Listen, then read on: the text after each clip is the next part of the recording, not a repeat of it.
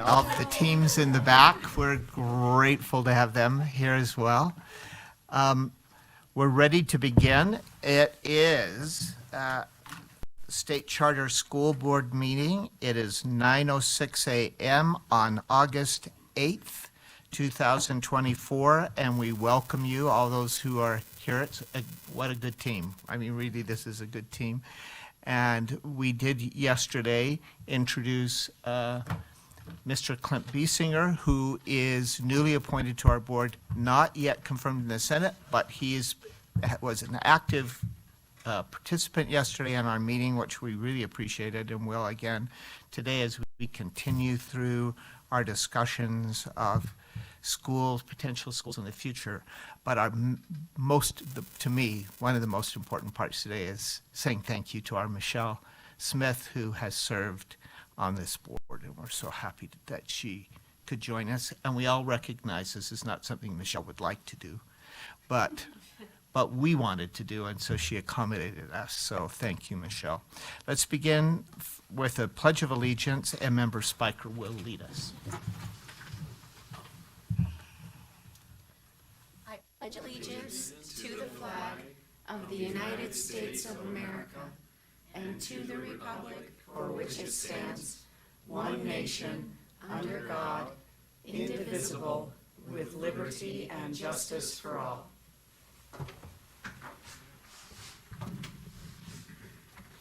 Thank you all. All right. So Michelle, thanks for being here, and for us to have this little bit of time to say thank you to you. I have a couple of things that I would like to talk through, and Director Kramer will as well. If anyone else just wants to chime in, you're welcome to. But because I have to give credit to Marie, who wrote this beautiful statement about Michelle, and I want to read it because it's well written, and I want it to be in our minutes, what we say about Michelle, this piece, and then we'll proceed. It says, Michelle Smith has been a passionate advocate of Utah's charter schools, which we all know. There was a time in Utah's history when the law only allowed for 8 charter schools to be part of a pilot program that was never meant to continue. There was little infrastructure and no plans to continue the charter movement within the state. However, Michelle saw these challenges as an opportunity, and joined by her husband Eric and a handful of parents from Cache and Utah counties both, they spent hours lobbying at Capitol Hill. And in 2002, they were able to get a law passed that converted, and we heard a little bit about that history yesterday when Senator Stevenson was here, but how got that law passed that converted the charter school pilot program into a full-scale charter school reality. This work laid the foundation for the establishment of permanent charter schools in our state, and we continue that today as we consider additional schools. So that legacy continues to roll forward and the process in place. But the work didn't stop there. Michelle again had a vision and was able to go to work finding ways to unite charter schools regarding the need for funding, advocacy, and lobbying. She and Eric were key founders and leaders of the Utah Association of Public Charter Schools, and again helped pass legislation leading to the establishment of the Utah State Charter School Board. And we heard some of that history yesterday also, as Senator Stevenson discussed that. Part of what has led to so much success is that Michelle truly understands the needs of schools, and she is advocating for families, I'll add, for children, for opportunities, for choice. She's been in the trenches, so to speak. She was a key founder of Timpanogos Academy, Carl G. Mazer Preparatory Academy, Freedom Preparatory Academy, and Summit Academy. Michelle's been busy. I don't know what you're going to do with all your time, Michelle. You'll still be doing those very same things, I think. She also continues to share her time and talents in assisting the founders of many other Utah charter schools, including Odyssey Charter School, Lincoln Academy, Mountainville Academy, and Noah Webster Academy. So she hasn't given up completely, and won't, we know. She truly leaves behind an incredible charter legacy as we celebrate 137 from a pilot of 5 before Michelle. And we suspect maybe some that we see opportunity for through this process these days.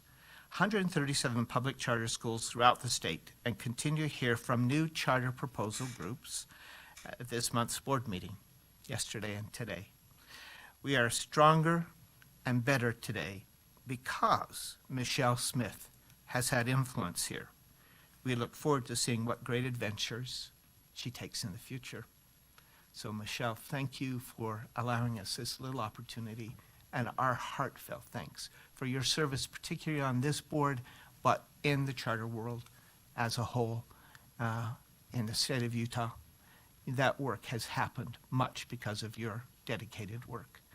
And you, if you know Michelle, you know, though lots of fun and lots of interest she has when she knows what needs to be done, and she has a strong vision and works hard towards that end. And we always appreciated that of you, Michelle. Director Kramer, would you like to? Just a few things. All right, and then I'll say one more a little bit after that. We recognize that you are a bold leader that'll leave behind a legacy. But one thing that board and staff also acknowledge is just your tremendous support.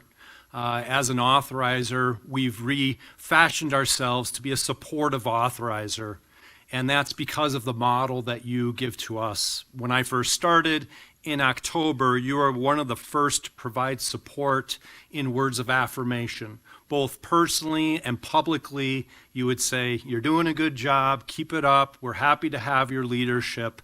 And it is that type of affirmation that then I can affirm our staff and the great work that our board has done. So when I mentioned legacy, I just wanted to take a brief moment to talk about a legacy moment that you had with our board. We know that you've gotten exponentially more busy in the last few months with some family and some other types of obligations. But I had to make a phone call to you one day just to be like, Michelle, will you be there first? Because we know that you've gotten busy. But then I think also inside I knew that I needed some of that affirmation and some of that support from one of our board members.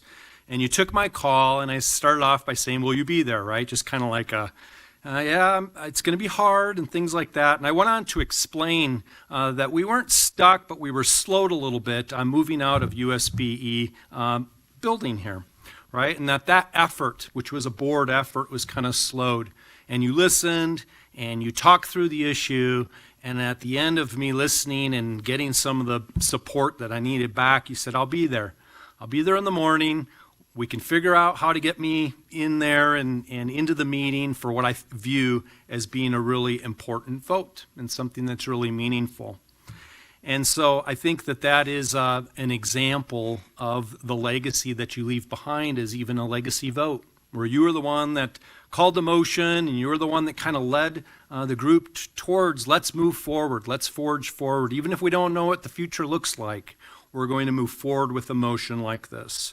So a heartfelt thanks from everyone that has served with you in the past, serves with you now, and we will continue to work with you. We know that in one way or another. So thank you from all of us for your work.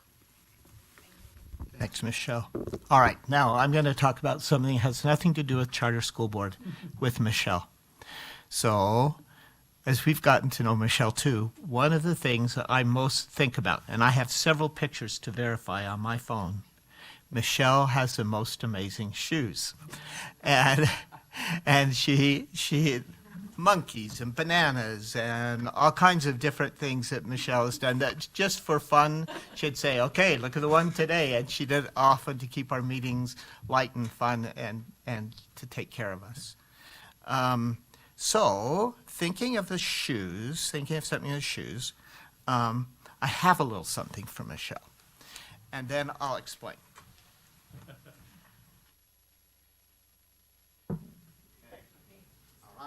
That's a nice ribbon that would go well on a pair of shoes. There you go. There you go. I found the right ribbon and paper. My wife would be appalled I didn't match every line. But as she does that, as Michelle looks at it, let me give you a little introduction as she's opening. You can go ahead. Go ahead. That this is, I thought of these because they're no longer produced. They've been discontinued. So they're kind of hard to find anymore. And they're a whole series, but Disney made a whole series. It's not a it's not a full-size shoe, but just to remember, I'm not opening it, I'm just. You've been through a lot of Christmases. Yeah. Disney produced a series of princess shoes, of their princess shoes. They don't make them anymore, and so they're not made. It's just a little piece, but this is their Mary Poppins shoe. And I chose that one, well, partly, they were hard to find, they're hard to get a hold of, they're rare anymore to get them. But the Mary Poppins shoe, this little Mary Poppins shoe, and I thought, what better kind of representation for Michelle than the shoe and the thinking of Mary Poppins. So though one doesn't usually quote from the P.L. Travers' Mary Poppins books, I am going to today. And I thought about this quotation. I thought, I don't want to read that one, but it says, though we adore men individually, we agree as a group that they're rather stupid. So not necessarily did that represent all that we needed. That's something Mary Poppins said. But she did say these things, as Michelle's been our Mary Poppins in many ways in helping kids throughout the state and for us as well. Things like, there's a different point of view waiting if you just look up. That's a Mary Poppins. Childhood slips like sand through a sieve.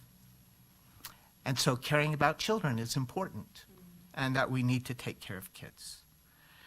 When people didn't do what they needed to do, Michelle doggedly pursued it. You know, Mary Poppins would say, no, that's a pie crust promise, easily made, easily broken. So she made sure that they were solid promises. We're on the brink of adventure, she'd say. We're on the brink of adventure, children. Don't spoil it with questions. Just get going. Let's just go. Then there are some who are naysayers periodically. This from the Mr. Dawes, the banker in Mary Poppins, who said, what do you get when you feed the birds? Fat birds. He just didn't see the necessity, and the birds in Mary Poppins were a metaphor for the children and the people that she took care of, right? And he said, all you get is fat birds, so why do you do that? And she says, come feed the little birds, show them you care, and you'll be glad if you do. And that's Michelle. We're glad that you were here helping to feed the little birds, Michelle, and making sure that everything worked well, that schools could grow, that people had opportunities, and that you cared enough to take care of things. We really appreciate you, and we'll miss you, and your shoes. We'll miss both. So this little bit, and we'd like to have a picture if we can, but to present to you, Michelle, on behalf of our board, an award of excellence in recognition of your years of service and dedication as a Utah State Charter School Board member, which I suspect has been 8 years? 8 years, yeah. So I'll present this to you, and if you don't mind, can we all gather together, get up and gather at some point and have a picture together? May we do that? We could use that as the back. I don't know if we could fit here. We can bring that out in the hallway. We could bring it out in the hallway. Let me see a spot out here. I feel like we can't back up far enough for the picture always for all of us. Do you think if we do? With our charter board logo behind us, in that corner, that would be awesome. Okay, come on, let's go over there. Team, if you want to come notice our whole team. We're gonna try to get in here by this. Yeah, come up with us, everybody. Even if you don't want a picture, thanks for doing it anyway. And only sometimes. Do you take one? What do you think? Is that okay? Want to use my phone? Yeah, sure. Thank you.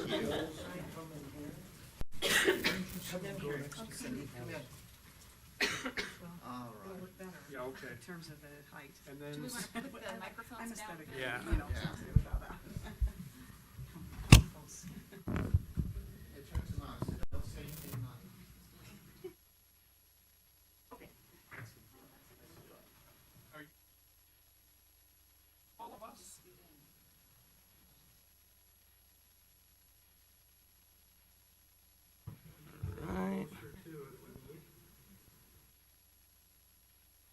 zoom in a bit. Maybe just.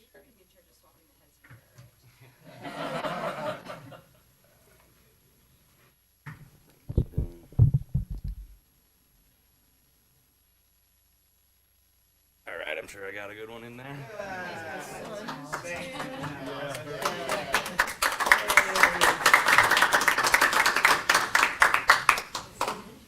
You're good.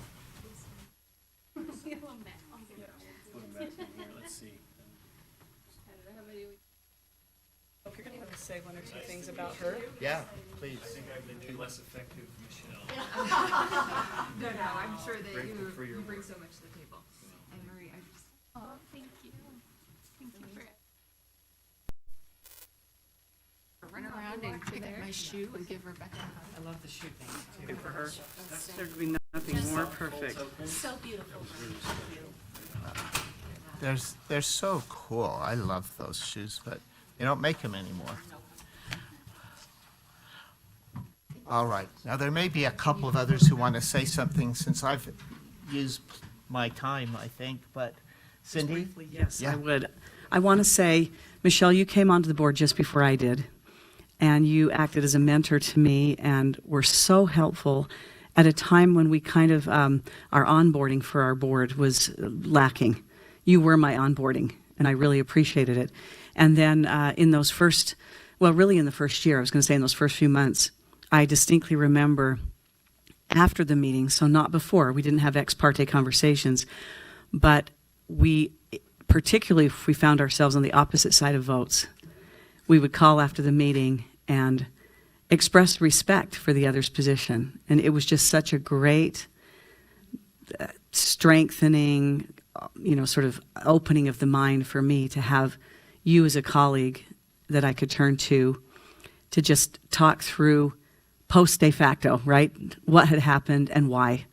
And so thank you for your mind, thank you for your service, thank you for your friendship, and thank you for your mentoring. Because I was learning right along with you.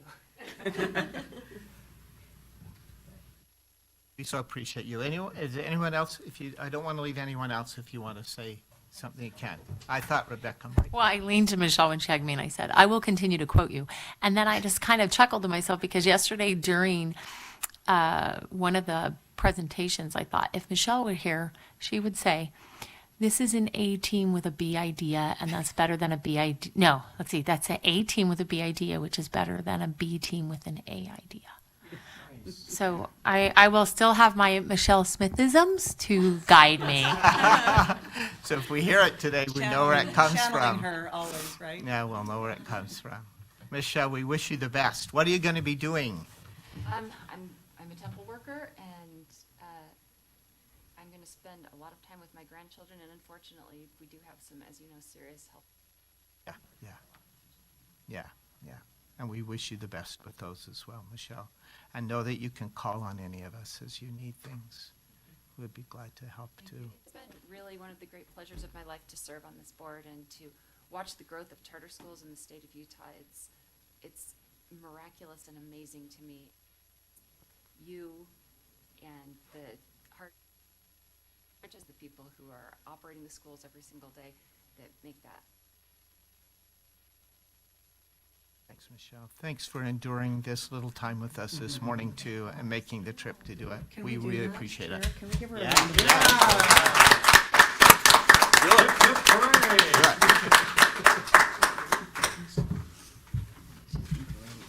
Yeah. Thanks, Michelle. I'm going to take this. Just a little bit worried about dropping it. But it will sit on a shelf. Thanks, pal.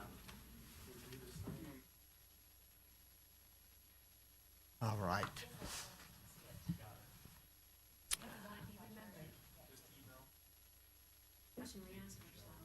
Yeah.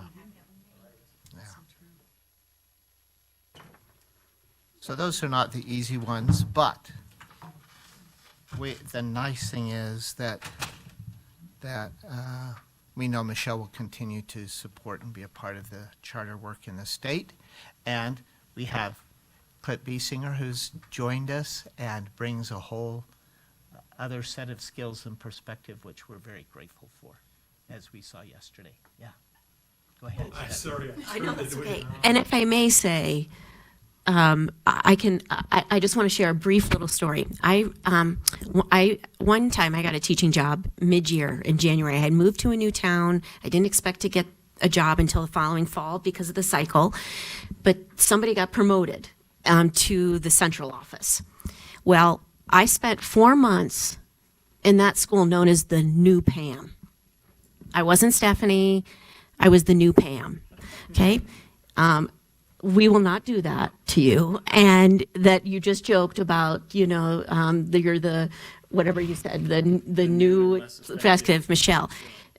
Definitely not. And so I just want to make it clear we are so excited that each of us plays such a unique role on this board. And when our time is to be here, we bring that with such passion and care. And we just are so psyched that you're here and so grateful that we had an opportunity to work with Michelle. So just wanted to share that. That's, thank you. Yeah, thanks, Stephanie. All right. The charter work moves on. It continues, and we have some additional proposals to listen to today. 2 additional proposals this morning. And the first one is in another couple of minutes. We should begin with the Inclusion School at about 9:30. It looks like, Wendy, you're already online, ready to go. Is there some others that we should wait for, Wendy, or are you ready for us to begin? 4 others? All right, we'll wait for a minute till 9:30, and then None of them in person. we'll have, are you all going to be online, Wendy? Yes. Yeah, okay. That's good. I saw your nod. I speak your language. Here we go.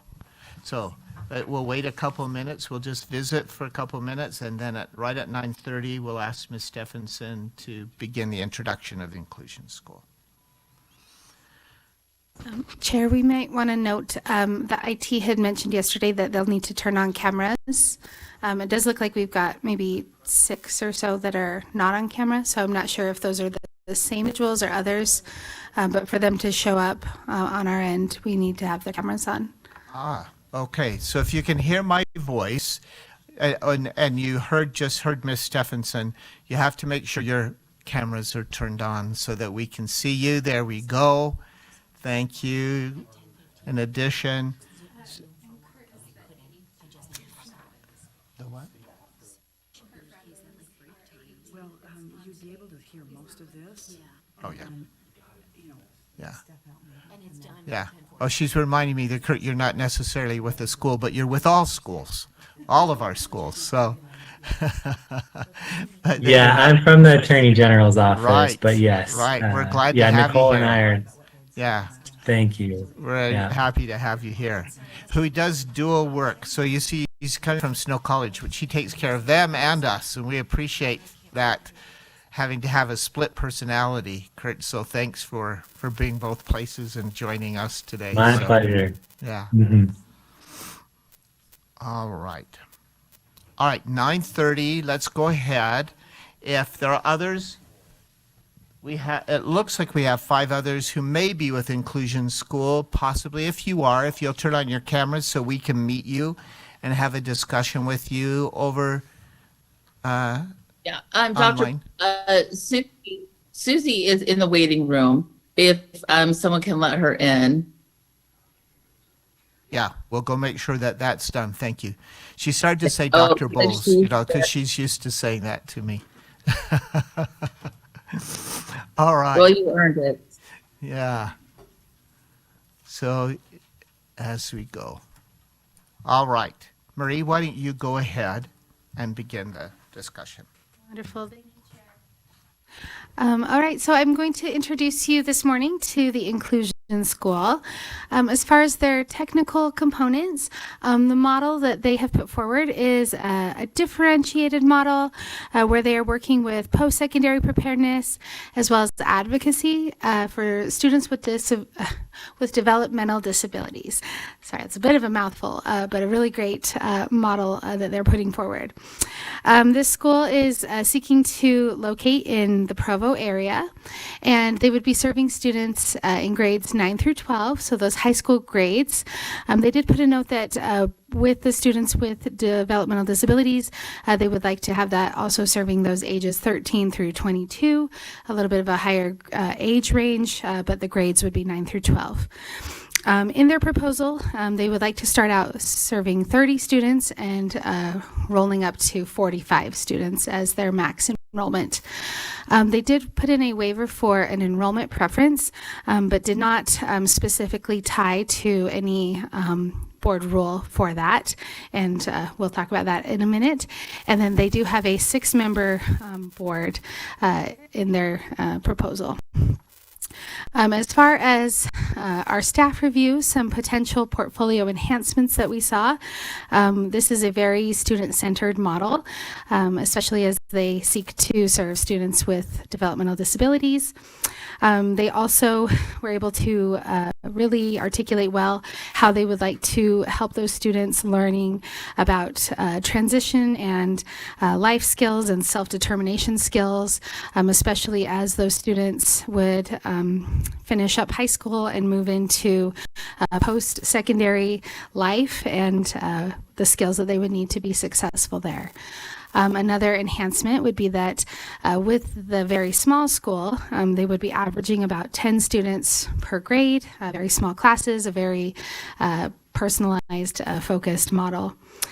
Their board members have much expertise in this area with working with students with disabilities, and they were able to cite many evidence-based practices, especially around this specialized population.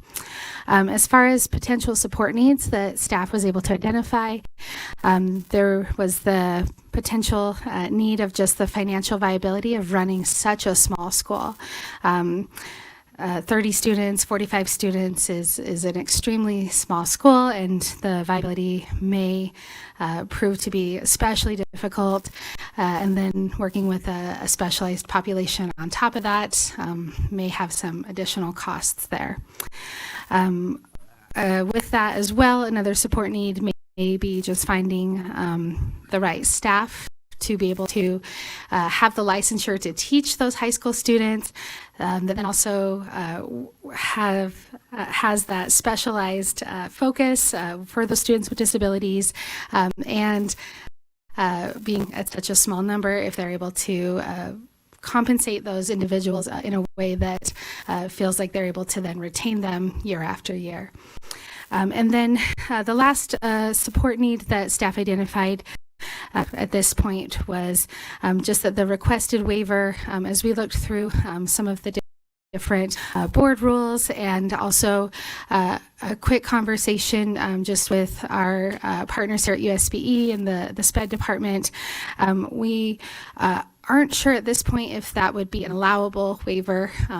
It looks like, obviously they could market to students with disabilities, but that all students would need to be able to be enrolled, and the applicant did note that in their proposal that they would enroll all students, but that they would not be able to give a preference to students with disabilities, where that's not an enrollment preference that's currently allowed in the state of Utah. I've got their video queued up, so I'll play that, and then we'll turn it back to you, Chair Bowles. Yeah.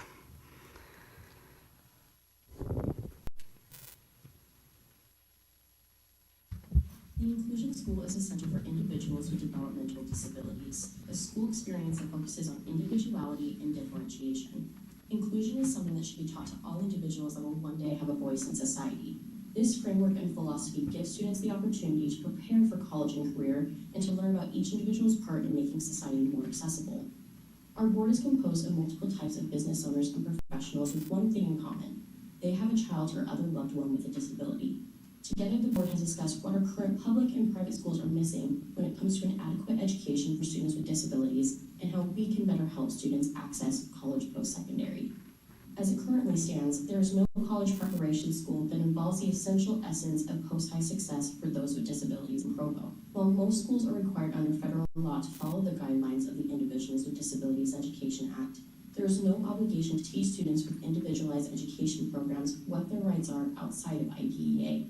For example, the Americans with Disabilities Act, and how that can help them when seeking employment or a higher degree after high school. What sets the Inclusion School apart is that focus of advocacy education. Advocacy education in this sense means teaching students about self-determination and their legal rights.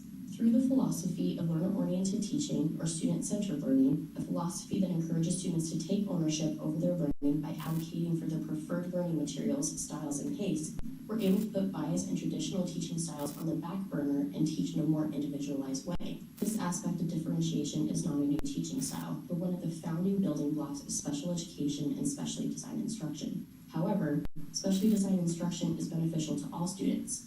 While our prediction is the majority of our student body will be students with disabilities, we hope that students without disabilities will see the value in attending our school as well. We want to ensure every student gets the same tailored educational experience as their peers under the umbrella of student-centered learning and in line with our four founding principles. By doing this, we're further creating that inclusion aspect where all students are educated in the same classroom and environment as their non-disabled peers. While not all students may come to the Inclusion School for all 4 years of their high school experience, there is a general concept and focus that has been created for each year. Freshmen will focus on the development of self-advocacy, which builds the foundation for the next 3 years. Sophomores will focus on career and business exploration by providing opportunities for internships and community outreach. Juniors hone in on college and school access, including participating in a built-in ACT prep class. Finally, seniors will have a focus of independent living and finances. A typical week at the Inclusion School for a student would look something like this. Monday through Thursday are considered the academic days, where typical classes such as language arts, mathematics, and history will take place along with electives. Fridays are our community building and outreach days, including internships and field trips. This helps us involve non-school employees into our mission and school community. A vital monthly aspect to a student's experience at the Inclusion School is person-centered planning. Person-centered planning at the high school level presents itself as a check-in system. This entails that all students will have a graduation plan at the start of their education at the Inclusion School. At this time, each qualified teacher will be assigned and responsible for meeting monthly to review and revise the plan per the student's needs and interests. At these meetings, it will be encouraged that the school director, counselor, or social worker, and board-certified behavior analysts, if applicable, be in attendance. As mentioned earlier, our fourth founding principle is social-emotional well-being. One of the guiding principles throughout the development of the Inclusion School was founded on the evidence-based practice of applied behavioral analysis, also known as ABA. With restrictions on ABA and RBTs in school, this often leaves parents with a hard choice of choosing either school or therapy. The board believes parents should not have to choose one or the other. Having this therapy easily accessible and with the implementation of a multi-tiered system of supports framework for behavior, in addition to one for academics, transition, and other special populations, we're building a strong tiered curriculum and process for teachers and administration to follow. Our mission is this: to create a school experience that focuses on individuality and differentiation, a place where academics, behavior interventions, and advocacy education finally meet. Students will be able to become part of the community, be a resource and support to others, and gain the knowledge of federal civil rights laws, creating a life of self-determination and inclusion.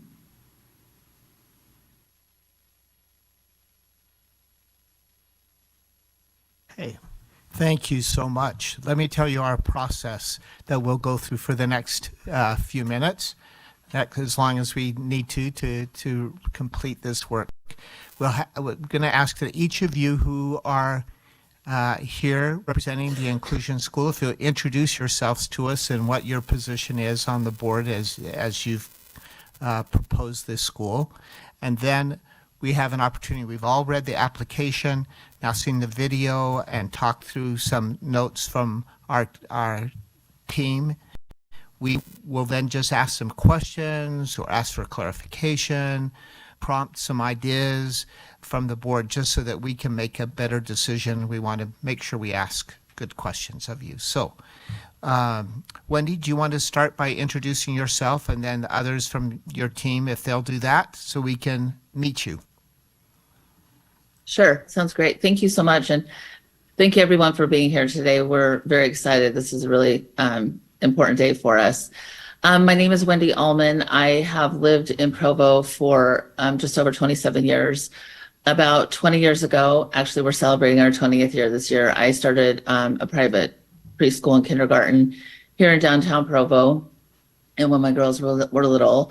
And it's been a really great experience, and to be able to teach young children. As I started having more children, my 3 younger boys, we soon found out had autism. And it's been a challenging experience finding appropriate education for them. There have been lots of obstacles along the way. And as I continued my education, I began to realize that we did need a school for children with a disability, a developmental disability, and autism. And this is when the idea came about. Thank you. Thank you. Another one. Would you mind introducing yourself? Hi, I'm Susie Allman. I am a educator, a special educator, a special education director, a professor at UVU teaching adults with intellectual disabilities for a program called Wolverines Elevated. I'm also the program manager there as well. And I'm also a disability legal advocate. I have my bachelor's in special education and autism studies and my master's in legal studies from the University of San Diego School of Law. This is just a really special project to me. Just as Wendy was saying, we really feel that there's a need in Provo for a school, specifically a high school for soon to be adults with developmental disabilities, so that we can help them live independent lives and just excel to what we know that they can, and just move up that ceiling, so that way they can access everything that we know that they can and that they should be allowed to access. Thank you. Thank you. Heather. I'll go next. My name is Joseph Johnson. I'm a pediatrician in Provo, and I've been here for 19 years. Susie and Wendy asked me to be on the board. I have a son who has autism as well. He's 25 now. And so I feel, I have a lot of patients that I take care of with autism as well and other special needs. And there are schools for children like that, but there are not enough of them. And so I have an interest in anything that's going to allow them to get a better education. My son went to public school, he graduated, and then he went to a school called, a post school called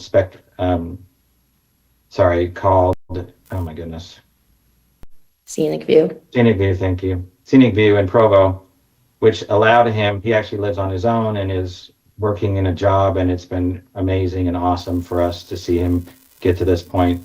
But it would have been nice to have some of that type of that type of stuff available to us earlier in his life.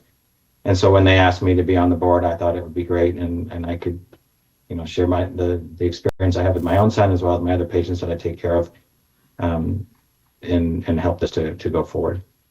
Thank you. Thank you. And I see just one more. Do we have just one more board member?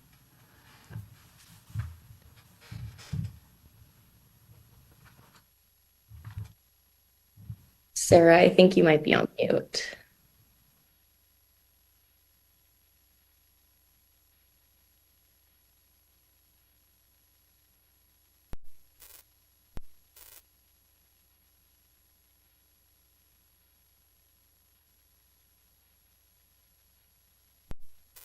We're not hearing your connection, but maybe somebody would just introduce her for herself. So, Susan, I can do yeah, that. Thank you. Yeah, absolutely. So we are very, very lucky to have Sarah on our board team. She is one of the most talented special educators I've ever had the pleasure of working with. She just works so well with the students. She sees them for who they truly are. She also has 2 kids who are on the autism spectrum. And she just, oh, there we go, Sarah. I'll let Sorry, you. I'm back. All right, go ahead, My Sarah. mute would not let me unmute. But yeah, so I have actually 3 neurodivergent children that are all on IEPs. I have a 17-year-old with autism that just graduated actually from Spectrum. And we love the school, but it was lacking in preparing her for the next steps. That's the biggest, like she's not ready for college. She's not ready for what's after high school.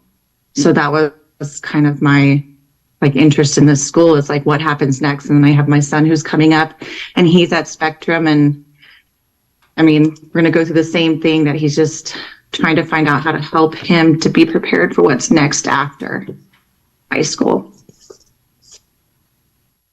Thank you, Sarah. Thank you for joining us, each of you, for introducing yourselves. Now I'm going to turn to the board members and ask if any of them have questions or any clarifying statements they want to make relative to Inclusion School as we look at this proposal. Go ahead, Member Cisneros. I really want supportive oversight, supportive authorizing, let me use the right phrase, right, to kick in here in whatever way that looks like.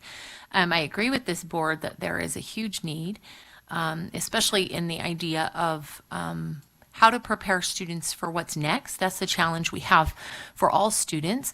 But I do agree that sometimes we get in a mindset that when we're talking about students who don't fit into our molds on either ends of our curve, that we don't necessarily know how to have our system support those students' needs. And we've done a really good job in alternative education for either just getting them through a system or providing for college readiness, and we seem to miss that piece on some other of our students in our state. So I truly, truly support this idea. I have some concerns because of how the system has been set up. We work in an antiquated IDEA system that needs a complete federal overhaul, but that's an argument for another day. So I would love to see, can we lead out in this way? Can we force the issue and force the conversation and see what creative ways we can manipulate the system? I'm not advocating for breaking laws, but can we force the conversation a little bit? Having said that, we might not be there yet, right? I think Member Biesinger was saying with the AI school, like there's a thorny path ahead. So can we do a high school with this level of services with 10 students in a grade? Like, is that even possible? Can we do it with Utah Fits All supporting it? Can we do it if there's big fundraising commitments? Can we, I don't know, I would love for us to support that in exploring that. And maybe this is our first time out the gate and it's not 100%. We have Spectrum, has been hugely successful. And so now maybe we just take Spectrum and we do a pilot that takes it to the next level. I don't know, but that's where my mind's at. And Inclusion, I applaud you for even bringing your application, and I commit to doing what I can to help support you. Yeah. This is a flip of what we usually see, as you know. So if we're talking about innovative schools, you have hit the mark and doing something that is new and innovative. But it flips what we normally do. Usually we're saying to a school, what will you do for students with IEPs? How will you include them?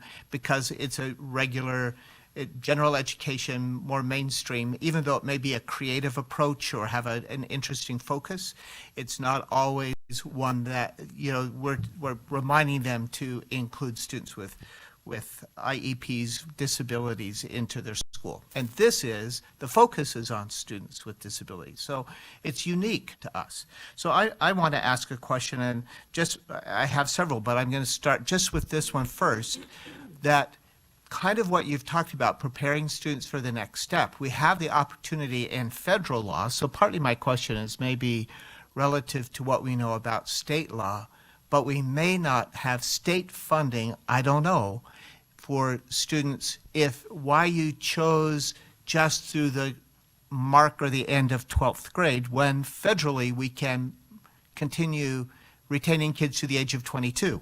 So what was your choice just to end at potentially 18 years old as opposed to those additional 4 years that we often use in schools to prepare kids for life and work and time beyond the public school experience? Did you make a conscious decision just to end at that point? So just as Marie had mentioned, we would love to have students ages 13 to 22. The reason that we cut it off at 12th grade isn't necessarily for just 18 cutoff, but to have super seniors there as well with IEPs.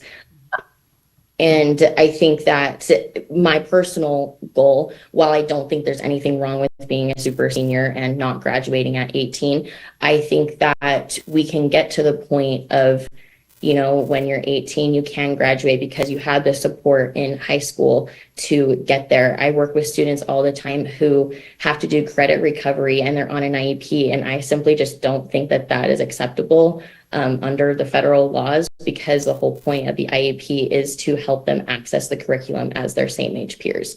So my hope is that we kind of close that gap and make it so that when they do turn 18, they can graduate because they've been able to access the curriculum.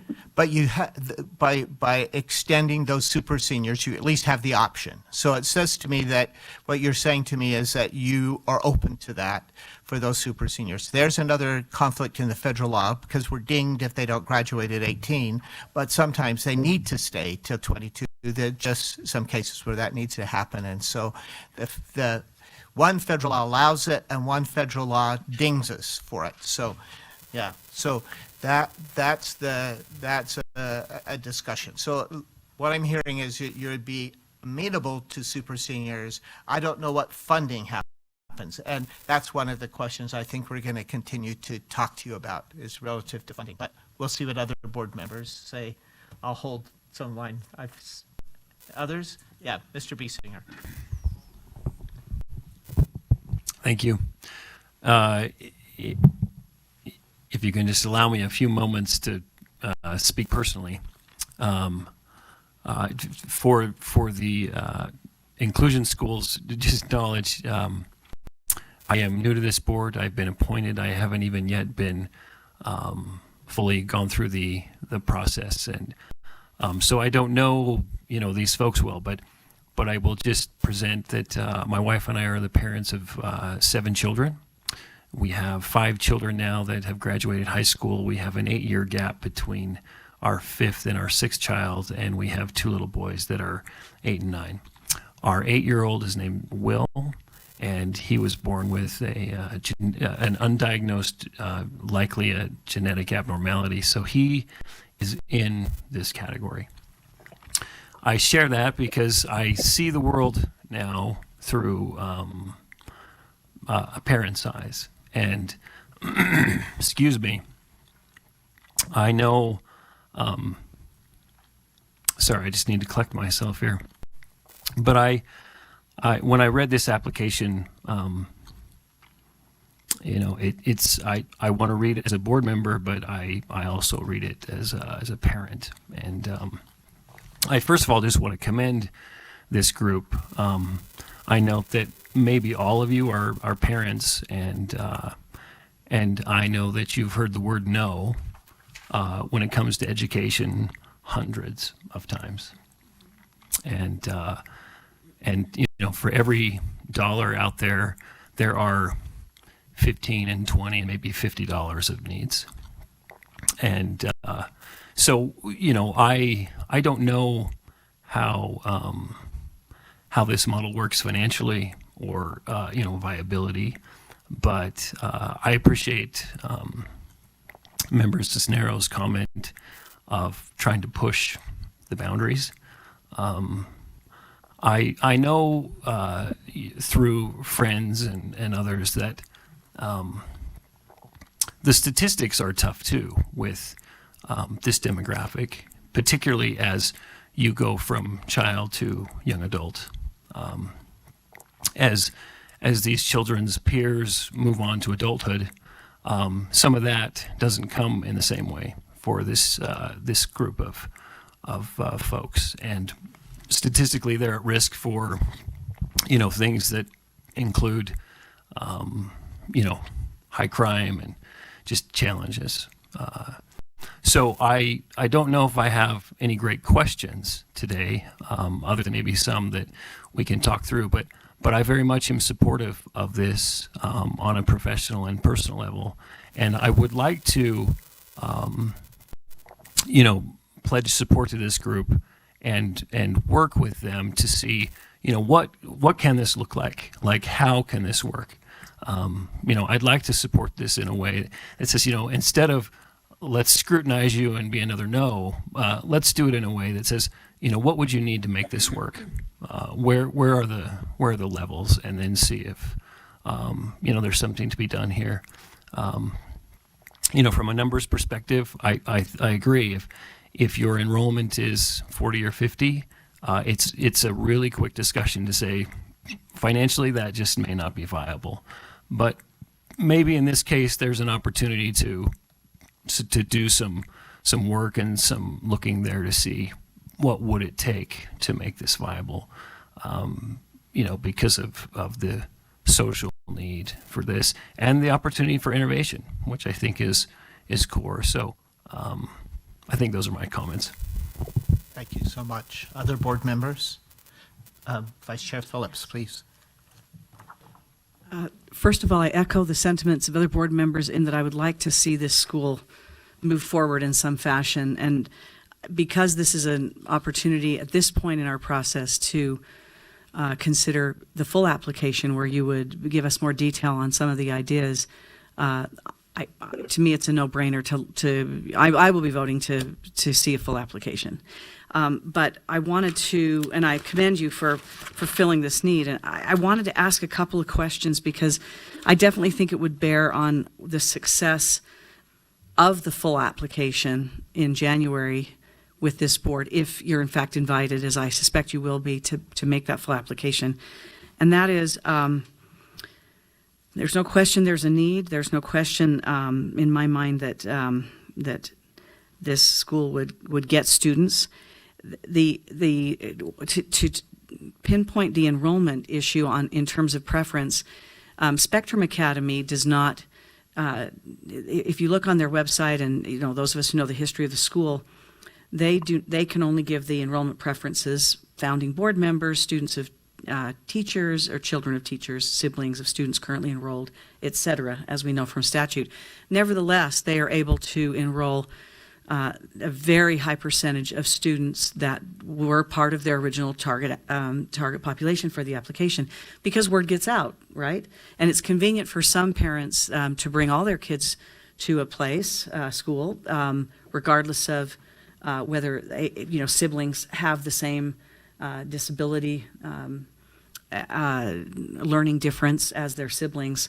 And so it definitely will have to be something that Inclusion Charter School that's the model you'll probably have to follow, because there are certain waivers that we're not able to, the USB is not able by law to give even with public monies. But the concerns I have, so I'm not as concerned about whether or not they get the waiver. I think if they put themselves out as a specific school, people will come to that school who need that school, right?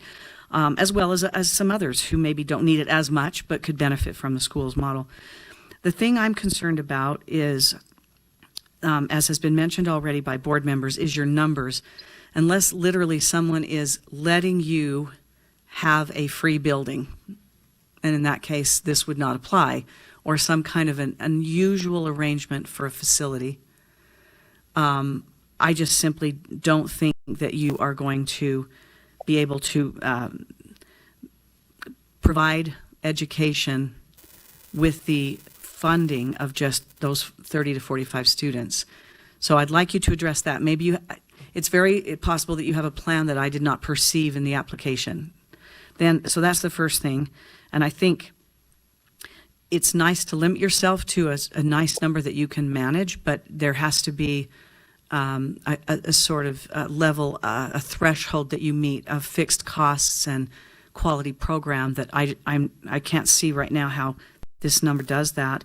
And then the only other thing, I think your board could be strengthened. You have great capacity, but by having someone with some kind of a business or background, and maybe somebody in your board does, and I just didn't pick that up, but especially because you probably are going to be needing that kind of expertise when you're looking at numbers that you have or adjusting those numbers. The other concern I have is your ABA. While I agree it would be outstanding to have that service for students within the school, the thing I have found, and a lot of people don't know the obstacles that have actually created that situation where a school does not allow a parent's chosen and hired ABA to come in, is because regardless of whichever contracted employee comes into your school, you need a certificate of liability, even if that's an OT or whoever that is, and so that the school is not responsible for non-employees, people it doesn't have insured, who may commit a crime, molest a child, I mean, heaven forbid, all these things. But the school is typically unwilling to take on the liability of contracted employees, and typically the way that's accomplished is through release time for work study or release time to go to a religious instruction or what have you.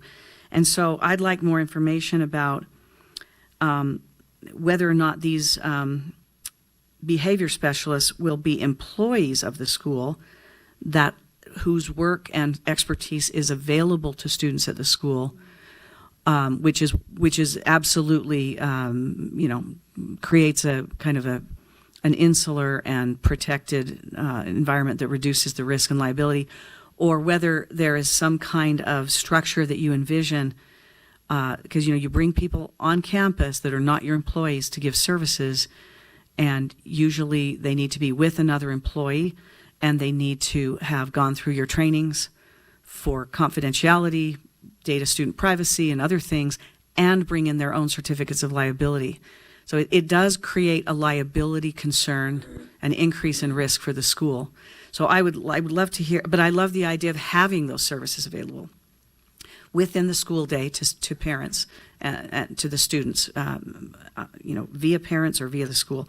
So anyway, I'd be interested, particularly my concern is that number of students and whether it's viable with your business plan, your anticipated business plan for actually, establishing this school. Thank you. Just to start, thank you all for your words of encouragement. It means a lot to us as we've put in effort into this proposal. I love hearing all these questions about the number of students that we have put in, because it's been something that we have also been thinking about, partially concerned about, just because those numbers are so low. I don't think any of us on the board are opposed to raising that number from 30 and, therefore raising that other number of 45 higher as well. Our main focus was just that we wanted it to be student-centered, and we didn't want to have too many students in the school where they wouldn't be able to get that personally designed instruction and person-centered planning. So I don't think any of us are closed off to the idea of raising that number of 30. And I think that's definitely something that we will continue to talk about as a board if we are to move forward.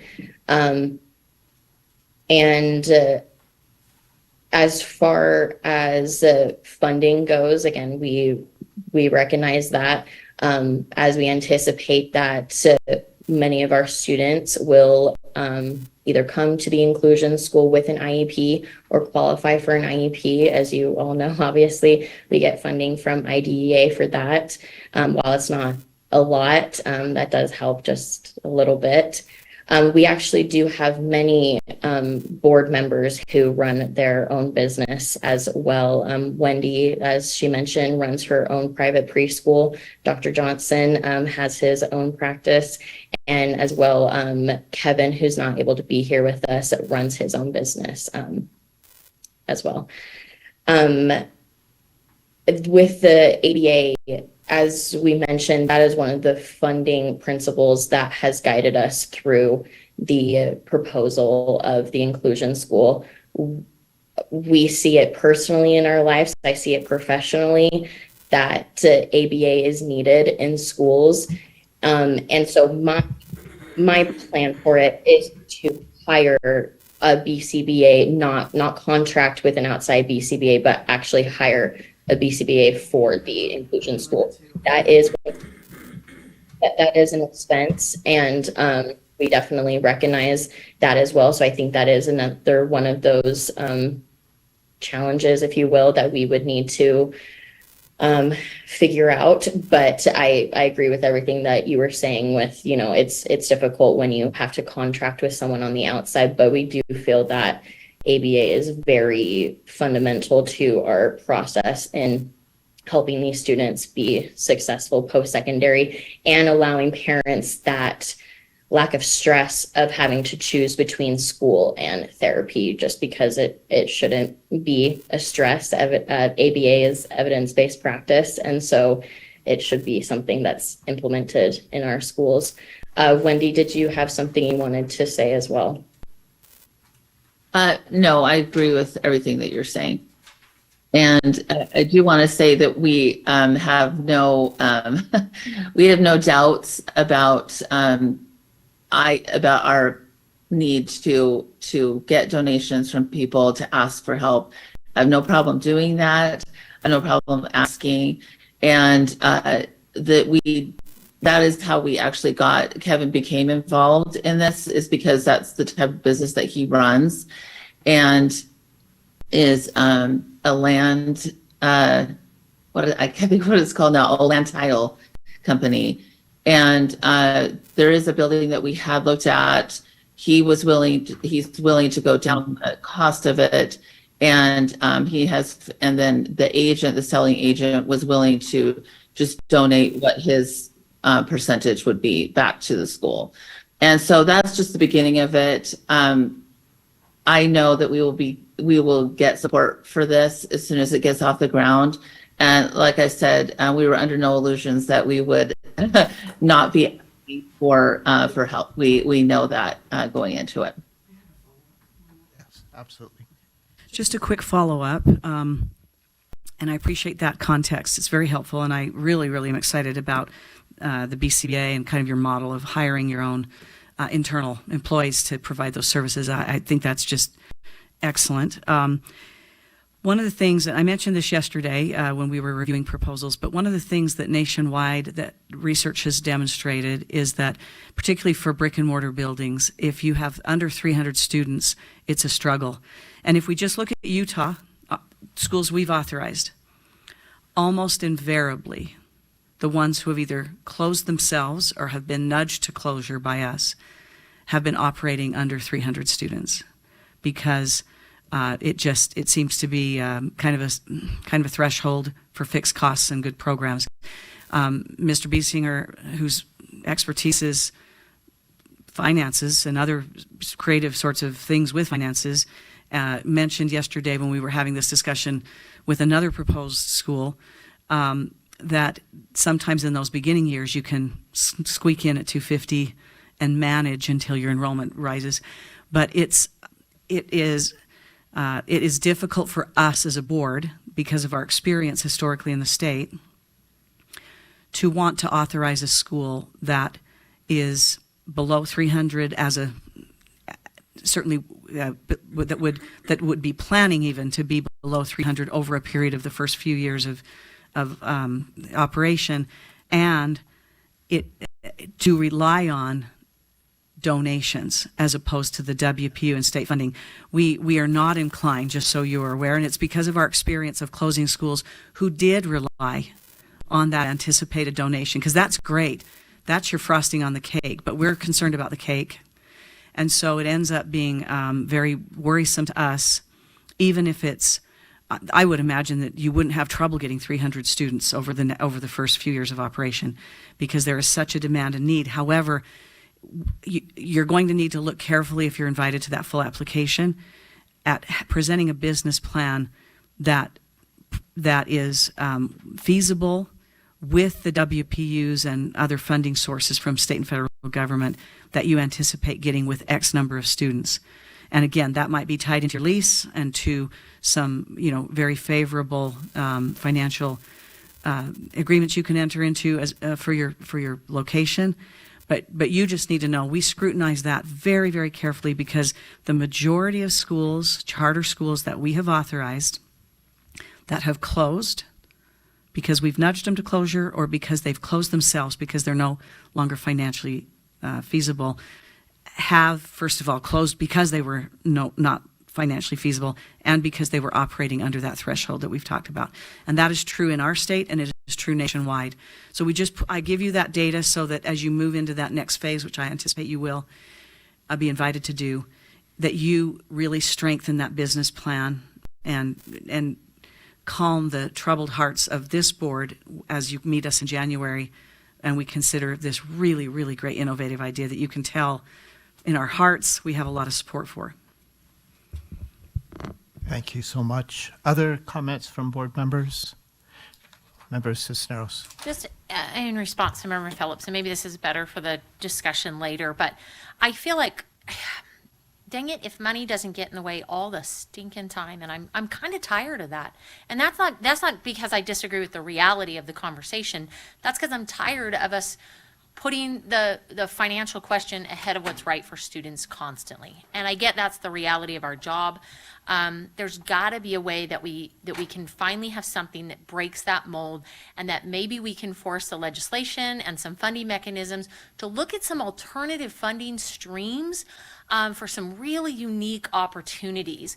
That's been the number one complaint coming out of COVID, was why is there no mechanism for a micro school? And now we have a chance for a really interesting micro school.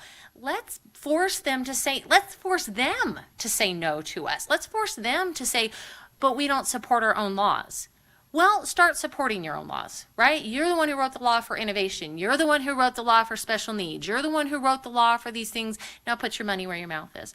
I'm tired of growing up these 4,000 student schools.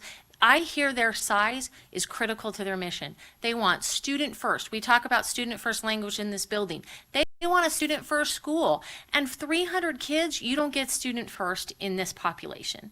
There's not the bandwidth for the educators to put students first when you've got 300 kids sitting there needing your attention.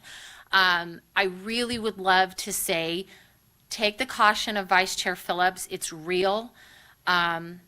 But please don't sacrifice your mission. Instead, let's see if we can force the issue in some other ways. Let's see if we can force some funding things. Let's see if we can be really creative and clever. But I would say in your application, you're probably going to have to come with where every cent of that business plan has been scrutinized, where you have letters of support from people, where you have letters from real estate agents, where they're willing to put on letterhead their name and sign that they're going to cut you costs, that you've got pledge forms from people, that you've got families who are willing to make regular contributions. Like, come with proof, not we're going to fundraise. Because we're going to fundraise is a pipe dream, but if people are willing to fill out a pledge form, and if board members, if you say we recognize our responsibility on a nonprofit board is to go out and get the money, and we're going to commit 40 hours a month to going out and getting money, then put that in writing and present that to us. Find somebody on your board who will be willing to be a fundraising chair or a grant writer or figure that out in advance so that the people who have had to be involved with closures, which unfortunately I think is all of us, don't get those butterflies in our stomach when we want to push and shoot, because unfortunately every time we have to close a school, it hurts the entire charter school movement. It doesn't help us. And that's where Vice Chair Phillips is coming from. We want to see you be successful, and we can only take so many risks before people start thinking something's wrong with us. If they saw venture capitalists and how many times venture capitalism fails in comparison to how many times, but only anybody talks about is the 3% billionaires, right? They don't talk about the 97% who failed. And yet we keep putting money into venture capital. We don't seem to have that same temperature in education. So that's where Vice Chair is coming from. But please, from my standpoint, don't sacrifice your mission. let's really buckle down and try to get this done. Yeah. Yes, please. Just completely agree. I hate the fact that education, to some degree, is a business, and particularly in the charter world. And to the point about micro schools, I mean, those were envisioned to be those tiny schools precisely because they're run out of homes.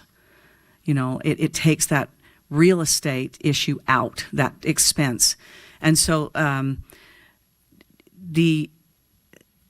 this I don't know, maybe this is a sweet spot for the building you have envisioned and for the agreements that you have kind of in the corridors waiting for an approval in January, and that may very well be, but that challenge is real, and it has to do with the physical location of the school, and there are ways around it that could fundamentally change the plan. So I think the advice here is just to grapple with that and come up with something that this board would feel, because we already love the idea, but that could be financially feasible. Because what happens is, it is for the students, but if they all come to your school and then you are financially drowning in 2 or 3 years, that's not good for those students either, that you close.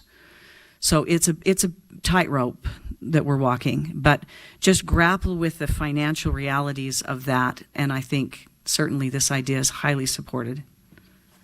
Yeah. All right. Additional from the board?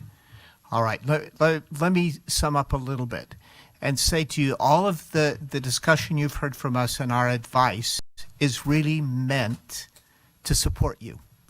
That's all meant to say this is based on our experience. What we know helps schools succeed.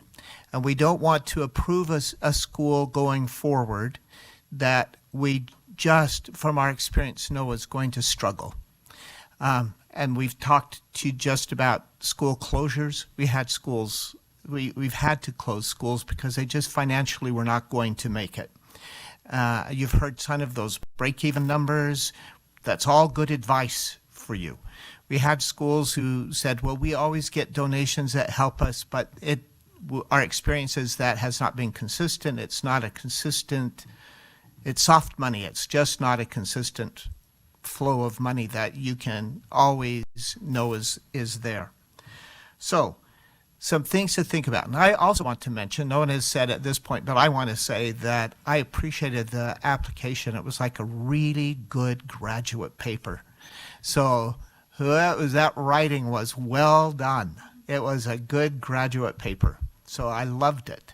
And you referenced your sources, and I just have to take a minute to say I really appreciated that. So it was really well done. So some things to think about when we're talking. I think you heard we love the idea generally among many of us, and we each have to vote separately, but you're hearing a lot of support for the notion. Think about, of course, you also heard we are concerned individually. You heard us talk about finances, and it's based on reality. We just know what it costs. And you can't just say, all right, then we'll submit this high number and then not know that you're going to have that number register for the school. So I also encourage you to make sure you do a market study. More than just Provo itself, just students who might have gone to Provo High School or to Timpview, you're going to look at potentially, Springville High School as well. You're looking at a little bit south, you're looking at Orem High School, you're looking at Lone Peak, American Fork, you're looking north too. That parents who know that there's a great program will commute. So you want to have a market study that says, yes, we can support these numbers that we're submitting, and we know we can make it financially with these numbers. So you've heard good advice. The other problem, you will get special education add-ons, but that's partly because kids with disabilities cost more. They just do, and that's okay. We want to spend the additional money to help kids with disabilities. We should do that. They just cost more. If you have a medically fragile student, it's going to cost more.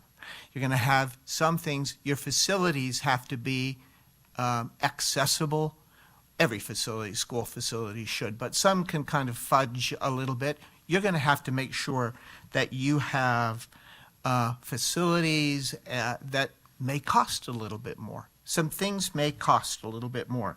So consider all of that. And around those finances, that's just going to be part of it. My other thing that just to think about, you're called inclusion school, but now you're taking students with, you want to encourage all these students with disabilities, which, and I said this on the opposite side to other schools yesterday, you're now, if you only have students with disabilities in that school, you've placed those students in the most restrictive, not the least restrictive environment, right? So that can be problematic. I also heard in the video that I didn't read, and I should have, maybe it's in the application, I should have picked it up more carefully, the notion if other students register who are not students with an IEP in that school, you're open to that. Maybe I'm thinking, embrace that notion. Embrace that notion. There, some of your numbers can come from some of those students, though your primary focus is on students with disabilities. Now you're more inclusive, right? Now you've got students who not with disabilities, without disabilities. You're more inclusive. You are an inclusion school. You've got those other kids, but who you're including are students without disabilities as opposed to the other way around. So those students are coming in to, and I heard in the video also, or in the discussion, they may come to you for just a year. Maybe it's a senior who's completed all of his or her own coursework, is ready to graduate, but is just, there are some of those who just kind of bide time in that senior year. You know that. And to participate, if they're a Provo High School student, want to still go to Provo High School games, activities, great. But what if they registered for your school? And what they learn is how to live in an inclusive environment. They participate in your school. These are kids without IEPs, but what great students to include with your students with IEPs. That's just my thinking, something for you to consider as we're here thinking about. That may be a way to have additional numbers. If you have a viable support program, maybe these are kids who want to be special educators. Special educators are going to cost us more because we don't have enough of them. To attract good special educators to your school and the specialized services, we don't have enough. But maybe these are kids who eventually want to be educators, who would like to be special educators, who work in your school while attending school. I don't know. I'm brainstorming. So some things to think about. So a good market study, really look carefully at your finances and how will you make those numbers work? How will you make sure you attract that many based on what you've gathered as far as information? Okay? I think we're trying to give you really good advice, so take good notes. Our staff takes notes too, and Marie and others will be glad to help you with some of that and talk it through with you as well, and any of us would be available if you move to the next level. And even if you didn't, I'm going to say both ways, because as we vote, even if you didn't, it doesn't mean you shouldn't continue to pursue the school in another year, all right? So one way or another, I think you heard encouraging support from this board, but the realities of funding and the practicalities of running a school, we're also trying to give you really good advice that will help you to be viable so you don't open and not be able to succeed at that work. We want you to be able to succeed, okay? Any last parting things any of you want to say from Inclusion School? Yes, I would just like to say thank you for all of that advice. We will definitely take all that into consideration. Those are all things that we have thought about. We really, really appreciate your kind words, and we appreciate the questions. I've got Susie on speaker here. Her screen was freezing up, so she's been here, but great. I could have her also say something at the end here. Go ahead, Sue.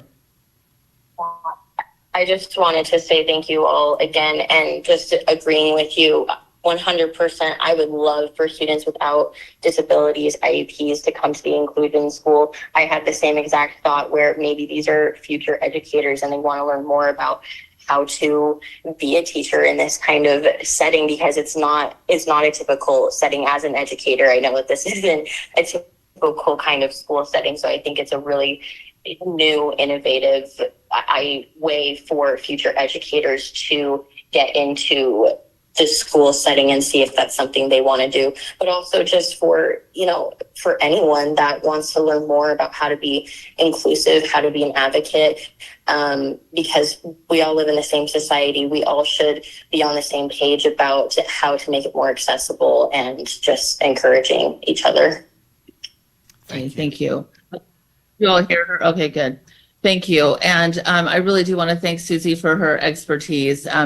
As you can see, she is the one that did most of that, and she is extremely talented, extremely, she has her heart in this so much. And I just really appreciate her and appreciate everybody who's been on our board and all of you for your taking the time to read our proposal and listening to us and talking to us today. I appreciate it. Thank you. So I personally know Wendy is a great educator, but she works at the pre-KK, and this is the other end of the spectrum. I've been to her Christmas program with her students, and really wonderful work she does. So thank you for continuing that work and trying to expand that with others as well. Wendy was one of my students as well, so yeah, we have a good relationship. So all of you, thank you for coming Inclusion School and for your proposal, and we'll consider it carefully this afternoon. Thank you. All right. Okay, thank you so much. All right. That concludes our discussion with Inclusion School. We have a little bit of time to have a break. We'll come back for Life Prep Academy as soon as they're ready, or by 10:50. One of those two. We just have to kind of, these are good guesses, okay? Thank you for indulging my passion. I'm not really sure where that came from. Thank you for We want you to be passionate. Do it. I'm so mad about talking about money all the time.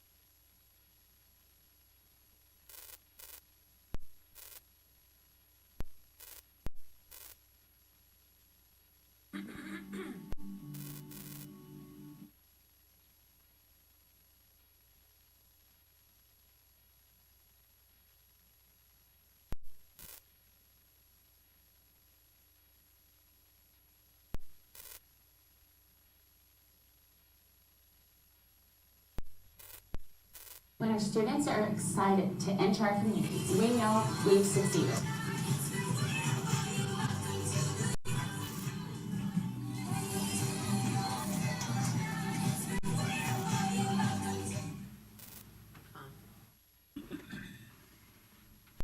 All right, welcome, Life Prep Academy. We're happy to have you here. And while you're introducing yourselves on the video, I could write down a couple of names. I'm still going to have you, if you will, say your names again anywhere here, and to make sure we know who you are, we get to know you a little better as we are working through that. But I did see at least two that I think that I should say aloha to. Yeah. That's a good guess. Yeah. You did well. All right, here we go. So I can start. I'm Amanda Fung. I am actually, this is my second year living here in Utah. I am originally from Hawaii. That's where I come from. I was a charter principal there for 7 years. I was a charter network chair for several years, as well as a SPED director, SPED teacher, instructional coach. And so now I am here. And where in Hawaii, Amanda? Just for Oahu me? on the west side. On the west side, meaning So Pearl I'm Ridge from side? the.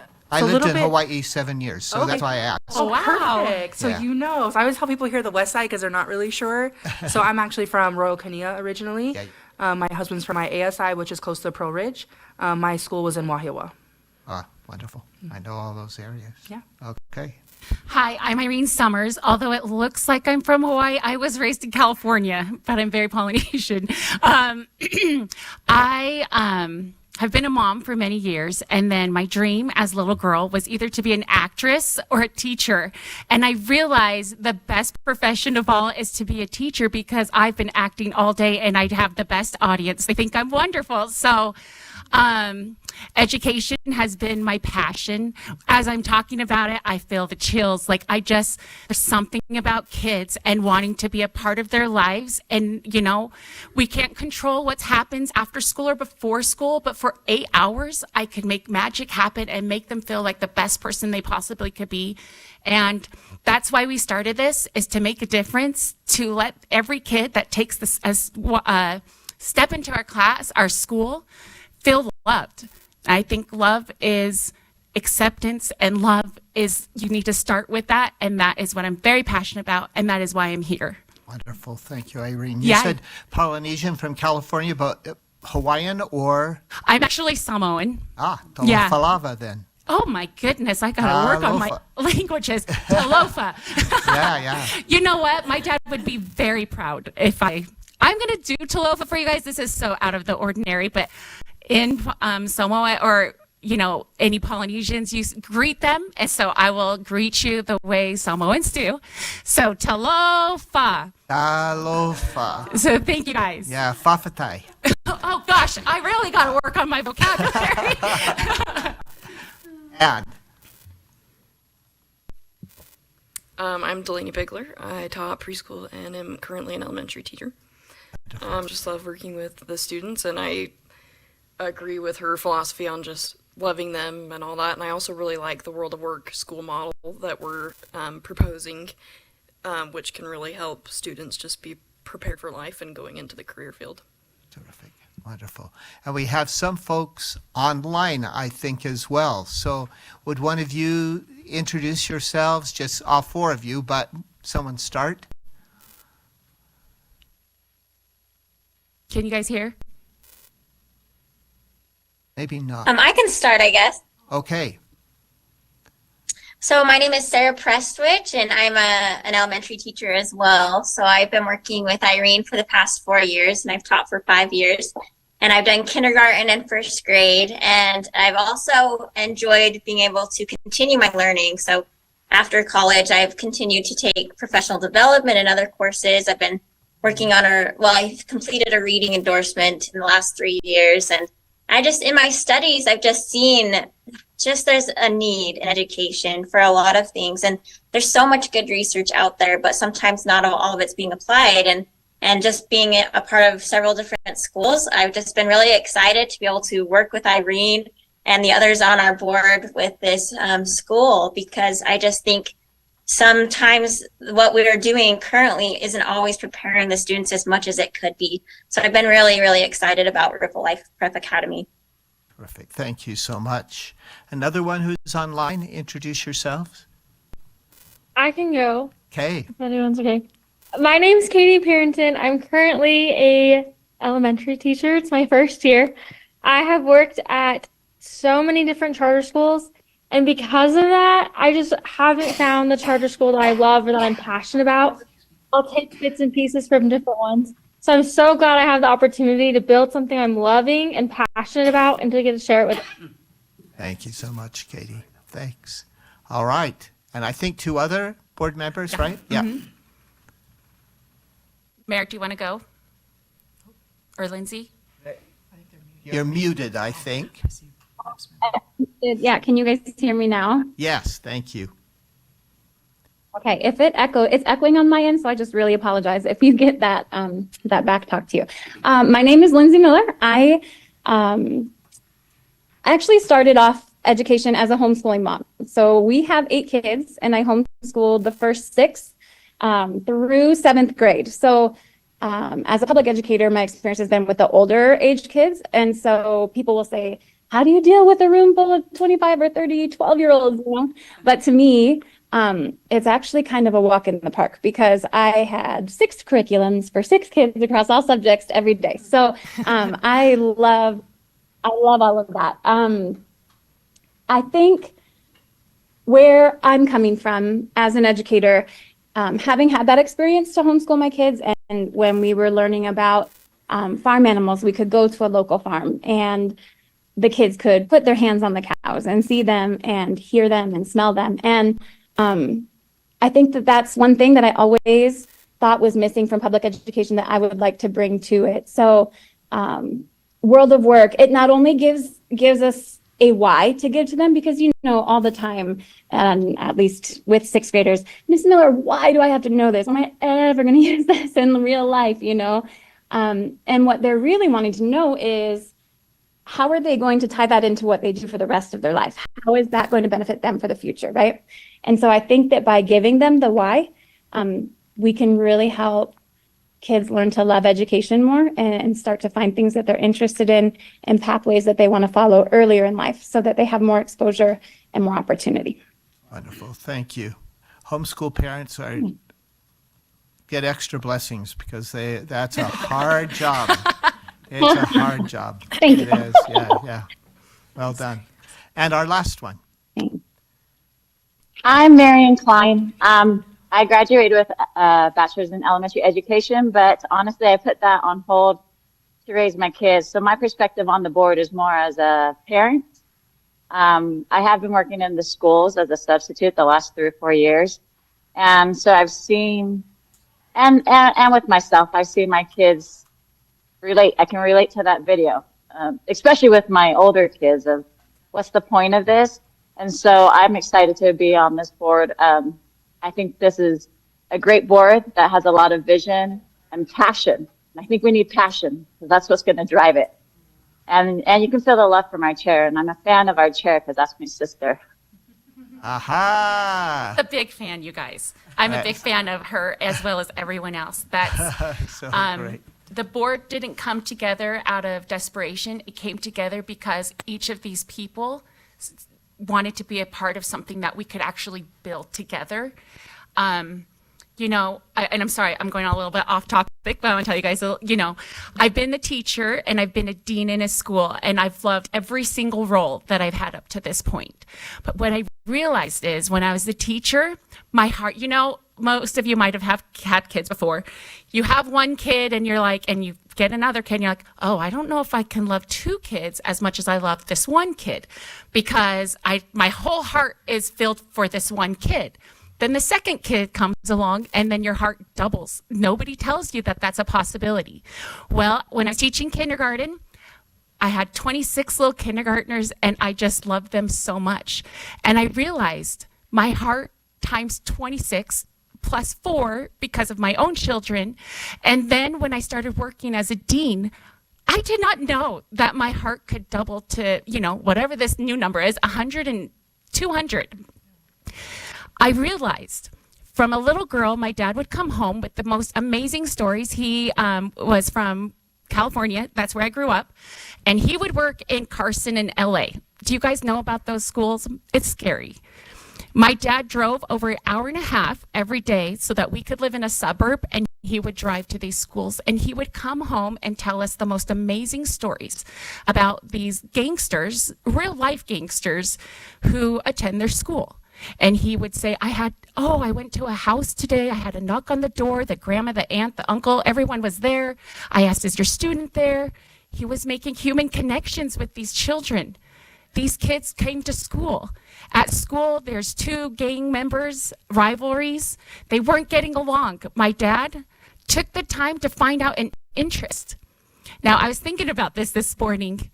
Do you know that both gangs love the breakdancing? And I thought, oh my gosh, they were ahead of their time for the Olympics because breakdancing's in there now. So I need my dad to go tell those kids. But my dad got permission to bring a huge boombox out on the high school grounds and had he met with the 2 main guys and he said, listen, you guys can do your breakdancing. No fighting at our school. At our school, we're one. I can't control what you do outside, but I can definitely help you do what you love in a positive, healthy environment. And you guys, I was a little girl when my dad came, or no, I wasn't that little, but that has stuck with me for years. And I realize one educator can make a difference. But if you have a team of them, imagine what a team of educators can do. And that is why right now, I know we don't have a lawyer yet, and we don't have any high-profile jobs, I guess you would say. We have the people that have been in the trenches, who have seen what knowing this little boy's name can do for him, who can see that when Sally, I don't know a Sally, so we're all safe here, when Sally comes to school and she looks off, she looks tired, you can pull Sally aside and say, Sally, what's wrong? You don't seem so happy today. And she can tell you, I'm hungry, I didn't have time to eat breakfast. All right, Sally, come into my office. I have granola bars. Our experience might be different than the rest of the boards that you've met. But because we've been there, we see what we need to do to make a difference. And all of the experiences that all of us have had together, I think I've worked at many different schools and I've learned so many different things from all of these schools. And I'm grateful for those opportunities, but I didn't get to, as a teacher, you only can control 26, you can only be in charge of the way 26 kids feel the minute they come in and the minute they leave. As a dean, you can help also create that happy beginning, happy end. But imagine if you had that feeling for a school. The differences of all of these educators wanting to not just teach these kids. We want to know these kids. I want to change lives. I want to bring a boombox to the playground, and I want us to all come together to be one. I know it's possible. I know we have what it takes. We do, like Marie mentioned, we do have plans because, we don't know all of the things, and we will admit that. But you know what we have that I'm so proud of? We have experience. We're different. Sarah Prestwich, she, let me know if I'm talking too much, okay? Sarah Prestwich, look at Sarah, you guys. Sarah, can you wave? We couldn't be more different. When she first came this is my favorite story of all time. Okay, I have a lot of stories, but this is one of my favorites. When Sarah Prestwich came to one of the schools that I worked with, I thought that, I'm going to teach Sarah so many fun things. I can't wait. I can't wait to tell Sarah about this amazing idea I have. So we're sitting next to each other, and I'm telling Sarah, okay, I think for science we should do this and this and this and this and this and this and this and this and this. And you know what Sarah said? Not what I expected. She didn't say, oh yeah, that's a great idea, let's do it. Sarah said, I love it. But what if we change and just add this, or take this away, or do it a little bit different? Magic happened. I hate that word because it sounds so sterile to me, like it's overused. But I'm telling you, I'm very confident in my teaching because I'm an actress, so I'm good at acting. So if this doesn't work out, I'm going to Hollywood, people. I'm just kidding. But what I learned was that I have a good idea, but more people can take a good idea and make it a great idea. And I want to be a part of a team. I don't want this to be my school. This is our school for our kids. Thank you so much. Yeah, you're so Thanks. welcome. Thank you. All right, we appreciate it. We've read your application carefully and watched your video. It's been nice to meet each of you through this as well. And now it's the time for the board to ask questions, make comments, just to clarify, and I'll come to that too. So just to clarify issues that we have relative to the application, and Vice Chair Phillips would like to begin. So mine isn't a question yet. I'm going to defer to my fellow board members, but I did want to make a formal disclosure. I don't think it rises to a conflict of interest, but I'll put that out to the board first. I've had the privilege of rubbing shoulders with several of the board members of this proposal and this application, which has been a privilege of mine. And although we have never had, nor do we now have, any common financial interest, I have had the privilege of mostly supporting teachers that they have supported toward licensure or giving advice relative to licensure. So that has been a lovely professional or collegial relationship. And I was actually unaware that they had planned on a proposal of this nature, but excited by it. But I wanted to make sure that board members didn't feel like that acquaintance was a problem. It's hard to avoid in Utah if you're in education. We all know each other, kind of, so it's sometimes hard to avoid. Unless any board members have any concerns, let's continue. All right, thank you, Vice Chair Phillips, for disclosing that. So, any questions? Someone would like to start or clarifications? Please, Mr. Biesinger, thank you. Thank you. I want you to know I wrote at the top of your application, I like this one. Oh, thank you. I do have some questions, maybe some things that you can speak to today or think through if you were to be moved forward this year. But I just want to start by saying I really enjoyed this application. I think it's an innovative approach. I can definitely see through the lens of both being a board member, a parent, somebody that works full-time in this space, that this will appeal to certainly families and kids and provide options that I think maybe aren't as common. So I think that's great. If I could start though, in your articles of incorporation, so I believe you have 7 board members. Is that correct? That's what's in the application? Yes, that's what was in the application, yes. Okay. Is that still And then we the same? added one more, and I Okay. I think I sent it appropriately, but correctly. If not, I will. Okay.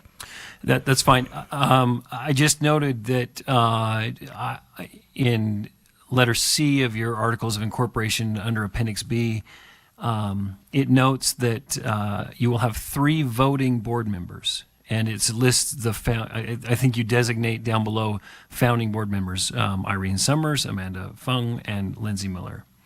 I'll make a comment, and then I'd love to get your response. I have worked and seen schools with, I'll say, only 3 board members, or only 3 voting members. To be honest, my experience with those schools is they'd like to have more board members. They just were struggling to find them. But I think, in my observation, and I appreciate kind of the lead-in comments about inclusion and support and different perspectives. In my observation, I guess I would like to understand what the thinking was with having 3 voting board members and a larger board. And is there any thought about maybe making an amendment there as you grow? I mean, a charter school it's kind of a confluence, right? It's a confluence of family and children. and government and education and business. And that can get kind of, it's a lot of fun and it's kind of messy and it's all of that.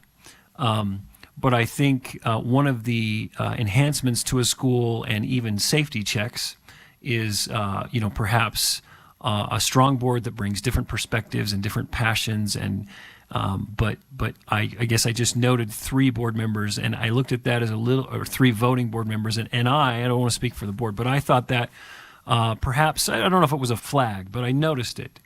So can you speak to that if you're prepared to? Yeah, I'm actually going to let Amanda, but trust me, I have a lot of confidence in myself, but not that much confidence. So Amanda will speak to to that.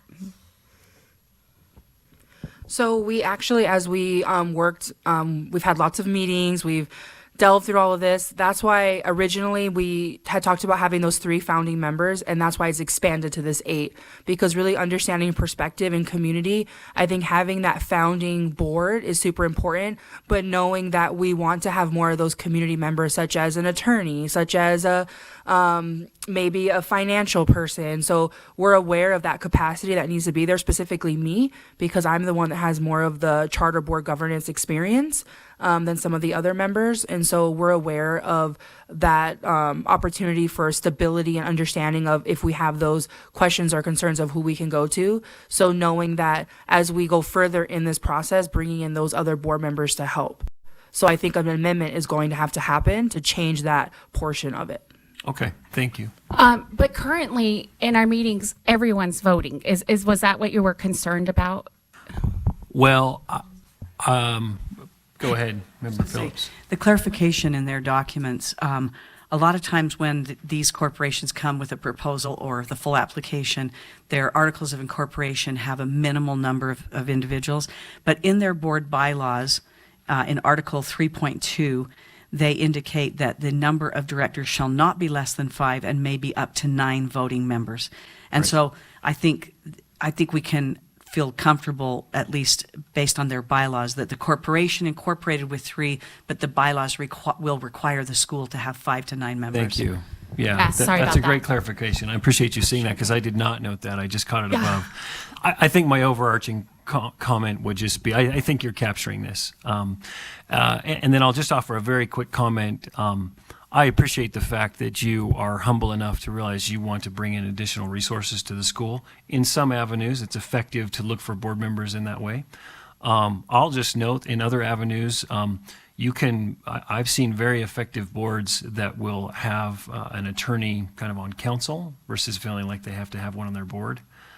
Sometimes the strongest paper resumes to a board sometimes just lack the energy or passion that's needed. So I think you can fill out a school's professional kind of needs in some cases through board members, but in other cases by forming committees or just engaging with different professionals if you feel like that's important for the school. So, I thank you. comment to that too? I so appreciate what you just said. I think that's why we felt confident in starting out with all of these educators and different perspectives, because we realized we're there. We've experienced it. We've seen it. And so anyway, just in response to what you just said, I wanted to piggyback on top of that. So thank you for that. I just have a couple of other areas. I don't want to go too long, but when I look at your enrollment projections, I noticed that you, for example, in year 1, you have 45 students in kindergarten, and you project to have 96 students in grades 6, 7, and 8. And although that changes, kind of the ratio of kind of smaller kindergarten stays consistent, and then you get a little bit bigger in your older grades. That could be fine, but it's definitely not the norm. And so I just noticed it. And I guess I'd start by by asking you, what was the thought process you went through in thinking about your projections with a higher number of your older grades initially and a lower number of your younger grades? So some of that was some of our experiences, knowing that in the lower grades, having a smaller amount of students per student per teacher ratio is better for learning. We know that our kindergarten rooms, 25 students is probably a little high and we want to keep it a little bit lower. But then we also know that sometimes kids transient wise come in as they're older. And so we might need a little bit more room if we have kids coming in the older grades. And you can teach students in a larger setting depending on what you're teaching with a larger group compared to the younger groups. And so that's kind of where we were thinking. But we definitely want that feedback because that was kind of some of our questioning in our original meeting was what is, for me, I'm used to Hawaii's numbers and how we do numbers. So it's like, what does the numbers look like and what do normal classrooms in this area look like? And then we also had people on our board who talked about numbers at the schools that they're experiencing in our community. Most of our members are from our community and teachers in our community. So we're also looking at what there currently is. Okay, thank you. I guess I'll just add to that point. If I might dare venture a guess, and imagine the day where you had an authorized charter. I would not be surprised, and in fact might even suspect in the area you're looking in, that your demand profile might be huge, kindergarten, first grade, second grade, strong throughout, and maybe even a little less in those older grades. Now that doesn't always play out that way, and I'm not trying to say that's the right way.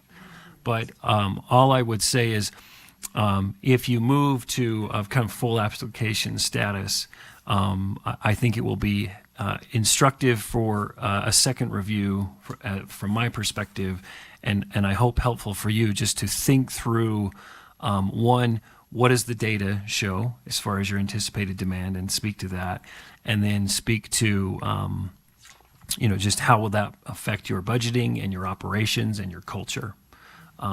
So I don't want to tell you what to do. I'm not trying to do that at all, but just think through that and notice that was a little bit of what I will call not the norm, which is fine. I mean, I think you're folks that are fine not being the norm. So, that's fine.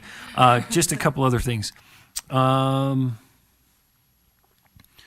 In your section, apologize, I'm just trying to get to my notes here. Under career exploration, I really enjoyed a lot of this section. You mentioned in here things such as you allow students to progress through an exploration of 54 different careers. I think I was introduced to a little bit more of that in your video, which I think is great. And then down below, you said students will use these reflections to help chart their own personal life path, maybe some sort of I'll use the word kind of journaling or creating this book that, kind of helps them map this out. I love this idea. I'd just like you to think through, and maybe if you can speak to, if you're prepared, customized and individual and valuing the child is wonderful. I don't want to drag you back into a box, but how do you anticipate scaling this so that it's meaningful for each child, but it's also doable for an entire program? Is that okay? Lindsay, did you want to answer, or I can? Go ahead, Lindsay. Go. Is that okay? Okay. So with the World of Work, they have an integrated digital platform. So you start off, every child that enters the school will take a personality test. So they have it's Holland's, you saw it in the video, Holland's 6 different types of personalities and the career types that match with that. So when they take this personality test, it not only defines like what type of worker they would be best suited for, but it also identifies their values, their skills, and there's a third one and it's popping out of my head. I can't think of it at the second. Can you think of it, Irene? Value, skills, and something that I'll come back to. But it really differentiates the program. So there's a component of World of Work called Beable, and it's an early literacy program. And so what they do is it integrates with World of Work. And so it has access to those personality reports and any of those kind of personality tests that they take. And it identifies jobs for those children specifically based on their career types, their personality types. And then it varies the Lexile level. So it might say, here are 4 different jobs that are within your current Lexile level. And do these sound interesting? And the kids can say yes or no. So each child gets to go through that process for themselves, and that's ever changing as they go through. But it just really helps to solidify to kids what they can be. So I remember in one of the demonstrations that we were watching, there was a little boy, and one of his things was lawyer, and another one was like some specialized mechanic thing. And it was so interesting because according to his personality and to his skills and his values, he could go in, those are two very different directions in my opinion, but it gives him access to that. And one of the really cool things about Beable is that it will differentiate as well. So if a child chooses something like a lawyer, they can always go in and look at the things that a lawyer is doing, read articles about a lawyer, find case studies, those kinds of things. But Beable will automatically differentiate the article to their Lexile level that they have on the program. So if you've got a fourth grader that can understand a sixth grade content, they're giving them more meat, you know, they're giving them more depth. If you've got a fourth grader that might need something a little bit more, they're giving them more of an overview. So it's really designed to fit each child specifically. Thank you. That's very helpful for me. Okay, my last question. I want to touch on IEP, but I want to yield back to the board members. Just going back to your projections. Thank you for what you've shared. So I know you've got a planned year one enrollment of 693, and then I'll call it a pretty gradual, you kind of fill in your lower grades actually on your projections. I see you as innovative, and if you get to the next stage, I think there's, you know, I just imagine this school trying to start day one, right? This is going to be a pretty unique program, and a lot of kids that come here, I can imagine, won't be used to what you're trying to offer. 693 is a big number, at least from my perspective. And again, I don't want to pretend to tell you what to do. I think you do what you want to do and approach us. But I guess I would just speak from my experience. You know, perhaps thinking through, you know, as you grapple with how to start with strong performance and strong culture and those kind of things, that's a big number. And those of you that have a background in starting schools, again, it can work. And I've worked with schools that start with large numbers, but I might just, if you get to a full application process, just have you wrestle a bit with perhaps starting, you know, lower. I mean, 100 kids each of those junior high years. That's a pretty big lift. And not that it's a bad idea, but it's a big lift. And so I guess I just would caution you to think about a slightly more modest start and kind of building up and just what that might look like. Because, you know, 700 kids on day one is big. And I just think that it kind of plays at odds with sometimes that early stage school and student experience. So that's my last comment. Thank you. No, thank you. Thank you so much. Additional question, comment from board members? Others? Yeah. Go ahead, Member Cisneros. I too like your guys' school and I like your energy. I do have a couple questions, if that's okay. I had the same concerns. I was a little more judgy. I wrote weird growth model. But after my judgy comment, I wrote, help me get your thinking. And then as you were answering member B. Senior's comment, I wrote a quote that I write to my teachers when I do instructional coaching. You can do anything you want to do as long as you know why you're doing it. And so my caution that I would add is I don't think you need to feel like you need to necessarily change anything about your growth model. It is very different than what we usually see. That could be what shakes out when you do your surveys that you reference. That could be what the surrounding community needs. I think what we're going to need to hear is why are you doing what you're doing? Because if it makes sense to have that larger junior high and the smaller kindergarten in order to meet the needs of your students, please retain that model. But I think we're just going to need some understanding about why you're doing what you're doing and that you've thought it through. Where my two kind of meaty questions come from is in your proposal, you call out very, very particular branded curriculum. And if you'll indulge me to go back in time about 2 decades, I was part of opening a school that also did some very specific branded curriculum. And I love that curriculum. And we heard from a school yesterday who actually wanted to use that branded curriculum. And here's why I tell you that. That branded curriculum is near impossible to get a hold of now. It's very expensive. It's almost completely out of print. They scaled back anything for older grades. If you happen to have one of these books, hang on to it because it's worth about $500 now. This $20 book you used to be able to get at Costco. Some of you know exactly what curriculum I'm talking about. And so a lot of the schools who put that in and had that as a foundation, that's not something they can continue to do. So when you have something so specific like World of Work, and just put a caution, I tried to actually do some research and my computer keeps telling me I can't go to that site because it's not safe. The question will be, what happens if something like my experience happens, where you love this curriculum, you love everything about this is foundational, and then 10, 15 years in, you find yourself going, I can't get the resources. I either can't get them or I can't afford them, right? So. I hope this is your question, but I've been, like I said, I've been in multiple charter school experiences, and the curriculum has changed so often, you know, and so just like our children changed, you know, when I was growing up, we didn't even have cell phones. It's weird if you don't have a cell phone now. I think we're not so tied to something, but it's more like whatever our students need.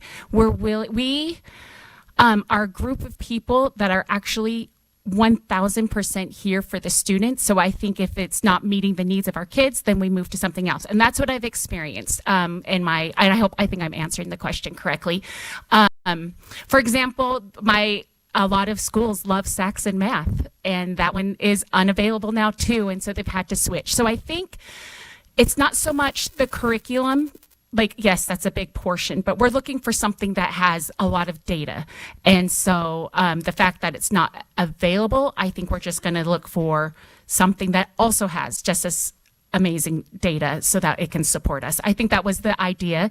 All of us, you know, everybody uses iReady, so it's weird that you don't do their Ready Math and their Ready Reading, but it makes sense because you're telling, you know, it's out of print, which is weird because when I was looking it up too, I kept seeing manuals on eBay and I didn't make the connection. So I think for us, it's more like we're looking for a standards-based curriculum. You can get curriculum. I don't want to bring this down, but all schools have different curriculums. I don't believe that the curriculum is what makes the school. So yes, we put it on, and I hope that's okay to say. We're all educators, so we use the curriculum. But I've seen curriculum change, and I haven't seen parents leave. You know, sometimes they do it the math. This math is weird, that math is weird. Anyone who's signing up just for our curriculum, I wouldn't even be, that's not even part of my sales pitch. It's different. When I left my last school, the mom told me, I'm worried about something that I can't explain to you right now. I'm worried that it's not going to be the same. And I was like, well, they still have all the bones. It's going to be great. They still have a lot of people there still there. And she said, it's not that. It's the feeling I get when I walk in that hall. See, that's something that's not replaceable. That's something that's every child's going to need and want to attach to. So are we like, it has to be this curriculum and only this curriculum? Absolutely not. Whatever our students need. But the thing that will always be consistent is the way that student feels when they walk in and walk out of that building. Now that is not ever changing. I hope that's okay. I won't speak for the board, I'll speak for me. Yeah. Yes and no, that's okay. Because every school should aspire to that, right? No matter what their formulation was, whether that was because a district bonded and needed a new building or because they came in and petitioned. What sets you apart as a charter school is having a foundational mission and purpose that doesn't exist elsewhere. And so for your proposal, the curriculum then becomes the why do we exist outside of just what is a good school.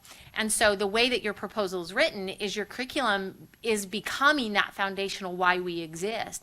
So if World of Work folded up in 2 years from now, could you maintain your performance under World of Work, especially if we're talking about you've got this great software, which that sounds baller. I love that. That's awesome. But if that went away, would you be able to Oh. maintain? If FOSS went away, would you be able to run your science program? I need to correct so I sound smarter than I did a minute ago. No, you're good. So Just when apologize. you, if you go to the full application, I would say describe why you picked those. What did those do that they were what you picked? And here's our plan if World of Work ends up not happening. What drew you to FOSS? What was the foundational elements of the mission that you would replicate, not just, because although I get what you're saying, nobody can live and die in your curriculum.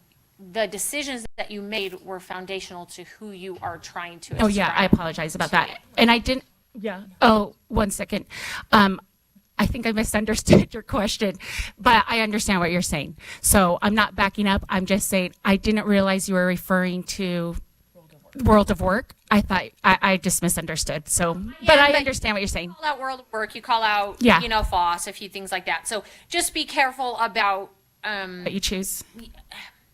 make sure you articulate why you're choosing it. Okay. And how you would pivot, right, in 10, 15 Yeah. years. Okay. The second question I have, and it's a conversation we have regularly, so please just know that you're not alone in this. You call out that you intend to work with Academica West, which they've changed their names, Academica Services. Help me understand what you've already done on that front, why you called them out by name.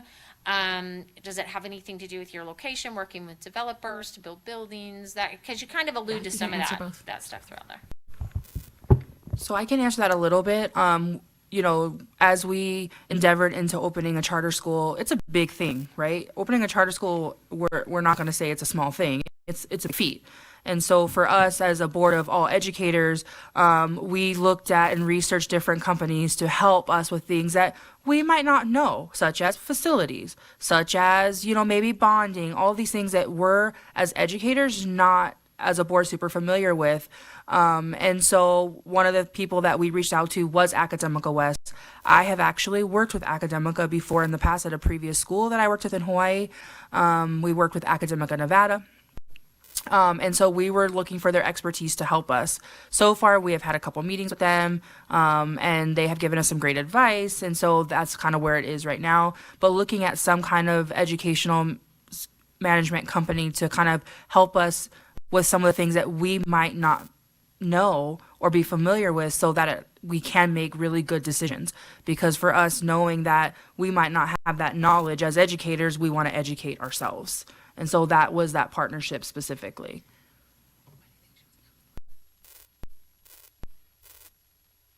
Are you asking if we're specifically with them or we're contracted with them or that answered the question? Yeah, I figured. Oh, okay. Yeah, we just chat with them and figure out what we're doing, and they were a company that we might work with, but we haven't, as a board, made that decision yet. Additional? No. Others? Vice Chair Phillips? Yeah.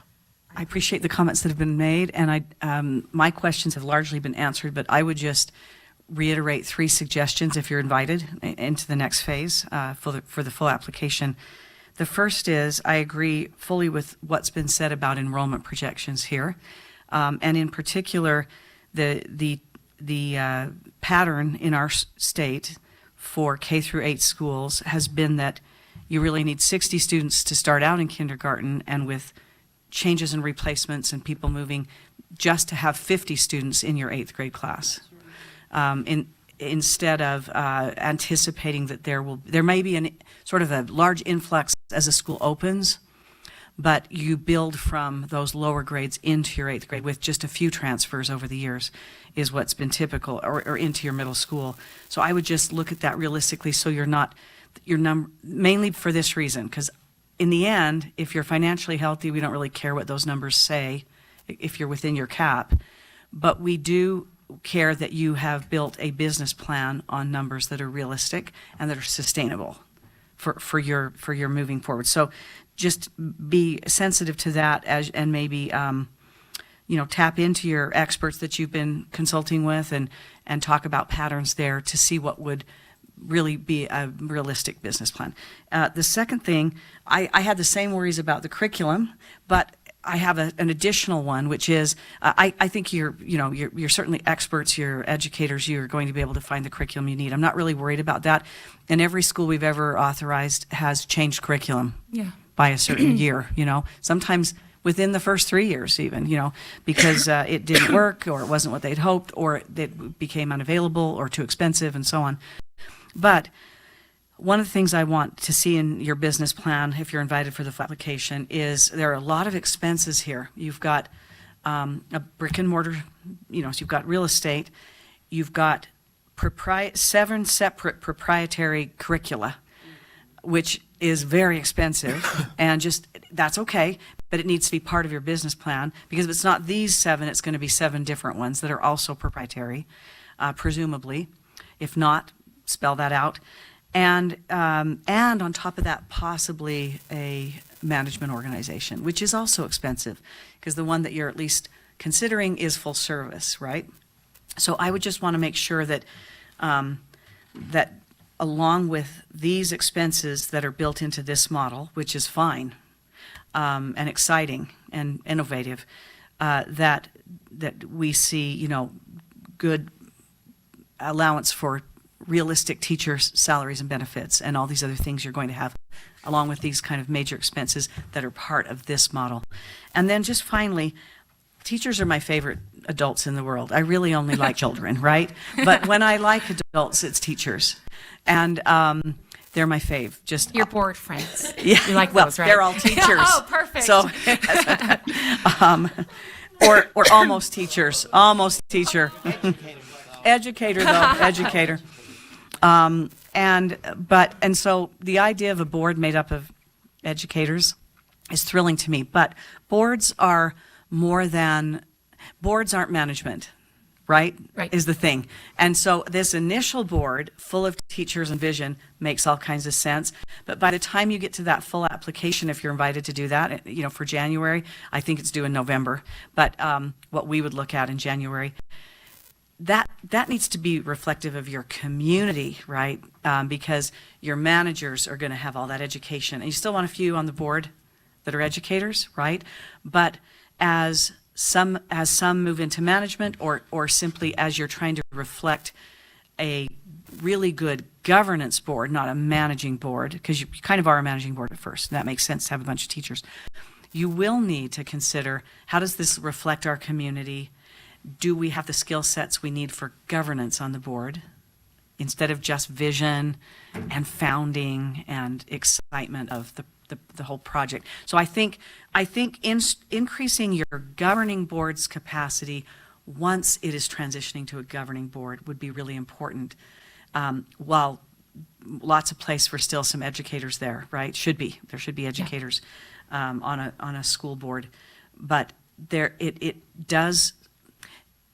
helps so much for governance to have people coming from entirely different perspectives from just the education perspective, and to make sure that those board members reflect your community for that, not only that inclusion piece, but for the perspective that allows for good governance. So those would just be my observations. Mostly they have to do with how budget and model work together, and then just how more of a management initial board turns into a governing board.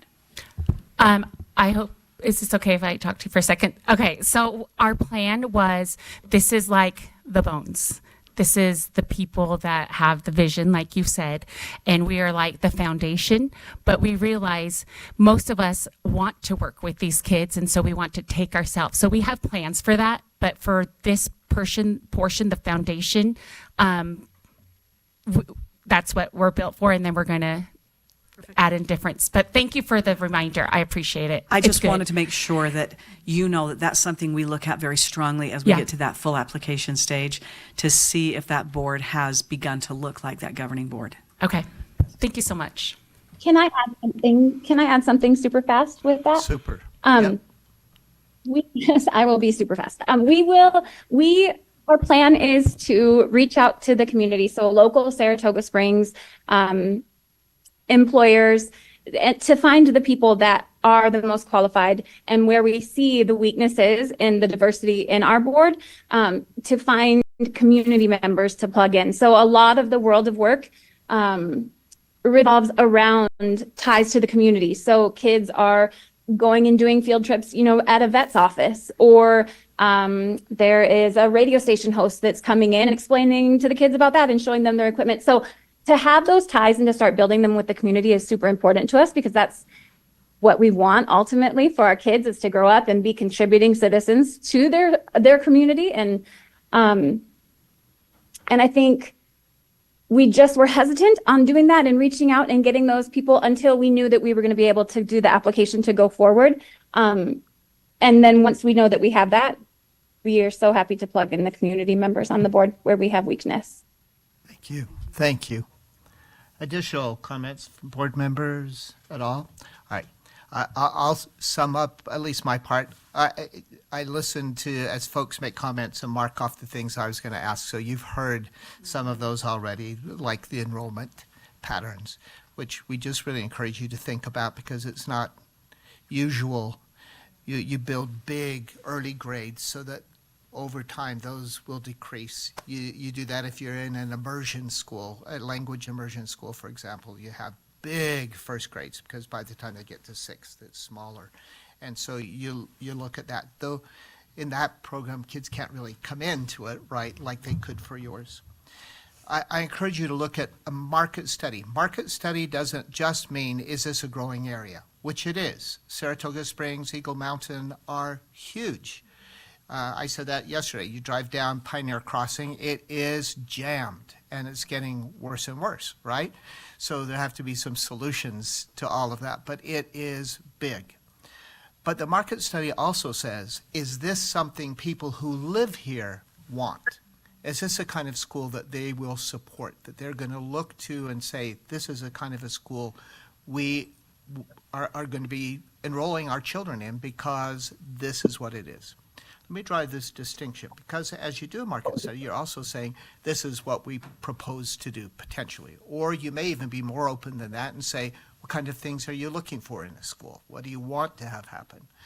But let me draw a distinction between what your authorized, what your school focus is, and your curriculum. They're different.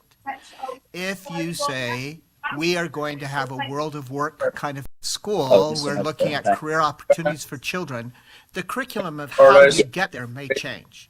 If you have a STEM school, you may change math curriculum to accomplish your STEM goals. But when you authorize with us, you're saying, this is our focus. This is what distinguishes us as a school. We're a STEM school. We're an art school, a classical education school. Curriculum within that may change, but the focus shouldn't change. So this is the focus. Oh, really? Oh, wow. Okay. We're getting a little bit of feedback. Everybody to mute. First I'll scan it, then I I'll think make it's sure online. everything We're looks hearing correct. someone. No. Member Carey, Yeah, it's kind of the Member Carey, digital version of the Member process. Carey, could you turn off your Got it all mic? patched in there. That's the one. Yeah. Yeah, that's who it is, because his name's popped up there. Thank you, that'll do it. All right, though he just turned down the sound. All right. So that's the distinction, right? Curriculum may change how you get to the goal, but this is our theme, this is our idea. And so that's different from the curriculum. And that's maybe the distinction between Yeah, I the appreciate two. that distinction. It's Yeah. very clear to me now. What we Thank talked you so about. much. So you want to look at it and do that kind of a market study. Let me tell you a couple of things just from experience that you look at. In Utah, we're required to write in secondary schools an SEOP, right? School Education Occupational Plan. But I will tell you, there are parents who push back on those. They don't want us to start deciding what kids' occupations might be. They get really kind of tense that we're locking kids into things. And especially at the elementary years, are they yet prepared to do that? And you may have parents who are kind of concerned about you're locking kids into occupations when they're too young to really be able to explore that or to know it. It's a high school, more appropriate, maybe late junior high, 9, 12, somewhere. But maybe too early in the elementary years. I'm telling you what my experience that I've heard from folks and say push back. And I think it supported somewhat. In your video too, you had a graphic that said 2 out of 10 high school students. It wasn't about elementary kids. That whole study is about higher grades, right? More high school age kinds of kids. Is it really proven? And if you were to move forward, I'd want to see this is a program that is really beneficial at those early years. This is something that elementary school kids will benefit from. And maybe it's just an easy exploration. And we do have in the curriculum, honestly, who are our community workers, right? So we're looking at careers. So it's not to say we don't do that, but there'll be folks who feel like we may be locking kids in too early, especially when you're starting to base things on like Lexile scores. Little kids don't have a Lexile score yet. They just don't. It's not, they're not ready to that point as they're emergent literacy learners, right? They don't have that yet. So it's just something to think about, because you say in your application, what will engage kids? We want to engage kids, and it'll be a use of different and innovative teaching methods. So I love that. What are those? So I'm going to say to you, what is innovative and different that you will be using that somebody else isn't? What will distinguish you? What will engage kids that we're not doing already? What will you do differently? If you had an elevator speech, you say, this is how we will engage kids. This is how we will be innovative and different in our teaching methodology that we're not seeing in other places. So if you're distinguishing yourself as a school, right, what is going to attract someone to come to this school instead of another school? What is it, that elevator speech? What's going to bring you here? And do you know that that's what your community really will support and wants? So that then you will get those numbers. There's a lot of people out there, a lot of people, we know that. So, and they're mostly younger kids, honestly. I think if you do a market study, you'll see that growth is young families. Often much young families and a lot of younger kids is where the growth is. Not that there aren't older kids, obviously there are, but that's why maybe some of that enrollment projection needs to be bigger at the younger years, right? So just some things to think about. So if you move forward, think about, is this something people want? Is this something they're going to support? That's part of the market study, right? That's the business side of it. We have to do that as well. So those little pieces.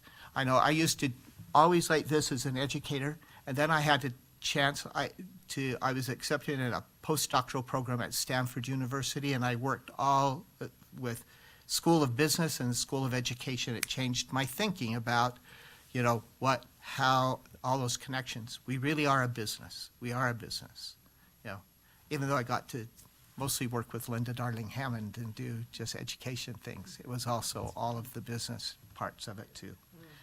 So think of that market, and is this what someone's going to support? And then think of how that works, because those numbers dictate then you've had good advice about financial steps beyond that too. Yeah. We as educators have that passion about what we can do for kids. You just give them to me. And the key to great education is a great teacher in every classroom. I so agree with you. But that other stuff we have to, in order for your school to be viable, for us to approve it because we don't want you to fail, we want to give you good advice and help you to succeed right from the outset. So let's get that in place and help you to do it. Yeah, that And sounds so- wonderful. All right. That's great. Any additional? Yeah, go ahead. Oh, I'm sorry, our sound is turned down because we had some interference. Hang on one I second. may have been able to contact him. We'll get you in place so our speakers are up. Hang on one second. All right, go ahead. Okay, I just wanted to speak to that piece a little bit. And I think that I just barely touched on it on that little piece.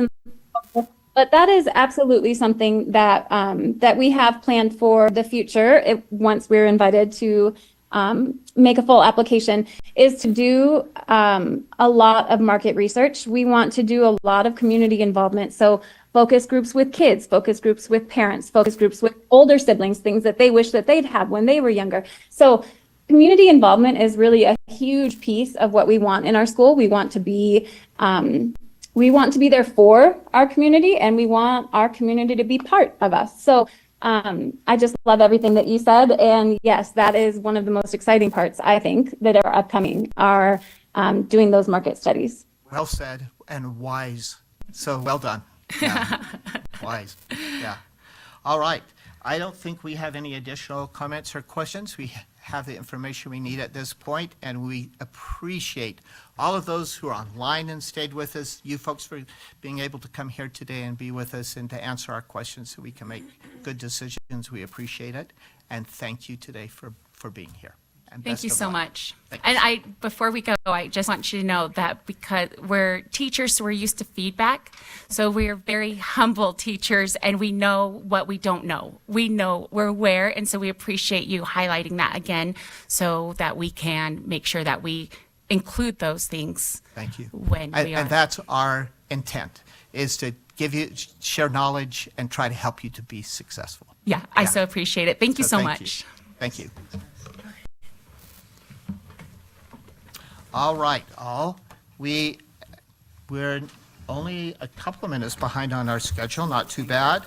We have lunch, it's in our regular room downstairs, and we should be back up here ready to begin by 1. I'm reminding myself to stand up from the lunchroom and come back up here.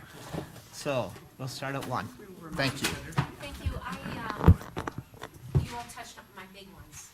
In all the curriculum, I had like 7 question marks next to it, and so I just didn't.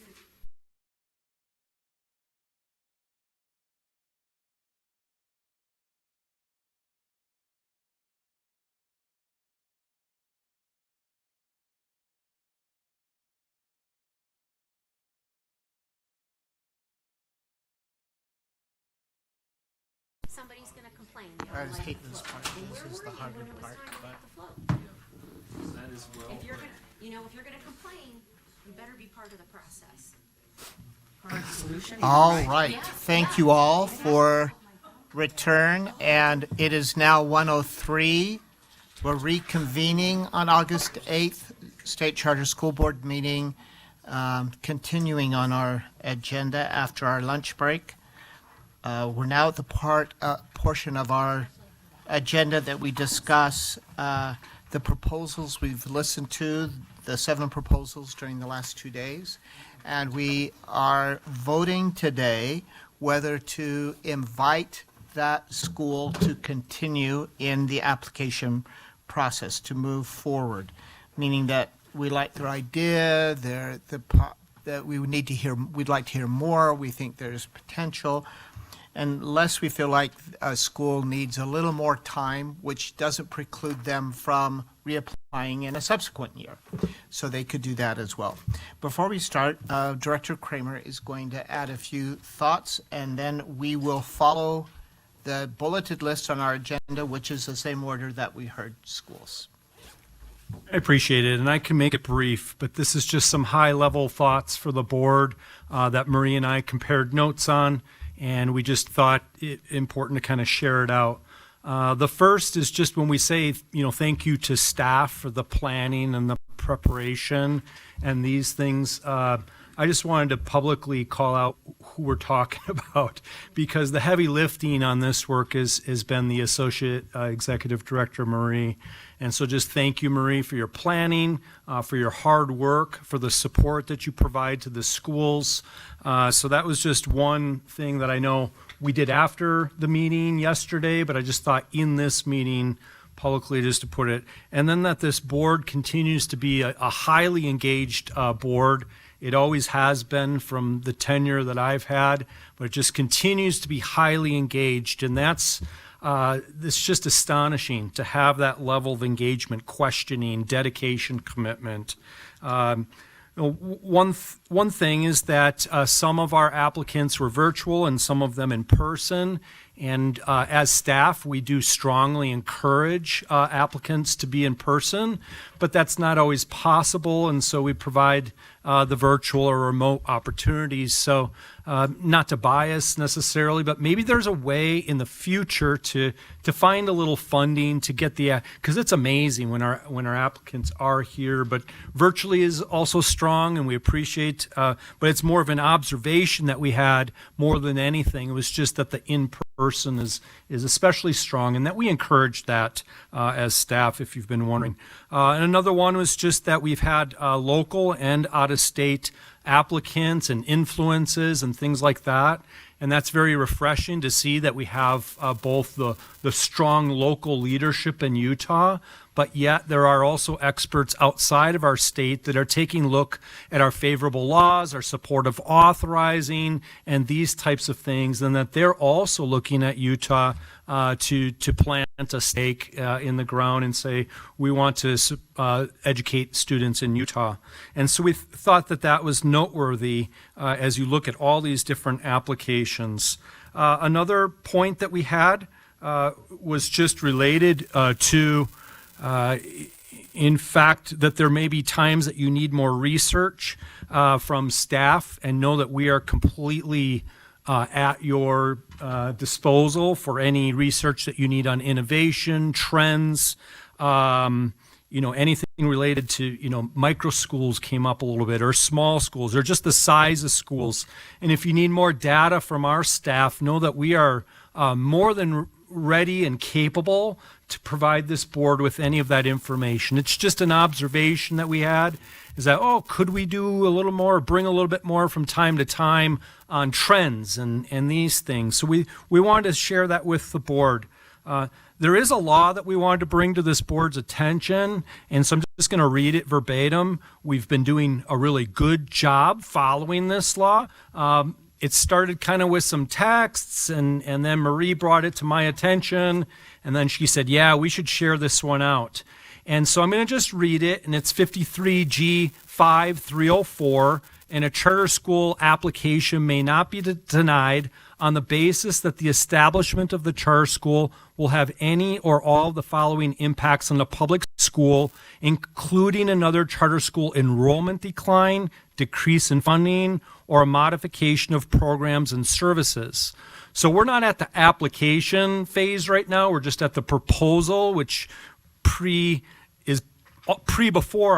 it's before, but just heeding the board to make sure that all of our decision making is consistent with staying clear of any of our decisions based on, this decision is now going to impact an enrollment decline at that public school or that public charter school, so that our questioning, our thoughts that we share publicly, the work that we do heeds this portion of the law.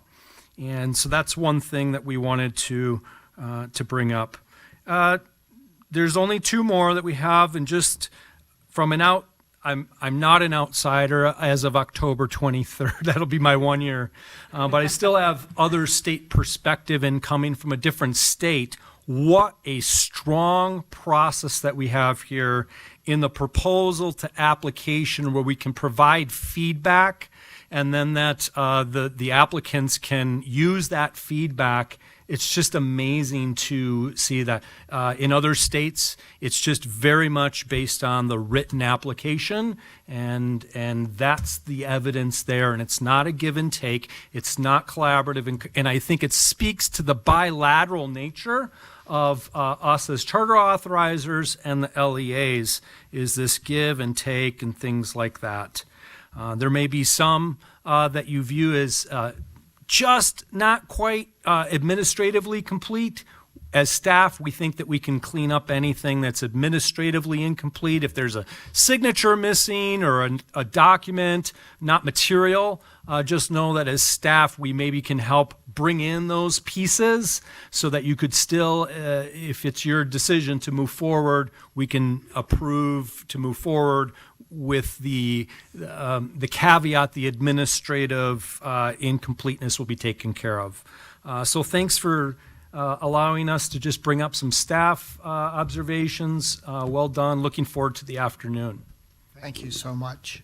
All right, with those in mind and your thoughts as you've listened to schools, let's begin right with Ensign Leadership Academy. Any initial discussion? And of course, I'll keep, as we go along, I'll start pushing for motions as we go through these, because we could probably discuss each school for hours, but we've got to make some decisions. So let's start with Ensign Leadership Academy. Any initial discussion or thoughts from board members?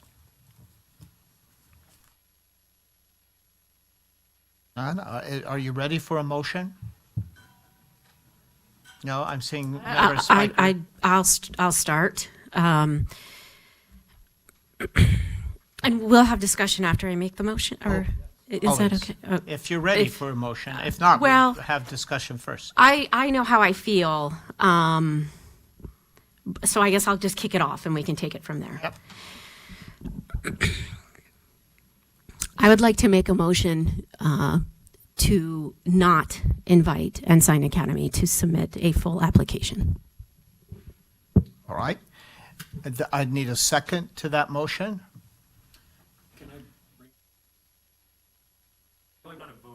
Yes, but just because of the protocol, because we have a motion on the floor, I have to first look for a second to that motion, or that motion is, we don't establish a motion. I'll So- second that motion. All right, so there's a second to the motion. The motion is not to approve, and there's a second to it. Now discussion.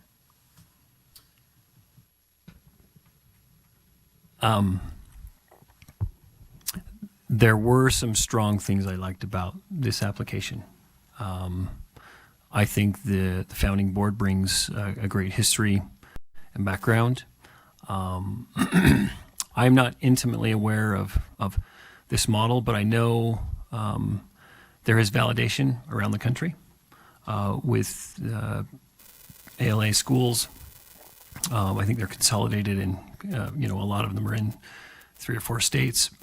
But I just struggled with some things, including kind of as I voiced the numbers, just this huge size. I just think that represents so much risk, and frankly, from my seat, even half of that size represents so much risk, not just from a financial perspective, but culturally, operationally. And I've wrestled with that one in my mind, and I don't know if I've come to a conclusion, but that's my comment. Thank you. Additional thoughts, discussion, Member Spiker? I just wanted to provide some context for my motion. Yes, thank you. And I agree. As we talked yesterday, the makeup of the board, there is no question that it is a powerhouse team. And I also do want to comment that I felt the passion, I heard the passion, and the desire. For me, there were 3 main reasons of why I made this motion. The first one is exactly related to numbers. We are at a time where we are desperately, as a community, talking about how to create belonging. How do we create a space where students feel seen and heard? And I just feel it's such a huge number. It's a small city or a town, and so then that leads me to my second point, is that for me, I am really seeking applications that are innovative, that are providing me a vision or a dream of a school that I can't even conceive of really. Because we are in a watershed moment. We are living and breathing in a transition in education like we have not seen in 150 years. And due to the model of a classical education, due to the classical education model, I don't feel it's as innovative as I would like to feel comfortable in terms of adding that to the portfolio. And then lastly, while I understand and respect the decision of the board to partner with Charter One, I don't feel that the perspectives shared from that organization yesterday align with what is best for the state of Utah. And specifically, and I don't mind mentioning it again because I did mention it in my comments yesterday, I was so discouraged and saddened that in the Utah Office of Education, we would play a video discussing how we are deprogramming children from the teachers. I just thought that was in poor taste, and for Charter One to think deeply about how we build bridges versus continuing to separate and divide who we are and educating the children of our country. So those are my top 3 reasons. Again, it could be a fantastic choice. Maybe it's just finding a different partner. But those are my numbers, innovation, and partner choice. Okay, thank you. Additional discussion? Vice Chair Phillips. So I think if this were January and we were seeing these numbers and maybe had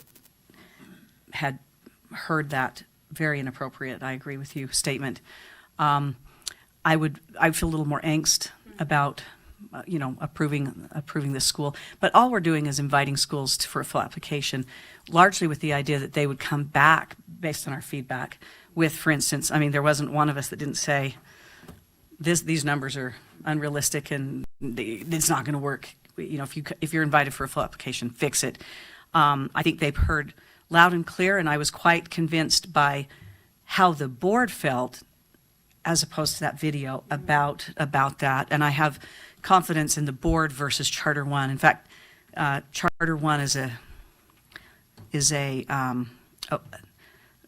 one of many ways ultimately that the board could go, right? And so the board itself, I think what they're trying to do is take the classical education component and combine it with leadership, which a lot of our classical education schools in our portfolio have, they're very, very traditional, their pedagogy, their focus, and this combines that model, in my opinion, with a leadership, an innovative leadership model as well that typically tends to be more cutting edge and a little bit more pedagogically advanced, and especially when you consider that the classics as a content area have a lot to give to a more innovative leadership. And I'm inclined to support the full application. That doesn't mean necessarily an approval, right? But I just wanted to make sure, because we take our work very seriously, right? We take our work very seriously, and in January, all those things would have been resolved for anybody to think twice, right? But I think at this point we're saying, to me, this is the point where we say there are parts of this that intrigue us.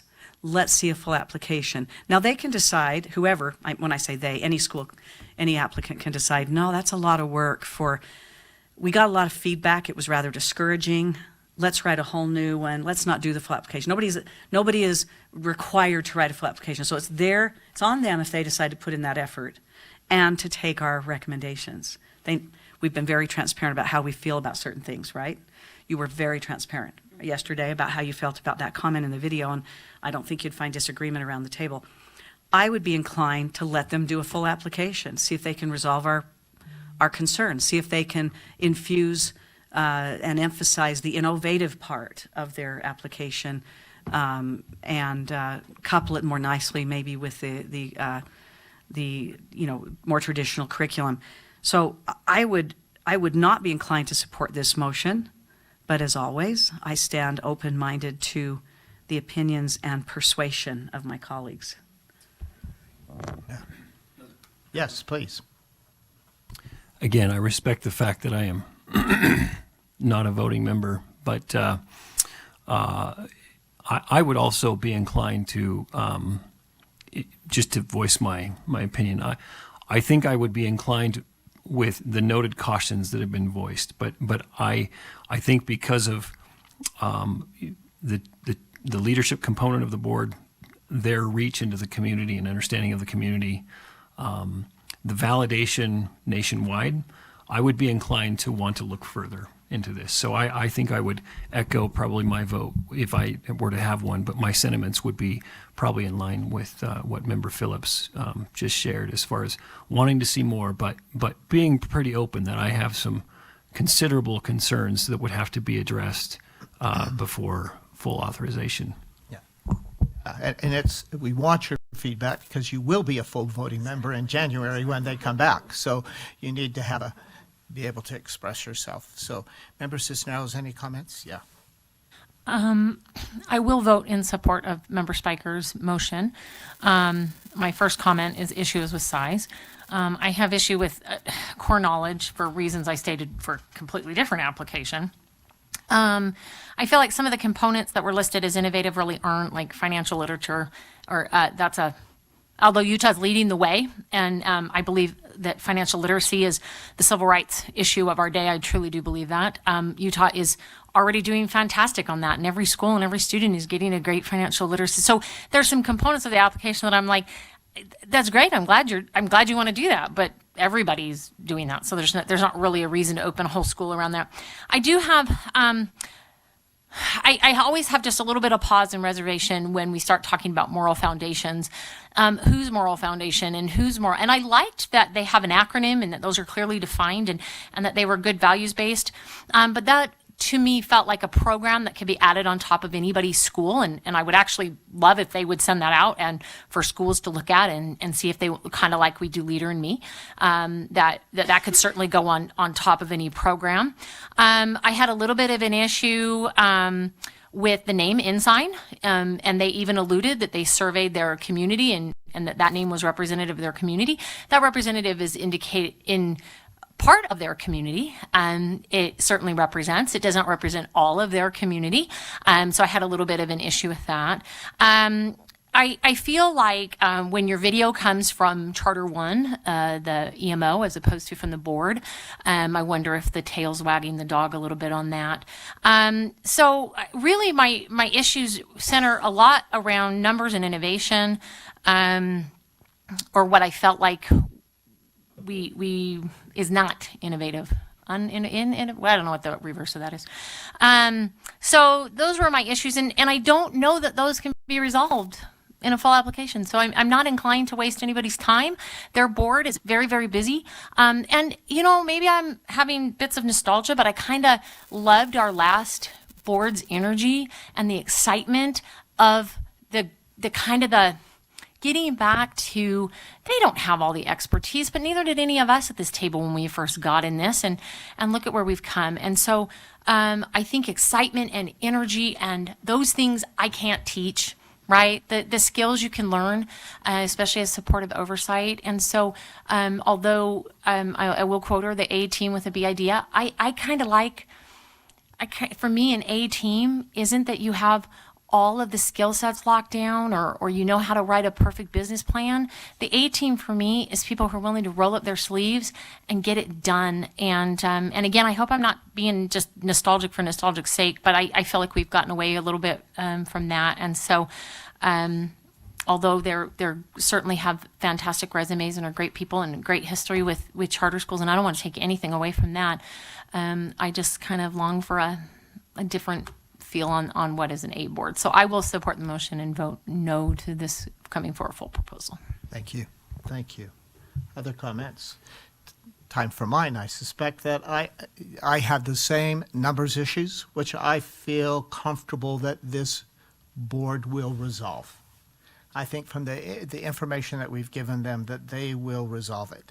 But I have to also echo that it feels like just something lifted from one place and plopped down here, that there's nothing, I'm not seeing anything that says to me, why would someone choose this school? Why would they choose this school? What is so different that makes it exciting that someone will choose this school over other schools in the area?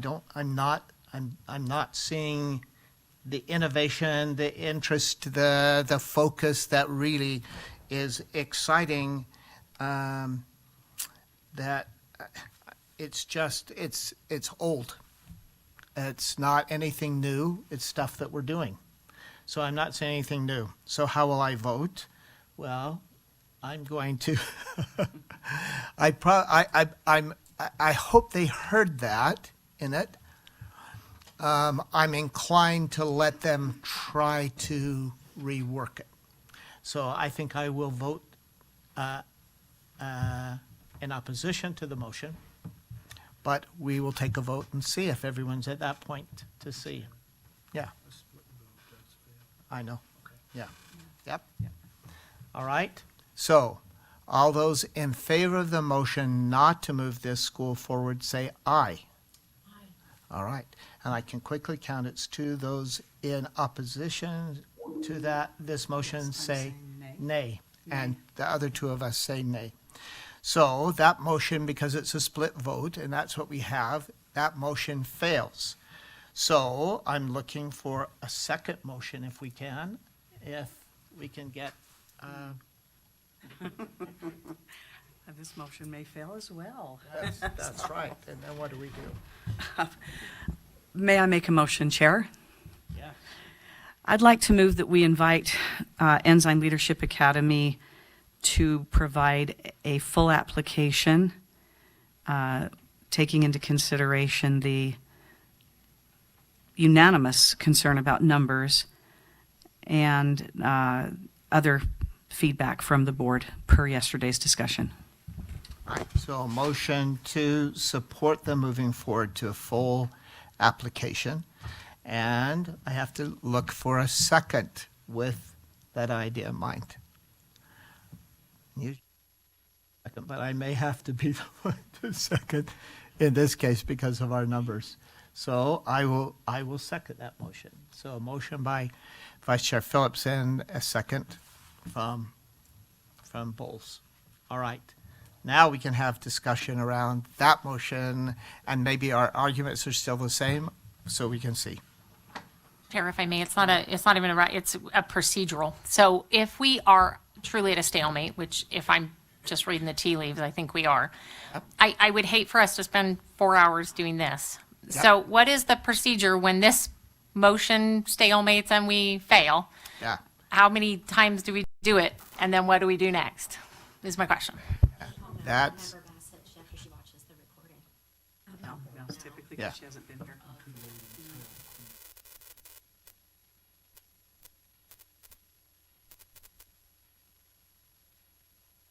so, yeah. Because we have a motion on the table, so the question is good. And that's why we have uneven numbers on the board. And if the full board is able to be here at that time, and because of circumstances, it just worked out this way. That's why you always have someone to break the vote one way or another. But we could, if this motion fails as well, and a split vote the motion will fail, then we could table this motion, and that could be a motion to table it until our September 12th meeting, and then reconsider. So when we have potentially a full board in place, we'll at least have one more member who's heard all of the applications at that point, voting members. So any additional discussion on the motion to move them forward? Yeah, please do. So I think it's a good idea to table it in one sense, but in another sense, we may have both Member Olson and Member Bassett there who will not have heard the discussion, the give and take, the questions, even the concerns raised by these two members about it. And so it's an unfortunate situation, but I'm not sure about the quality of that decision in a September meeting, to be honest. Yeah, and of course, they can excuse themselves, the other two members, from the vote on that. Ms. Stephenson, you had your hand. Just an additional point of order would be that the post-proposal boot camp does occur before your September meeting. And that's something that all of our invited applicants come to. So then the board would also need to decide if you're going to require them to come without knowing for sure if they are moving forward or not. Would it be in order to vote down this motion and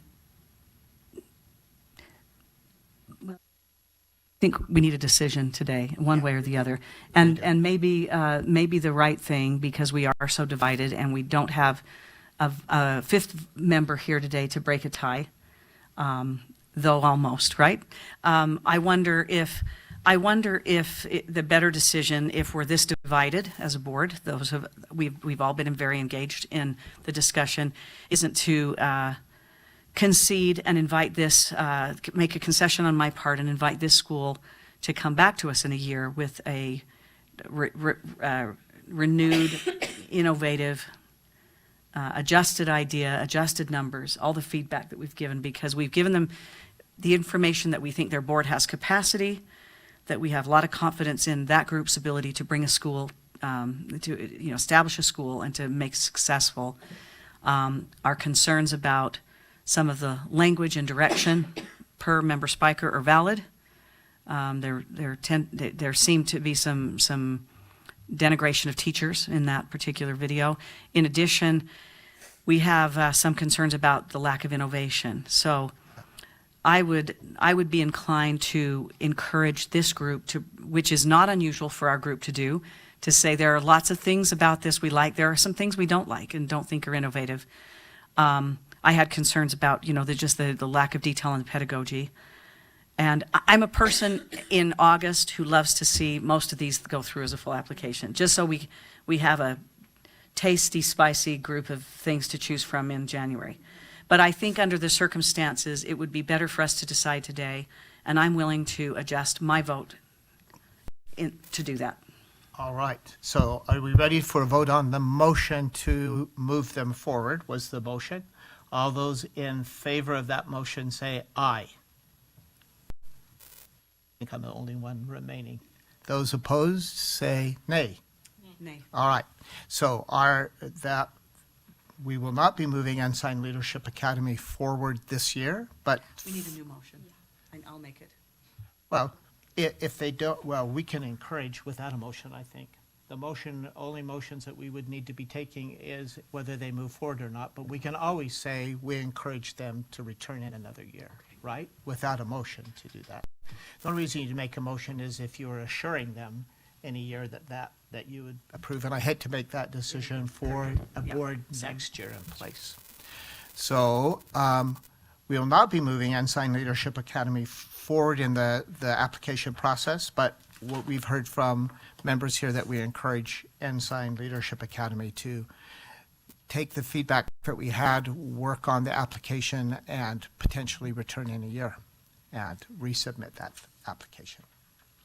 Okay, let's move to Unbound Academy. So if you'll turn to your notes around Unbound, we will be ready for discussion. I have to turn the right page. There we are. Okay. Anyone who wants to begin a discussion, or if you have a motion?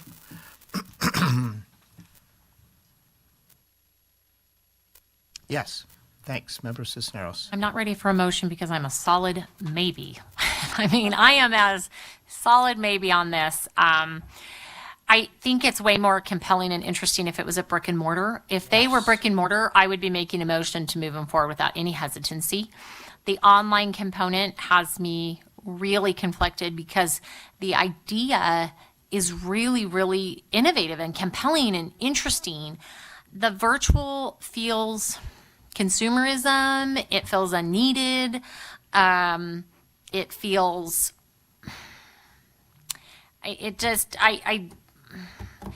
I have a lot of questions still that just don't feel interesting or don't feel resolved for me because of the virtual.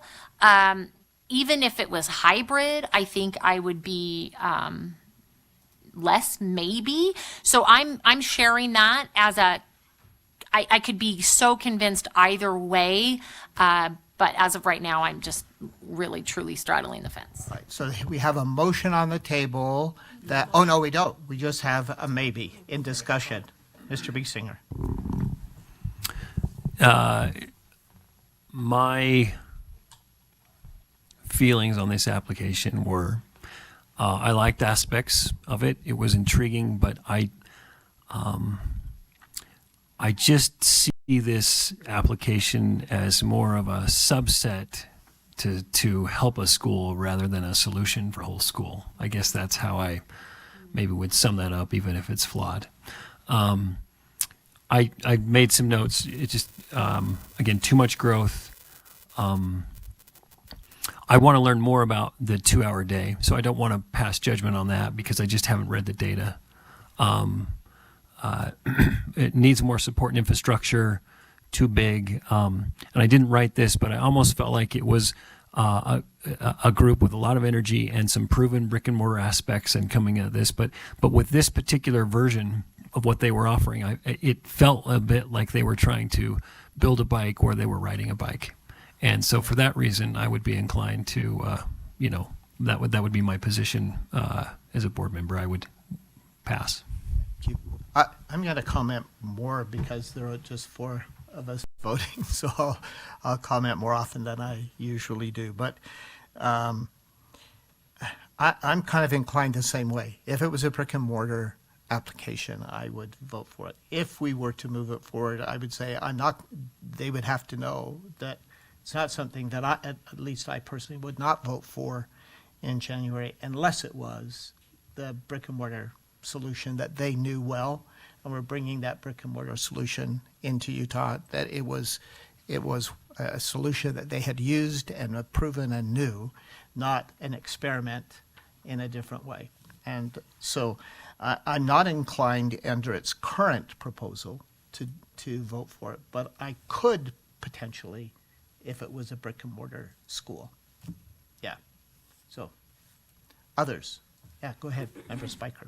I appreciate these comments as well, and I agree. I felt like the video, and I know that the video is just a small piece of the process, which I really just want to comment I appreciate, because I think that adds just another element to the application materials that gives us some really powerful insight. And so we all thought, like, we were all confused yesterday because we saw this amazing engagement in the video of a brick and mortar type of experience or a hybrid experience. And so I think that's a lot of what we're feeling, and that I think that would be incredibly innovative, right? To have that, the workshopping sounded so exciting for me. I am concerned though about what that actually looks like in a virtual space. And although I appreciated the examples, I felt that some of the examples lack the rigor and the depth that I would have liked to have seen in those examples about what was happening in a virtual workshop space.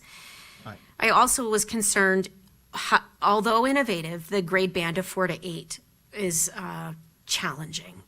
And as we're trying to set a school up for success, and I think about myself as a parent, and the essence and the spirit of community in a school, it would take a lot for me to pull my 3rd grader out of a school community based within the current systems that we're a part of into a 4th grade virtual school. So that was a concern for me.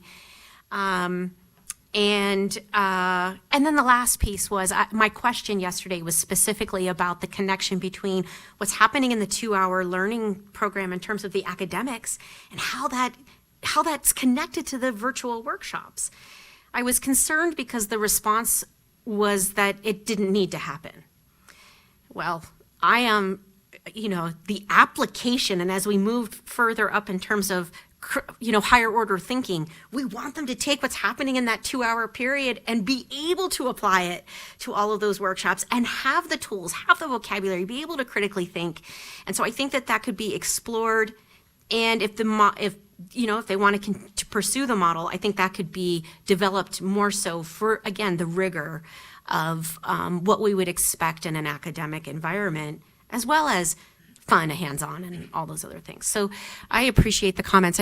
I would not vote to move forward at this time, although I appreciate the innovative idea and potentially, as we in our last discussion, to provide that board an opportunity to reflect and think deeply about the kind of school that they would like to bring to us in the future. Thank you. Nothing? All right. So I think we've kind of expressed, and I'm suspecting they're starting with that 4th grade because you really need to have readers in order to access the work that they're doing in the morning. In order to, even with the AI guide, you're going to have someone who reads well. And they're waiting for someone to pass 3rd grade to have a level of reading perhaps that they can use. But that still, your point is well taken. Would you pull your child out just to try this in the 4th grade? Yeah, to start there. So, yeah, I won't say anything more than that. Do I have a motion? I would like to make a motion to not invite Upbound Academy to move forward in this application round. Do I have a second to that motion? I'll second that motion. And a second from Vice Chair Phillips. Motion from Member Spiker, second from Vice Chair Phillips. Any additional discussion? Not seeing any. I'm wondering if we're ready then for a vote. All those in favor of the motion not to move Unbound Academy forward, say aye. Aye. Aye. It's unanimous. That motion passes. We will not be inviting Unbound Academy to move forward. Even though we like the innovative idea, it feels now experimental somewhat. It's not a proven record. We're looking for them to potentially think that through in another time and come back with answering some of the questions that we have. All right, moving to Sky High Academy. Any additional discussion about Sky High? Vice Chair Phillips. So I was very excited about the idea that this was a grassroots proposal. We see fewer and fewer of those in our proposal packets because, well, frankly, you need a lot of technical skill sometimes to make a good application and a good proposal. And although this was an enthusiastic, Mr. Brewster and his team seemed very enthusiastic about it, about this particular model, and they seemed to me to get the population and its growth appropriate for a growing Washington County. I'll commend them for that. We have a couple of reasons why I'm persuaded not to invite this group to move forward this year. One is the board needs more diversity. We have Mr. Brewster himself is an educator and has had some experience, but we need more educators and to move outside of a kind of singular group of individuals. And there's some question about the board's capacity because we really weren't provided full resumes there either. So we were left a bit in the dark as a group. In addition, I'll just remind this board and its members that I was concerned about the lack of specificity on some really important things, the curriculum, the pedagogy, the kind of overall outcomes beyond, and it's not at all, I don't want to minimize the importance of inclusion and closeness, a close-knit community. We know how important that is for children, and that's what this school is trying to provide. But we need more information about the innovative aspects of the application. So although I loved Mr. Brewster's passion for students and families, and I appreciate his background in education, and I appreciate that his board members would step in to help him propose this idea. Nevertheless, those concerns that I have are high enough that I would actually like to make a motion. Thank you. Okay. I'd like to move that we do not invite Sky High Academy to proceed with a full application at this time, and that should Mr. Brewster and his group decide that they want to, that they should seek technical support from our staff to help strengthen aspects of this application that were lacking in this round. All right, so motion on the floor not to invite Sky High Academy to move forward in the application process. Do I have a second to that motion? I'll second that. All right, motion from Vice Chair Phillips, second from Member Cisneros. Any additional discussion? Ready for, yeah, go ahead. I just want to support Vice Chair. I even like the name Sky High. Like, I think it's clever. I think it's, and I think the ideas are sound for what they need to be. My biggest concern is governance and the board composition, and we know that the contract is with the board. And so I hope that Mr. Brewster is listening and hears back from so that he can diversify his board and bring full board representation next year with the proposal. Thank you. Thank you. Additional discussion? All right, we're ready for a vote on the motion not to invite Sky High to move forward with the application process. All those in favor say aye. Aye. So it is unanimous, 4 votes in favor of that motion. we will not be inviting Sky High Academy to move forward at this time in the application process.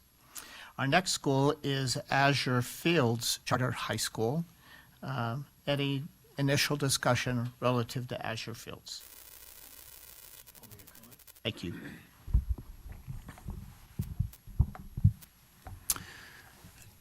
I might echo a previous comment. This is a strong maybe. There's so many things on this that I think are innovative. My perspective is I think the Waldorf model has been embraced by a meaningful part of Utah's community. I think it represents, from a portfolio perspective, which is a word that is used, I think that would be appropriate to look to something like that. I think that this was the board that was entirely here, correct? I think every one of them came. Yes. A tip of the hat. Yeah, absolutely. I thought, they're well prepared. And in some ways, I think many of these folks kind of know what they want. They just want to take it to the upper grades. So they're not building a bike as much as maybe, some other situations. However, for me, just the kind of the gorilla in this room is the demand profile. And I don't think they yet know and can articulate that they have that. Now, if I were a voting member, I would want to see them move through and give them the additional months to go do that, because I thought so much of this was well prepared and appropriate. But I would, to the extent that my voice would matter to them, just admonish them to go back and listen to the comments about demand from the various board members. I thought that was very insightful. I learned a lot from that. I think that we just, it would be well to say, just because my kids want this, is this demanded enough in the community? Because clearly these folks are passionate about their kids, and there's a real want to say, I want this for as they go older, to keep on the trajectory they're on. But high school demand is tricky. And so that would just be, I would just have them go back and re-evaluate the very well-founded comments that I think were offered yesterday. Thank you so much. Additional comments, discussion? Yeah. No problem. I completely agree. And I think to Member Cisneros, I really appreciated yesterday when I mentioned about the survey and parents, and you right up said, and the students, right? And I think, and I so appreciate that because it is, especially in the secondary age bracket, right? The students do have such a huge say of where they would like to be. I agree. This is exciting for me. I think it makes sense based on the feeders that have now developed, and that parents that or families that and students that would like to continue that. So I think that would be that's an excellent suggestion if we vote to move forward.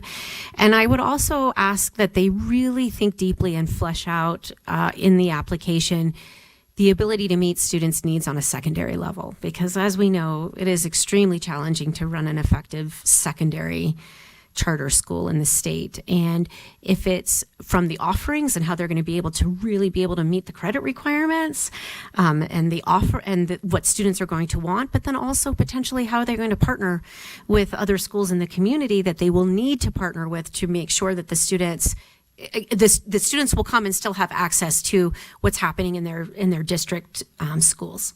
So, thank you. Additional discussion? I'm going to tell you, I felt like too that they had a lot going on. They'd been thinking and brainstorming, but not to the extent that they had decided this is what we really want. So it hadn't narrowed to that, because they wanted to have trade certificates. They were going to include agriculture, concurrent enrollment, college credit, off-campus work. A variety. It was like the whole kitchen sink. So they needed to focus it in on what they really were going to accomplish and how that works within that Waldorf model, if that's what families want. In addition to our discussion about a study to really say, is this going to be viable and work at the high school level, which becomes very tricky. So that's my comment. My comment would be, there's a lot of really great stuff here, enough that intrigues me as a board member to want to see a full application. Does that mean it will be approved if they don't address our concerns? No. But they got some really great things right, like kind of sweet spotting the enrollment for not only the area, but for likely demand given feeder schools. It is very innovative to have a Waldorf high school and could very likely appeal to a group of families and parents who and choice is one of our values. I definitely think they have to decide what their emphases are, because with 300 to 500 students, you have to focus more, and just from a financial, just from an effective perspective as a pedagogy. But I'm interested in seeing more, and so I'm ready to make a motion if that's all right, Chair. Please. I'd like to move that that this board invite Azure Fields Charter High School to submit a full application. All right. So motion to invite Azure Fields to submit a full application. Is there a second to that motion?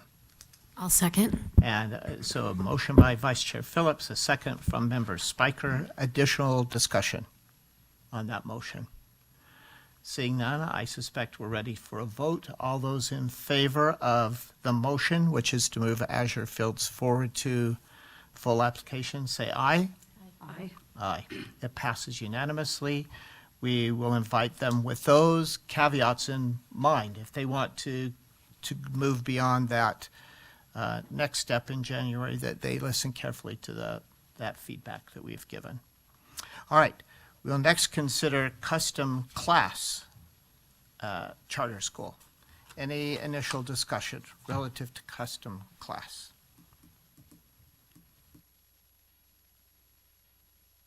Vice Chair Phillips. I'm actually intrigued by this school. I would love to see it make a full application. I already like even their preliminary discussions with institutes of higher education on establishing a system for both the associate and the bachelor's degree during high school. I also think that it's research based what they presented.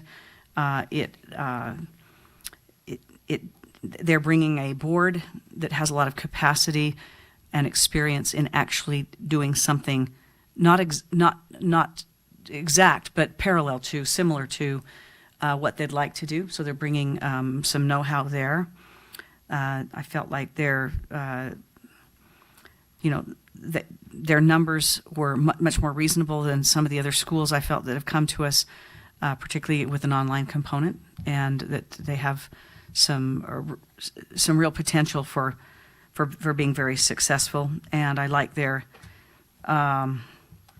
answer related to how to integrate the student choice with a specific skill and content objective within their customized, personalized paths. So I'd like to see more. I'm not saying that this board would approve a full application, but I think it's worth seeing more from this school. All right. Additional discussion. Member Cisneros. When I first read the application, I was a no. After hearing their presentation, I'm a maybe. And so I probably could go either way. Probably not a sword I'm going to die on here, but I know we can't consider what it will do to other schools, so I'm very, very aware of that. But it would be irresponsible if we didn't consider what it would do to them, right? And so is there really any kind of market demand for one more online? And I feel like this was very, very close to, I did some research, and My Tech High is now called Open Ed. I've just always known them as My Tech High. I just felt like this was like going to be a charter version of My Tech High. I feel like the note I wrote was, I feel like they're transferring a lot of the responsibility to other entities and to parents.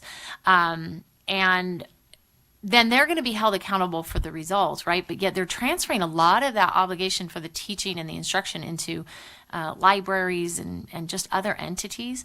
I didn't feel like they really, and again, it's way too preliminary, but I don't even think they thought through some of the things like just saying we're going to pop up learning hubs. it's not as easy when you're talking about public school students. You have student occupancy issues. You have laws that govern where students meet and all of those other things. So it's not like just saying, well, we're going to convene in the conference room of the local library. Well, that may not work for facilities issue and things like that. So I felt like maybe some of the things that they've had a lot of support of being a district sponsored online technology would go away if they became. And again, maybe we're too early in the conversation and all that stuff can get fleshed out and worked out in a full proposal. I was pretty open with them yesterday that they have a big hill to climb for me to convince me that this doesn't already exist and that anybody would actually want it. And I'm not there. If the board feels strongly that they're intrigued, I wouldn't, like I said, it's not a sword I'm going to die on, but that's where I'm at with them. All right. Additional discussion? Yeah, please.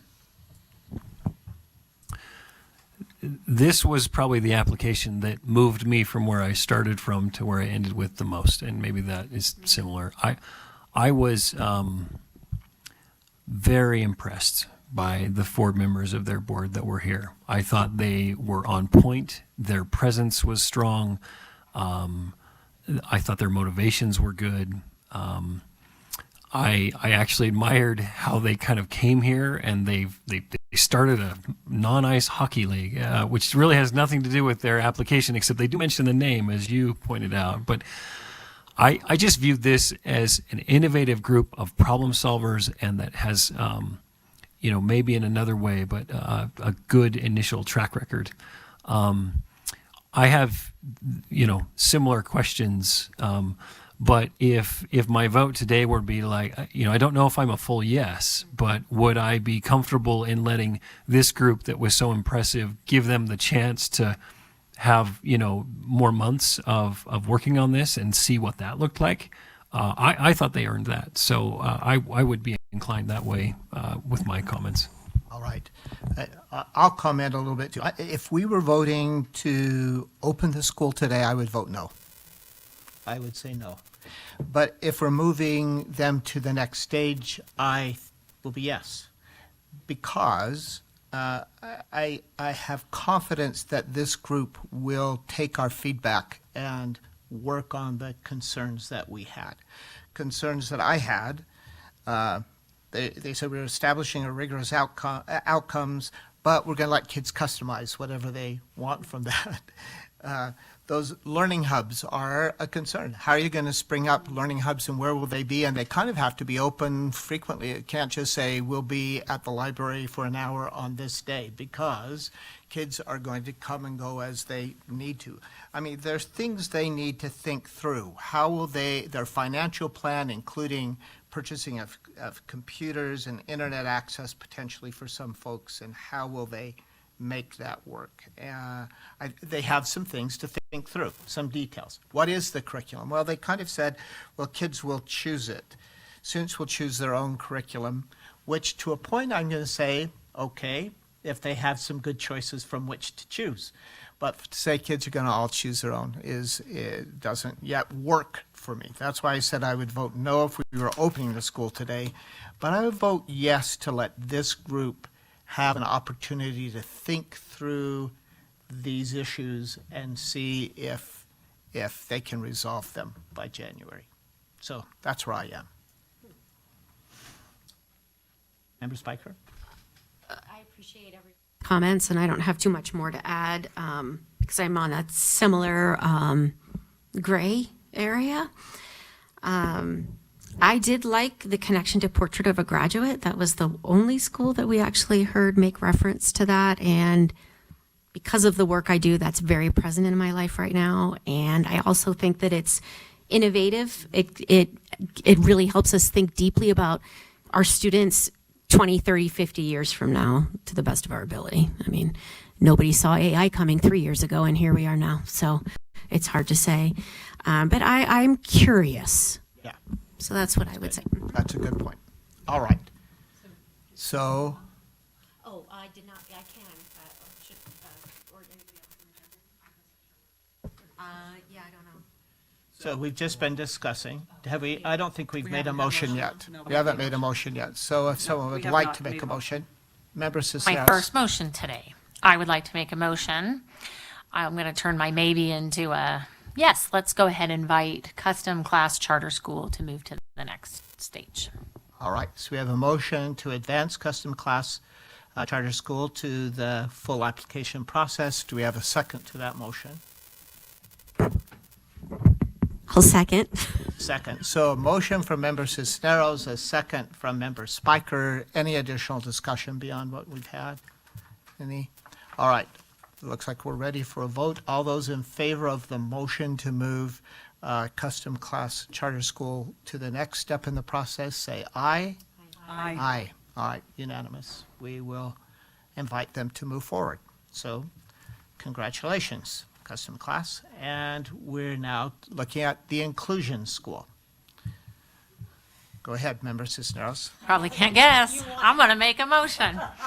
I'm going to make a motion and I'm going to cage my motion and then I'll ask for a second. I am going to make a motion that we invite Inclusion School to the next level.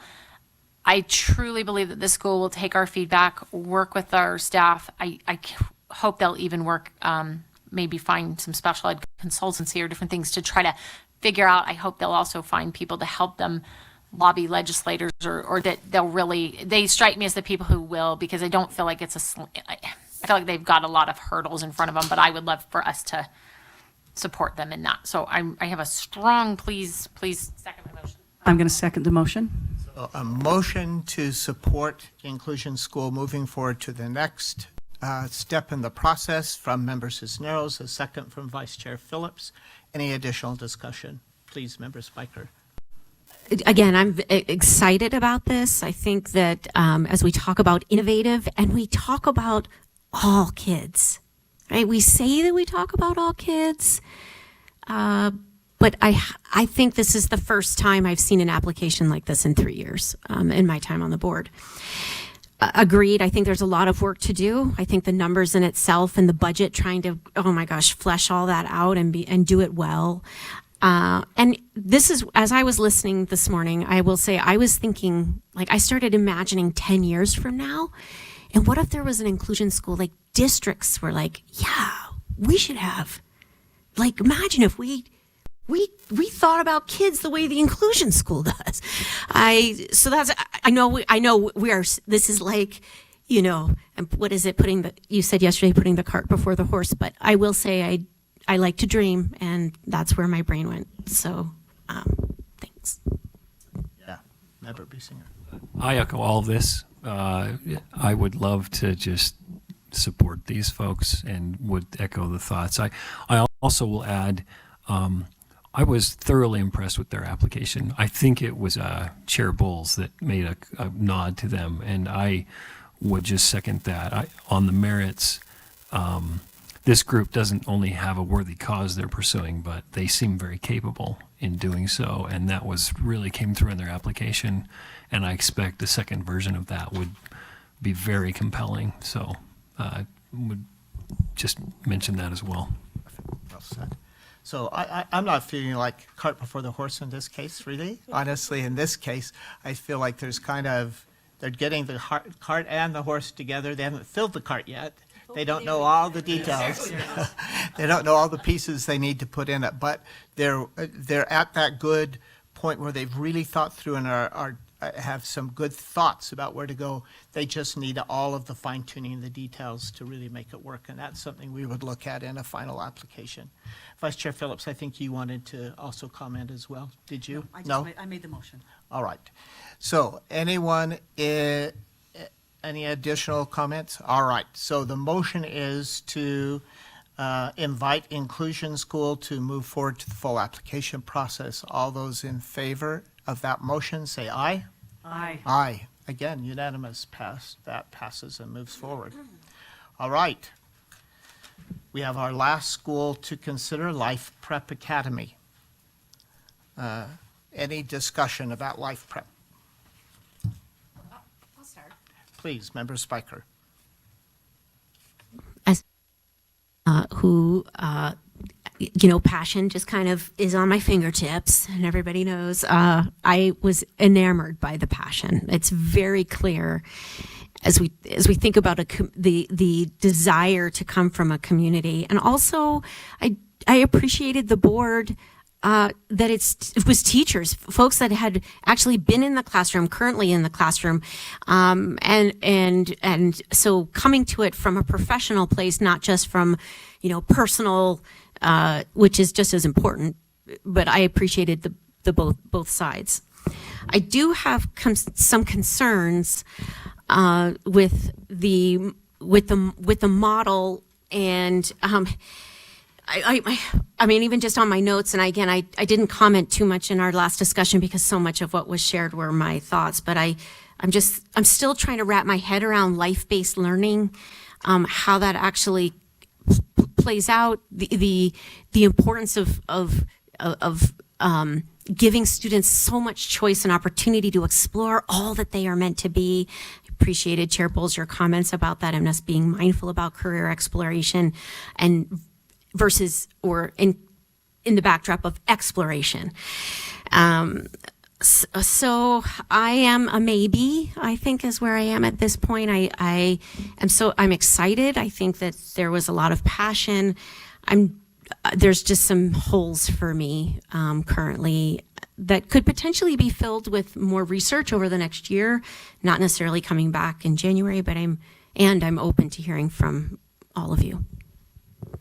Okay, thank you so much. Additional discussion?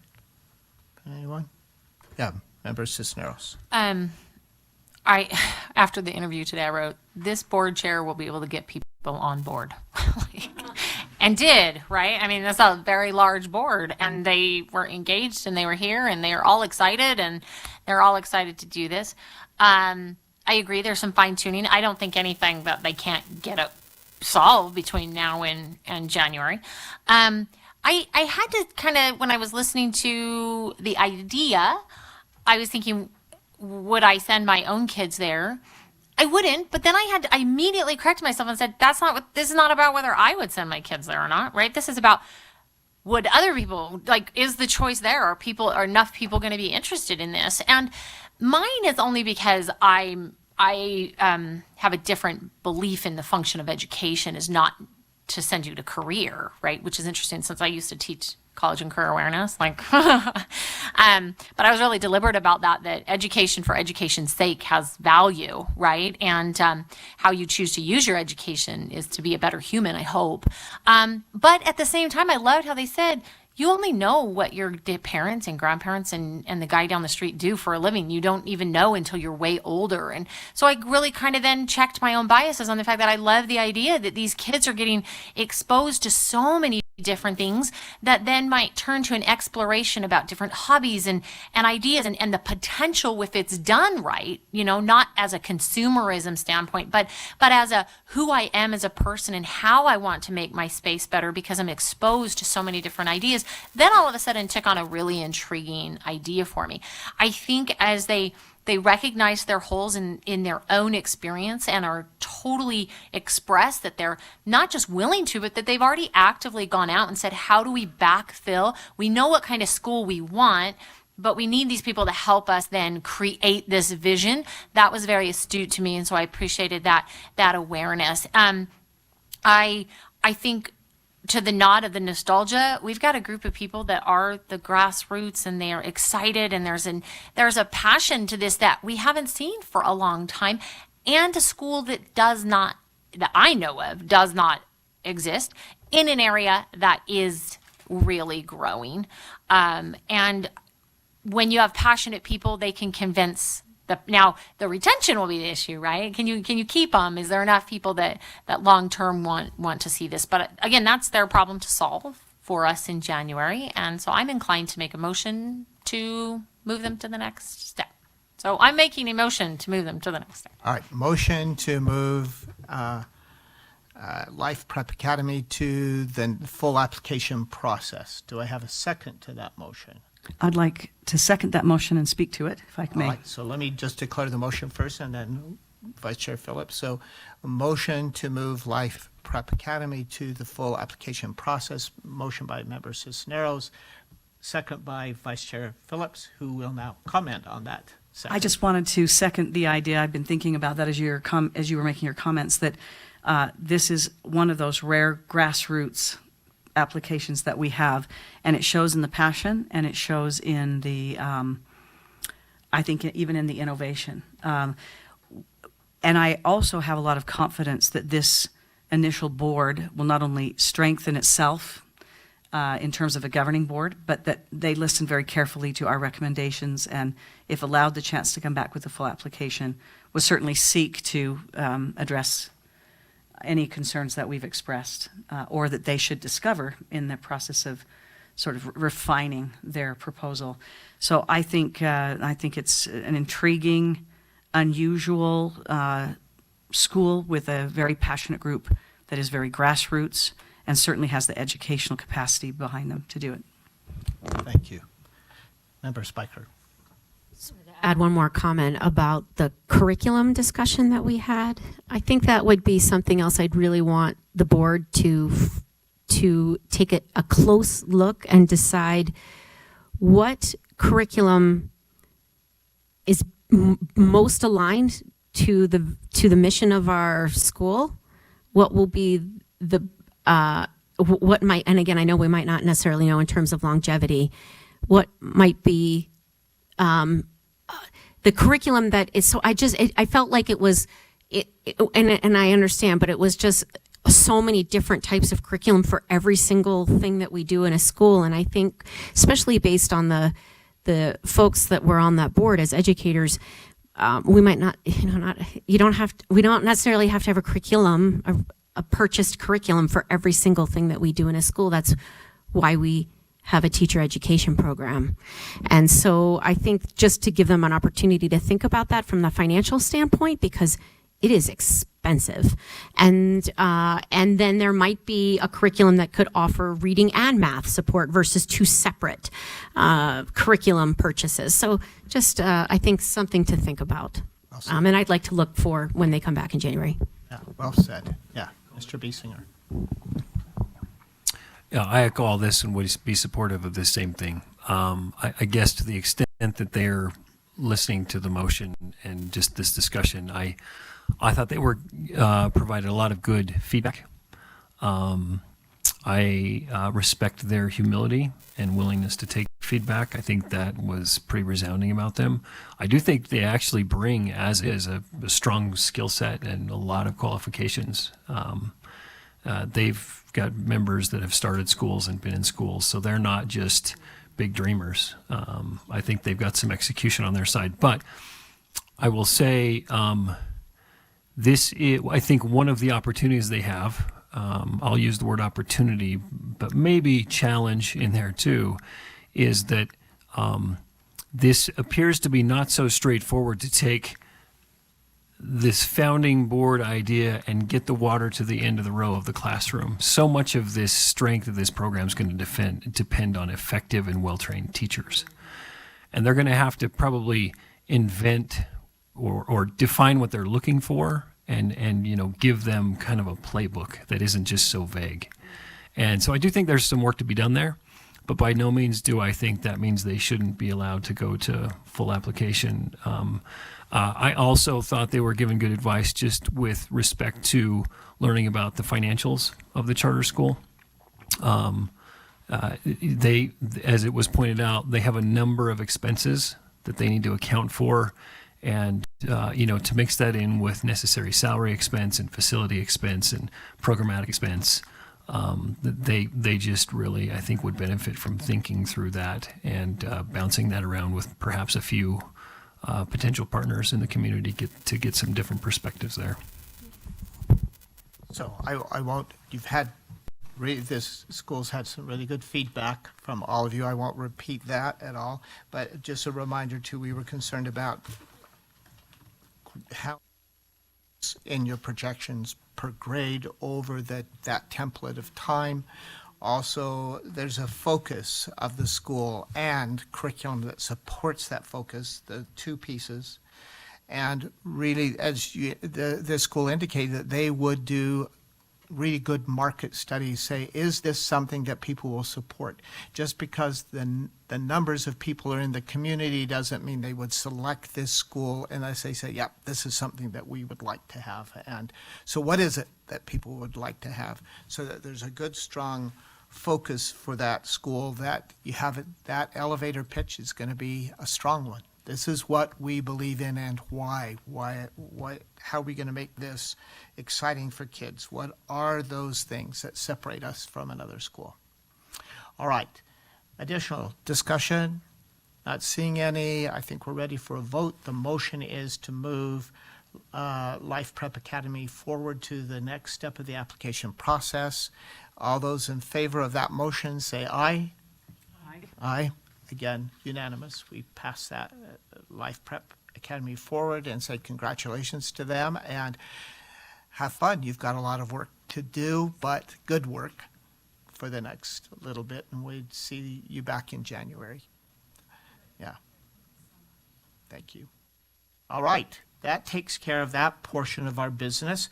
We have another set of business that we were anticipating, not knowing how long it's going to take us to discuss and make decisions. We thought maybe an hour and a half. It didn't take us as long as that with 7 schools. So we're really at the item that is listed at 3:30 on our agenda, but I'm just going to ask Director Stephenson, are we okay to go ahead with those, or do we need those schools here, or? The board is probably okay to invite those schools to come up. I haven't heard a confirmation if anyone is. And they don't necessarily comment during this, right? It's just your presentation. We did tell them, it's on the agenda at 3. We recommended being here, or 3:30 by 3 o'clock, but even that's 45 minutes. So I think if you wanted to move ahead, that would be up to the board. All right, I'm going to make the decision we're going to move ahead, because we can make those decisions from the information we have and communicate that with them. They don't have to be here in order for us to make those decisions. Yes, so let's do that. Take a, I will send a quick email out. and can we, it's almost 2:20, even start at 2:30? That'd be an hour ahead of the scheduled time. Would that be all right? All right, we are on recess till 3:30. It'll be like the legislature that says sauntering. 2:30, sorry, 2:30, an hour before we are scheduled, so.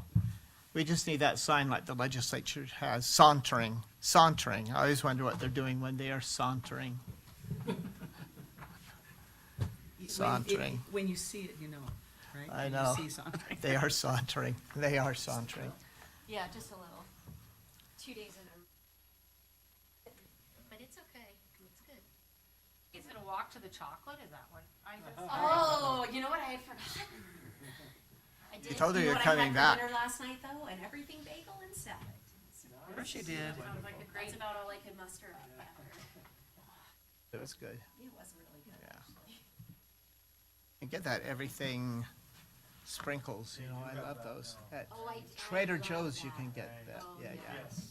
I'd actually like to make homemade kale chips. But I let her in know. my Ah. air fryer. Yeah, yeah, I yeah. think And then it's you fine, sprinkle and I that asked every- Grace just to let. Oh. No, it's fine. I I'll just. Never send done a that. link Oh out my to gosh, it Okay. is anyone wants so good. And By the time I see you next time, I will have done that. It's everything bagel seasoning. Oh, yeah, yeah. That's about all, the only time I eat kale. Okay. Well, we're good schools moving forward, but we'll see. That's number. I mean, sometimes it's. That's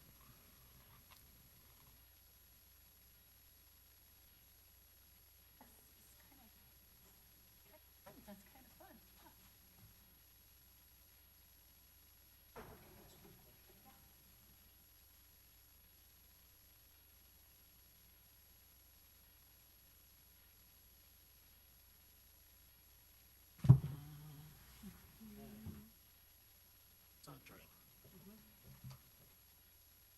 Speaking of sauntering, I'm going to saunter myself now to keep my knees going. Motion. Oh. knees if I don't remind them on a regular basis, you know?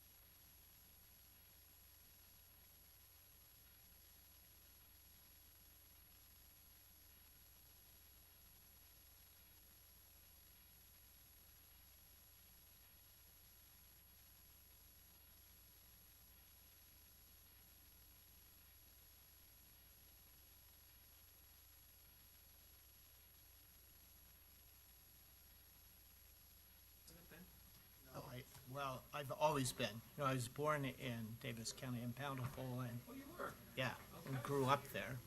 But it's not my Bowles family that are Davis County folks. That grandfather came in the Willie Handcart Company, and that his grandfather was a little boy in the Willie Handcart Company and were sent to Nephi. So, as a lot of the Willie folks were. So, but he left Nephi when he was like 18 or so. So, my Davis County folks are Hepworths and Weinigers, and yeah. So my mother was a Hepworth. So and then my great grandmother was a Weiniger, and so Talbots and Manns also but they kind of came from southern Idaho. The Talbots and Manns did primarily. So they settled there. But I was born actually Old St. Mark's Hospital, old one, across from the Wasatch Plunge that is no longer there either. That was the Children's Museum. And then I've lived in Bountiful almost all my life. So you're there currently in Bountiful? Now, once, when I left as a superintendent in 2016, I thought it would be a favor to everyone if I just moved away completely.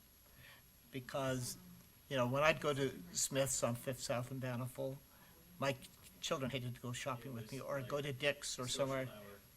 People would stop me in every aisle and we'd talk about school things, which I loved doing. I liked going, and I planned lots of time because people wanted to talk. But I was not in a position to do that anymore. So when they said, how come this is happening and that's happening, I didn't even want to give an opinion. But I started teaching at BYU. So my last month as a superintendent, I was also employed simultaneously at BYU as a professor of educational leadership. So I've been preparing new principals for schools. So two of those students, I said Wendy from the Inclusion School and Caroline Gregory from Azure Fields, were both my master's students. So I have master's and doctoral students primarily. And so this is I'll just be starting my 9th year at BYU as a professor. So we moved to Springville. We built a home in Springville. Closer to Nephi. Yeah, it's true. Yeah. Where Crystal is, who's on our board, Crystal lives in Nephi. But Crystal used to teach at Central Davis Junior High in Davis. When I was the superintendent, she was a teacher there. So, yeah, it's kind of fun. But I've been around a long time. So one of the assistant superintendents in Davis now, I taught his mother when she was in school. So, Now, you said your wife has a business partner and they still run a ballet studio in Centerville. Right. Does she commute? Yes. Then. So she keeps an old van at the Woods Cross Frontrunner station, and she gets on in the Provo station, does a lot of work while she rides up to that Woods Cross station, gets in the van and drives over to Centerville. So she does, yeah. Yeah. And her partners, I want to tell, I know her name really well. I talk to her all the time. Anyway, her partner lives in that little semicircle around the temple in Bountiful, yeah. And she's in Eccles. That's partly why she's on the Ballet West. She's the chair of the Ballet West board. But her last name is not Eccles now. That's her maiden name. It is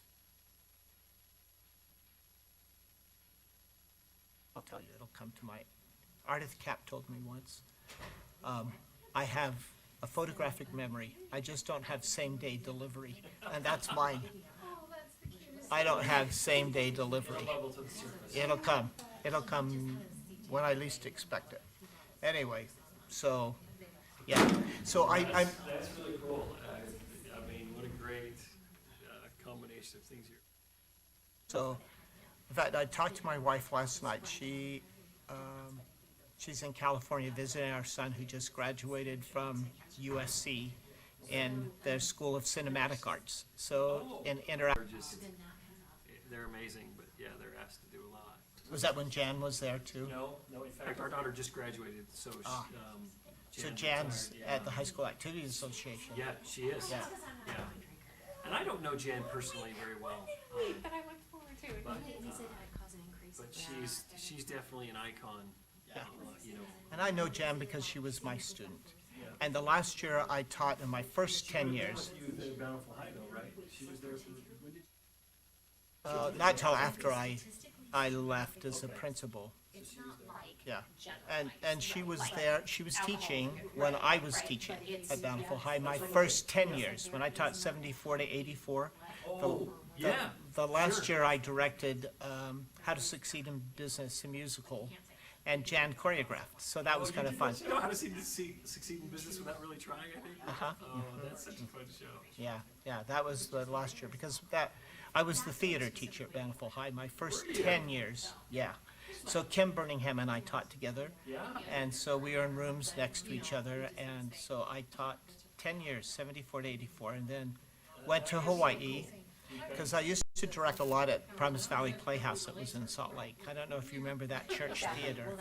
And so the last thing I directed was Annie, and it was the first time Annie was done in Utah, but it was 30 years ago, probably, let's see, 83, yeah, even 31 years ago, 83.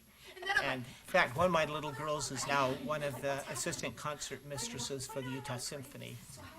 And so that long ago, so 30 years. And Ralph Rogers, who was the general manager of the Playhouse, became the general manager of the Polynesian Cultural Center and said, "Do you want to come and do that work there?" And I said, "Yes." Right. So that's how I Because went. before Centerpoint, it was Rogers Memorial Theater. Is that the same connection? When Ralph came back from PCC, he opened that theater.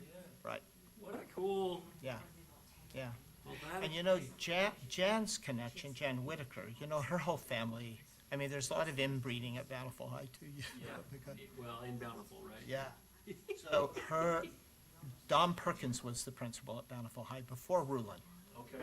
I And don't know him, but he's Don's niece. You know Sue Bayless? I do. Sue's dad. Oh. Sue's dad is Don Perkins. Sue's sister Mindy Perkins Wilson, whose husband was a doctor in Bountiful, Dr. Wilson. Because sometimes You know don't Boog at the Stringfellow? bottom of the email, Do you know there's- Boog is, He's the athletic director now. yeah, he is. He was baseball. Boog's wife is Mindy's daughter. So Mindy Perkins, Sue's sister, so Sue is his aunt. So that's all the inbreeding. But Jan's dad was the athletic director for Davis School District. And his last name was Hill, because Jan was Hill before she was Whitaker. Yeah. So all that family connection. Yeah. That's cool to Yeah. make those connections. Yeah, when I was there at Bountiful High, there were 4 generations of us. So Phil Olson, who taught me, Yeah. then I was there. And then Leanne Drake, who I taught when she was in high school. Yeah, okay. And then Leanne, there was another teacher there that Leanne had taught. So there were 4 generations. So it's kind of fun. So over all those years, yeah. And Leanne, I had Leanne about the same time I had Sharon Eubank. Sharon Eubank I taught also. I was her sophomore speech teacher, and then she was in the shows theater. So, the second youngest of the Eubanks is Kevin. Kevin and Yes, I are right. the same. Yeah. We grew up together. Yeah. My family lives very close to the Eubanks, only you Uh-huh. wouldn't know it by driving. There's kind of a forest between our Right. homes. Right. Well, I know where they live, so that I can imagine then where your family is too. We're just, my family lives right above Rocket Park, which I Yeah. still will, I always will call it Rocket Park. It is Rocket Park. Yeah, it I is remember Rocket the Park. rocket.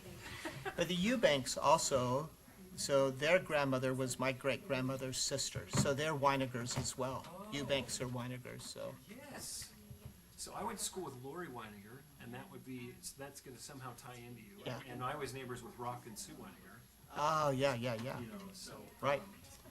Well, that grandmother lived in the house that is now the Natural Grocers or whatever it is on Fifth South. Yeah. That was my great-grandparents, my Grace Weiniger Hepworth. And that's where their house was, before it was Dee's Family Restaurant. And my Hepworth grandparents lived across the street from, it's not Union Mortuary anymore, but Russin Brothers, I guess, on Main Street. I think it's not Russin, I think they dropped. Is it Brothers. Russin? Yeah. So they are on the Smedleys were on the north side of Third North, and my grandparents owned the property on the south side. So where that is was my You would have been grandparents. right there at Shipley, right? Because Shipley was right. Shipley was the IHC building. Which is now IHC. Yeah, The older Yeah. part. Yeah. I don't know if they've expanded it now. Remember the house that was there forever that had the antiques? great. yes. IHC bought that home, tore it down, and now they've built. Okay, thanks so much, sir. A white one that was on Fourth North. Yeah. Ah, So the IHC building, there's the old Shipley building, right. and now it's more than double the size of that. They've got a pretty good facility there. That's great. Oh, that's so nice. Yeah. Well, and then across from them too, of course, Mrs. Olson's house that's now the museum. We always call it Mrs. Olson's. I used to pull weeds in her garden, but down was the cottage. Do you know the cottage? It's on the corner. It used to be an ice cream store, but it has antiques in it now too. The one that's on the corner Okay, of well, Main Street and Fourth yeah, I wouldn't North. know that as the cottage. It but used I to be know right called the where you're talking cottage. It about. was ice cream Yeah. shop. Yep. And that's my sister's husband's family owned that, the Williams.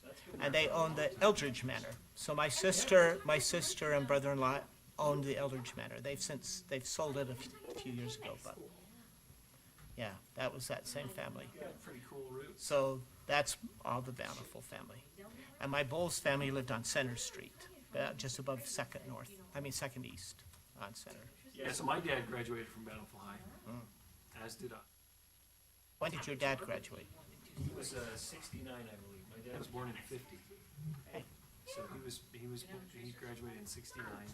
He was 2 years ahead of me in school, because I graduated from Bountiful High in 71. Did you? Uh-huh, yeah.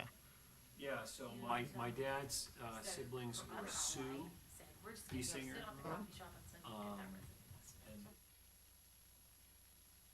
and my dad's name is Bryn. Oh, But yeah, yeah. So most of my dad's growing up, my grandparents, I should say, they're just north of Center Street below. See?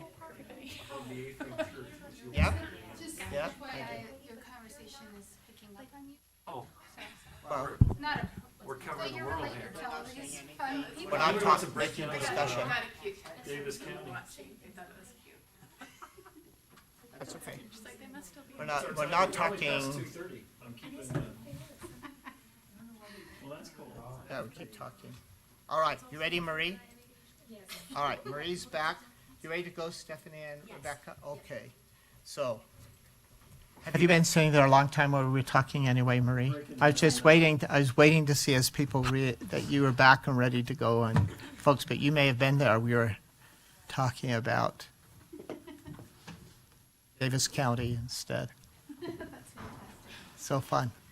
Yeah, so good. All right. In fact, we were just talking about that Clint's son was on Broadway as Billy Elliot in the musical Billy Elliot. And he's not the only Broadway star from Bountiful, too. Do you know, in 1971, a Bountiful resident won Best Supporting Actor on Broadway in a musical, for the musical The Rothschilds. Yeah, King Curtis. Wow. Yeah. Yeah, cool, huh? I know. That's kind of fun. All right, so others. So we just had to wind down from our Davis County discussion. Here we go. So we're ready now to discuss and take action potentially on small expansion requests. We have 5 schools, and Ms. Stephenson will lead us through the requests. Thank you, Chair. And we did notify the schools real quick. Some are joining us online now, and a few are trying to still get here as quickly as they can. They did want to express their support and wanting to be here and show that this is an important matter to them. So as far as the process, just because it has changed even a little bit since we did this last year, we just wanted to make sure that everyone was aware where we are currently in this.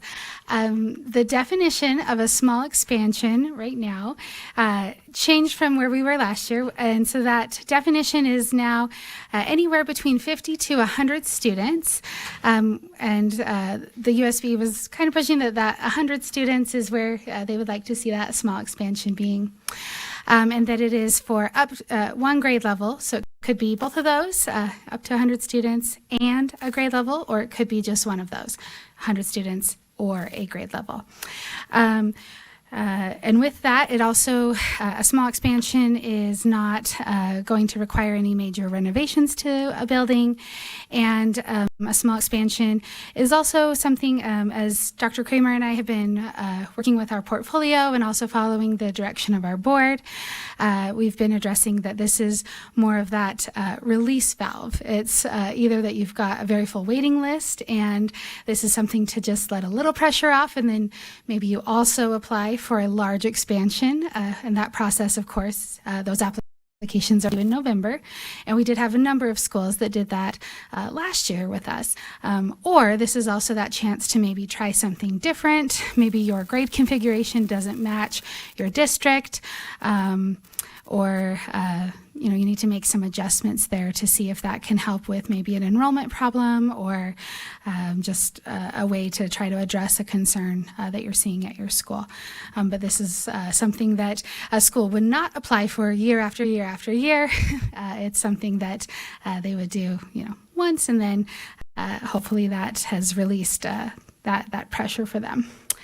So as far as that, they need to meet the definition, and then a justification of need is received in their application. And then we also check for any concerns.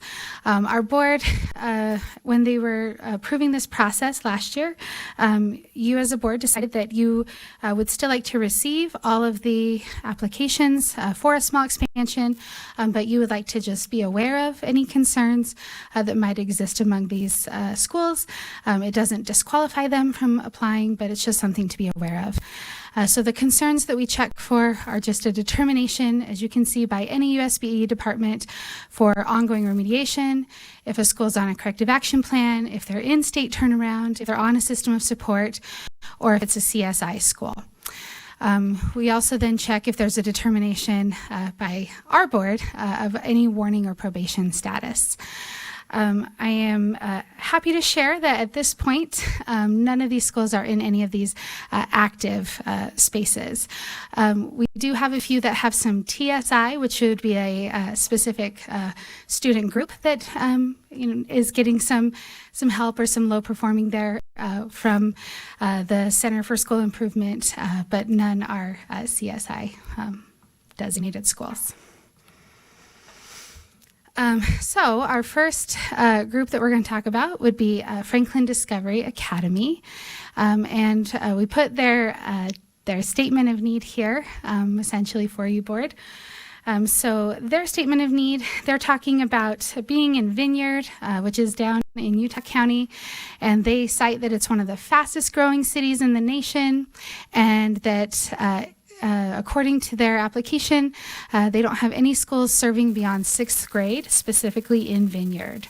They said that an expansion would be a game changer for their students because it helps to provide a soft landing and a smoother transition by giving that extra year in a place that's familiar and a supportive environment during that awkward 7th grade year where students are experiencing physical and emotional changes. It would also help with continuing academic and social development, better prepare them for junior high and high school, while reinforcing a strong foundation of creativity and curiosity that they have built in earlier grades, which aligns then with their mission. They did put a note here that they applied for a satellite last year, and staff can confirm that due to the rules that were in place there, their application was not brought to the board. It was disqualified, and so they do feel like they would like to be able to pursue at least this small expansion at this point. They are asking for both adding a 7th grade to their offering as well as 100 additional students. So as far as those technical pieces, right now, they are only serving those K-6 students. So again, that request to add 7th grade. Of those K-6 students that they are serving in school year 24, they were sitting at 97% enrollment on their October 1 count. That put them right at 725 out of 750. So it seems like it may be a need that school does have, as they do appear to be pretty full. And as far as their mission statement, it just has here they want to encourage an experience-rich school environment. It frees teachers and students to explore their interests and opportunities. They want their students to find joy as lifelong learners, and that's why they have their motto of create, play, inspire, and learn. And so that is the request from Franklin Discovery Academy. And Chair, I'm assuming you would like me to continue through all 5 like we did last year, or would you like to stop and discuss at this point? Let's talk about the pleasure of the board. While it's fresh on your mind, would you like to take a vote on each one as opposed to, I'm kind of thinking that might be helpful to us right now. And I do believe, excuse me, point of order, Chair. I do believe that Director Price is online at this point.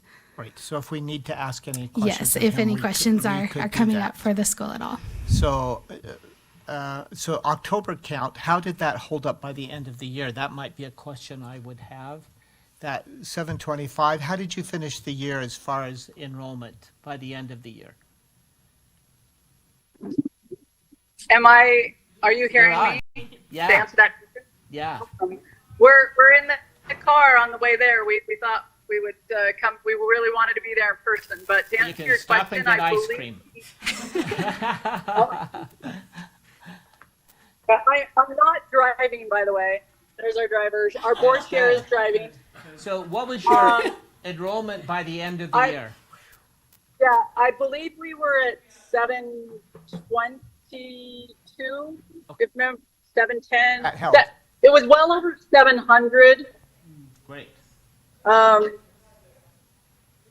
Somewhere in there. Thank you. That's useful. If I had my computer, I could find out, but I don't have it in front of me. That's close enough. That gives us an idea that you kind of have held stable through the year. Yes, where you are. over rate. We ended the year, I think we calculated with only losing 3% of our students during the school year. Okay. Thank you. All right. So let's go ahead. Member Spiker? Let me ask a clarifying question, and I'm sorry if I missed it. Just based on the, in terms of grade 7, I heard in terms of the transition year, is the high school model an 8-12? Are you meaning as far as licensure goes? No, so the school is a K-6 currently, right? And they want to add 7 Yes. and a 7th grade on 100 students. My question is, so in terms of the models in the community, of the traditional public schools, is it a 7-9 junior high? Is it a 6-8 middle school? Is it a 9-12 high school? Is it a 10-12 high Right. school? I'm just curious. Yeah, no, we're in the Alpine School District area, and they are generally 7, 8, 9 junior highs, and then 10, 11, 12 high schools. Right. Okay. Thank you. Can I ask a quick question? Yes, please. I'm just curious, you want to go to 7th grade, did I hear that correctly? So what's your 6th grade enrollment? And I asked, what's your current 6th grade enrollment, and what do you expect your 7th grade enrollment to be And then maybe just Sure. speak, well, answer that, sorry. Okay, yeah, for this coming school year, we're pretty close to 100. I think last I looked, we were in the 90s somewhere in 6th grade, and 90 to 100. And that's generally where we try to sit with all of our grades, is 100 in each grade level. With some are a little more, some are a little less, just depending on,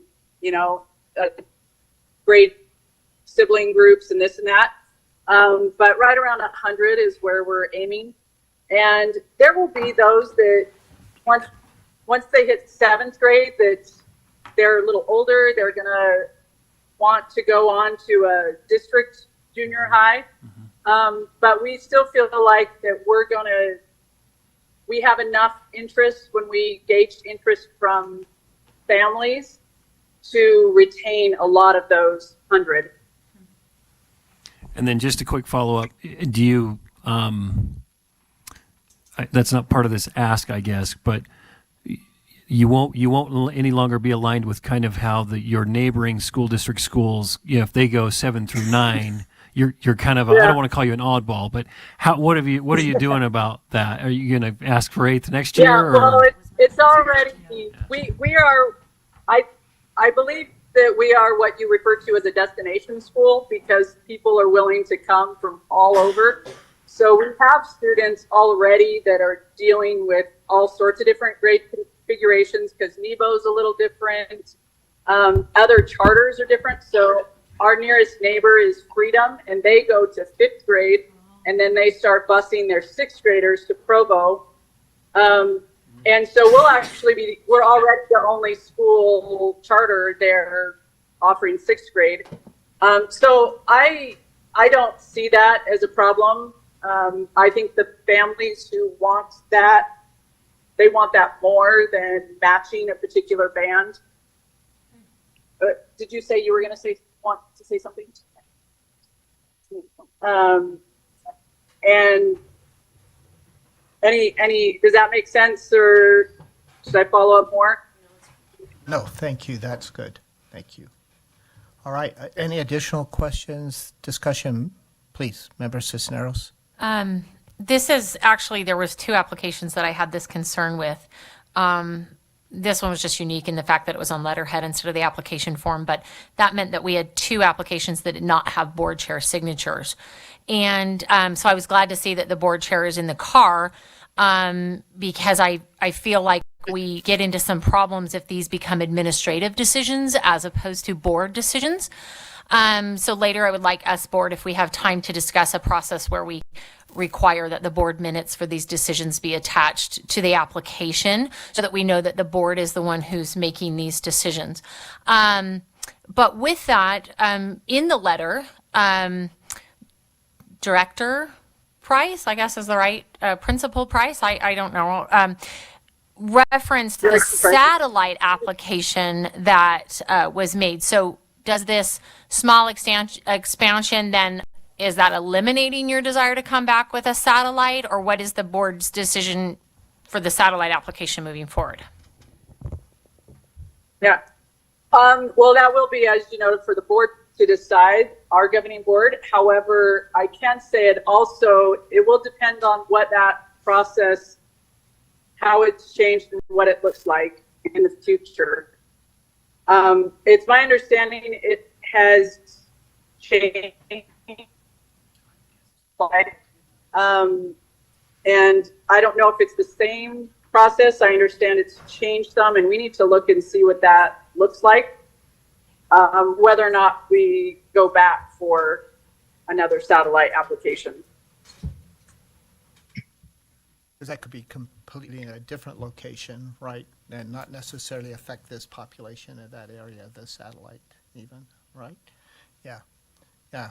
Good point. Thank you, though, for asking this board. And we've made that point several times, that this needs to be board actions, right? So thank you for making sure we talked about that. Additional discussion, anyone? So I don't want to drag this out. That's all right. Yeah. Do you have space within your existing physical footprint to host house another 100 students and and related staff, or do you have to blow out a wall and add 2 classrooms? No, we have a very modular sort of model, and so it can be very much worked into what our existing schedule looks like.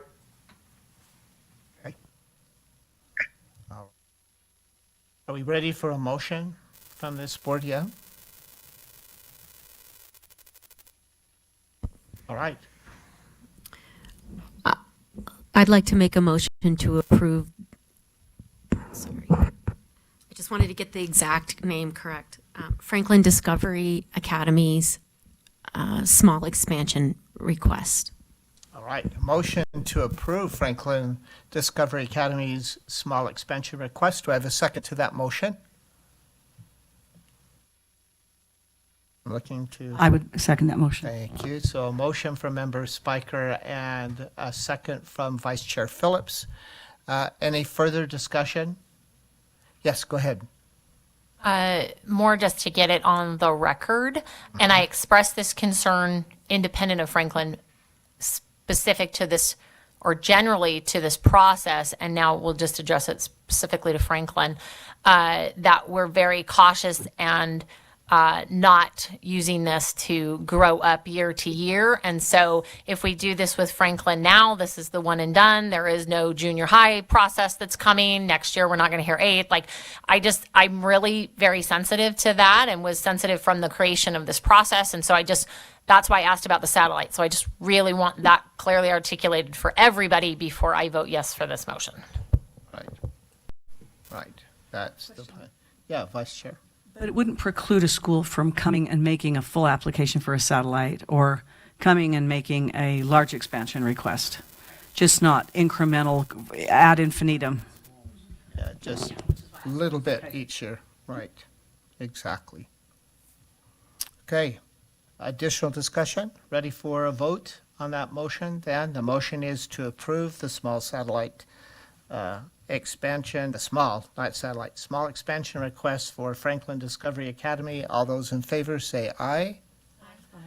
And that, any opposed, we all said aye. So I think that is a unanimous vote. Congratulations. You have approval. Thank you. To expand. Now go get ice Thank cream and you can go home. Go to a movie instead. Said to your family, that meeting went I guess so we'll long. get off the freeway. I went to, I would have liked to have gone to see Twister, but that meeting just went so long. Say, take advantage, Director Price. Yeah. You're just still in a meeting. Yeah, go have a little break. That's good. All right. Okay. Congratulations. All right. Go and serve That's good. kids. All right. Wonderful. All right, the next one on the list then. All right. Our next one is Uinta River High School. And you'll make sure, just maybe a follow-up, that we get that signature from the Yes, we will. board chair. Thank you. Perfect. Uinta River High School, and so they are asking to add 100 additional students, and their justification statement talks about how this is essential to meeting the increased demand, as well as alleviating some community frustrations, and it also helps them to further embed teaching culture within their Native American community. They are currently operating at capacity. They have a growing waiting list. And so the expansion would allow them to offer more students the opportunity to be able to benefit from some of those unique advantages that Uinta River High School offers. And then they listed out that would be the small class sizes, as well as personalized intervention help, and also the ability to attend school on the native lands there. So the technical piece here, as you can see, they currently serve 9th through 12th grade students, and they are at 99% enrolled, so 79 out of 80 for school year 24.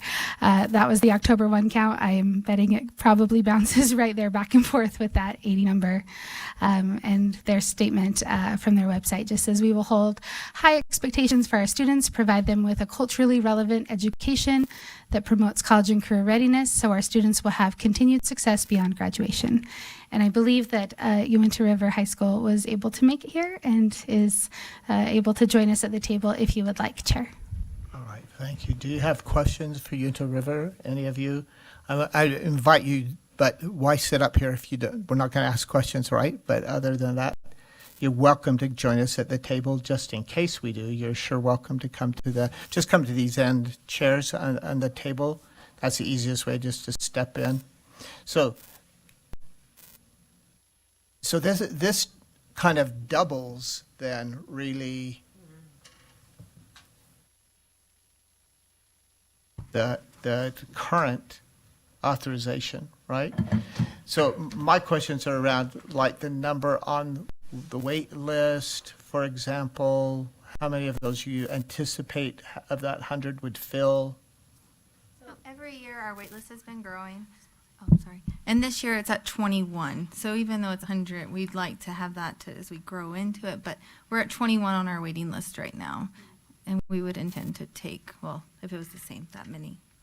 So, but every year it's growing a little more, and the community's very frustrated. And so, and we're working with the tribe right now. The tribes want to build us a new school building. So knowing that would help push that with the tribe as well. So. Yes, Vice Chair Phillips. So with the exception of this year, I've been able to attend the graduation ceremonies for the last number of years, with a little bit of a hiatus on the COVID year when we were all shut down. And I've also been following closely the data that suggests that our Native American students do much better overall than they do in the district high school that is the high school of residence near Uinta River. That you guys are doing a much better job at showing pathways to the dream, right? Whatever that may be for each student. So just general academic achievement. So I would love to see the school have an increased capacity to serve students who would like to come and with kind of a growth trajectory moving forward. I know that this school also does an exceptionally good job with adult education and has had a number of adult graduates every year as well with our with the graduation. So anyway, I would throw my full support around this small expansion. Additional comments from the board? Yeah, Mr. Biesinger. I'm not familiar with your school, but this sounds great, and appreciate the comments from Member Phillips. I'm just wondering about, again, your facility constraints or capacity. How does that align with an expansion as far as your space and what you might need or what you already have available to you? As of right now, we could house what's on our waiting list and some more. If my boss and I have talked about getting modulars in, but we're hoping that once we start not having angry parents going, that we have kids and there's more wanting to come, that's just going to keep the tribe. Like the school's been drawn up, everything. Now the tribe's just trying to agree on a location is where we're at right now. But we're working with builders, and so we're hoping this will help move the tribe along. Because right now, some of their frustrations are the angry parents that don't get in. Sure. So, but your anticipation is if this 100 students is approved, that it would be incremental over time that you'd build to that point, but you anticipate that there would be another 100 students over time that would fill that space and maybe have a new school by that point. Okay. And do you, I'm just not familiar, but how is that? How do you anticipate that being paid for? Will that just be through like a traditional loan, or is this donated in kind by the tribe? Okay, well that's because it's on tribal land, it has to be paid for by the tribe. Okay. Yeah. Thank you. Yeah. All right. Thanks. Now, did you actually, was that a motion, Vice Chair Phillips, you made, or? I would love to make it. All right. I would like to move that this board grant Uinta River the requested small expansion per the submission request to our staff. I'm thinking that Member Spiker wanted to second that. Yes. Second. So a motion from Vice Chair Phillips and a second from Member Spiker. Additional discussion? Go ahead. I was actually just hoping we missed having them introduce themselves of who they are at the table. We and could do that. Curious for that. Sure. Sure. But then I'll, if Yeah, you want to call for the absolutely. motion. Would you I'm- introduce yourselves, each of you? Hey, Luck, I'm the principal. Lori Fitchett, the Special Education Director. Wonderful. And my name's Art Silva. I'm the school board chairman, girls basketball coach, and the cross-country boys and girls basketball. Bless you. So Yeah, yeah, that's you so guys great. don't know how much this means to our community Yeah. to get this advancement forward for us. Thank you. We have a lot of something that's not said. I work for the tribe, and I hear it from the tribal membership. You know, kids are going to these other schools, Uinta River and Union, and it's really difficult that they can't get into our school because they're struggling in the school that they're in. They don't have the extra help from the teachers that we provide for them, so. And I suspect probably friends too. It's nice to have friends together in the same school as well, family. Can I just say that Yes. being the special ed director, when I very first started, we had about 8 students. This year we have 21. About a quarter of our students are on IEPs. So we spend that time with these students to help them, literally. When I've had aides about ready to give up because they put their all into helping these students. Yeah. And I can attest to that myself. I'm sure you can. The paperwork alone is staggering, isn't it? Yeah. But thank you for doing it and taking good care of them. Thank you for that. Yeah. And it's the Ute tribe, right? We're talking about. Yeah. Yeah. The Ute tribe. Yeah. So great. Yeah. My brother-in-law worked for the Ute tribe for some time, so we have a special affinity. The only word I know in Ute is not one I will say here. So.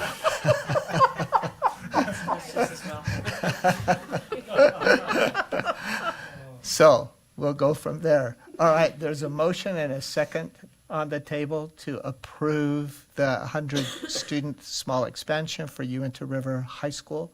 All those in favor of that motion say aye.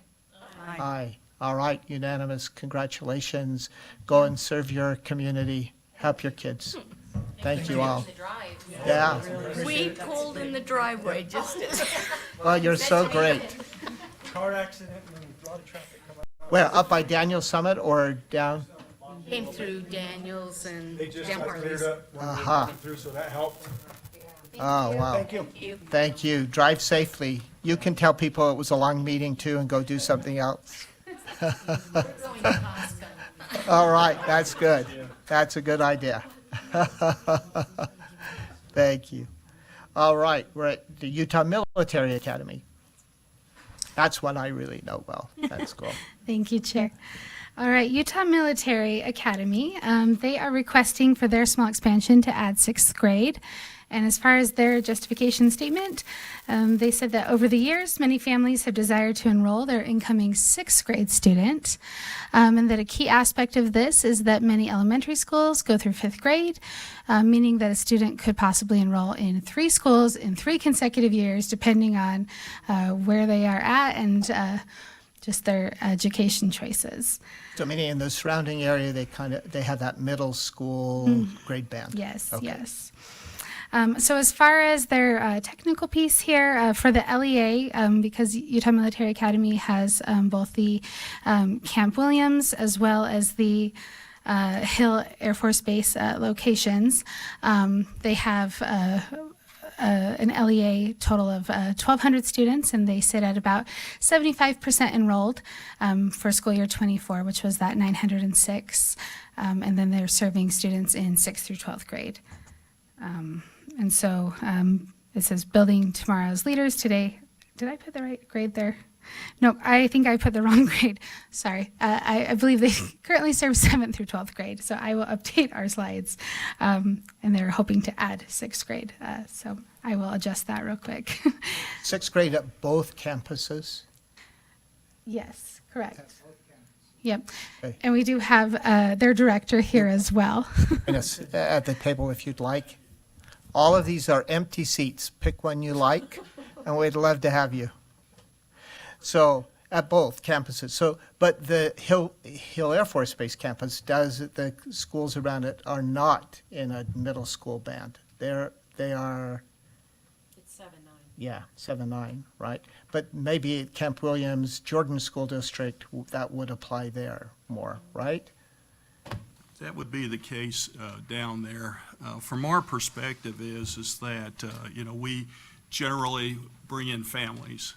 So it's kind of remarkable, we're not necessarily enrolling one child, in each family unit, we're enrolling 2 to possibly 4 children within the program, multiple grades.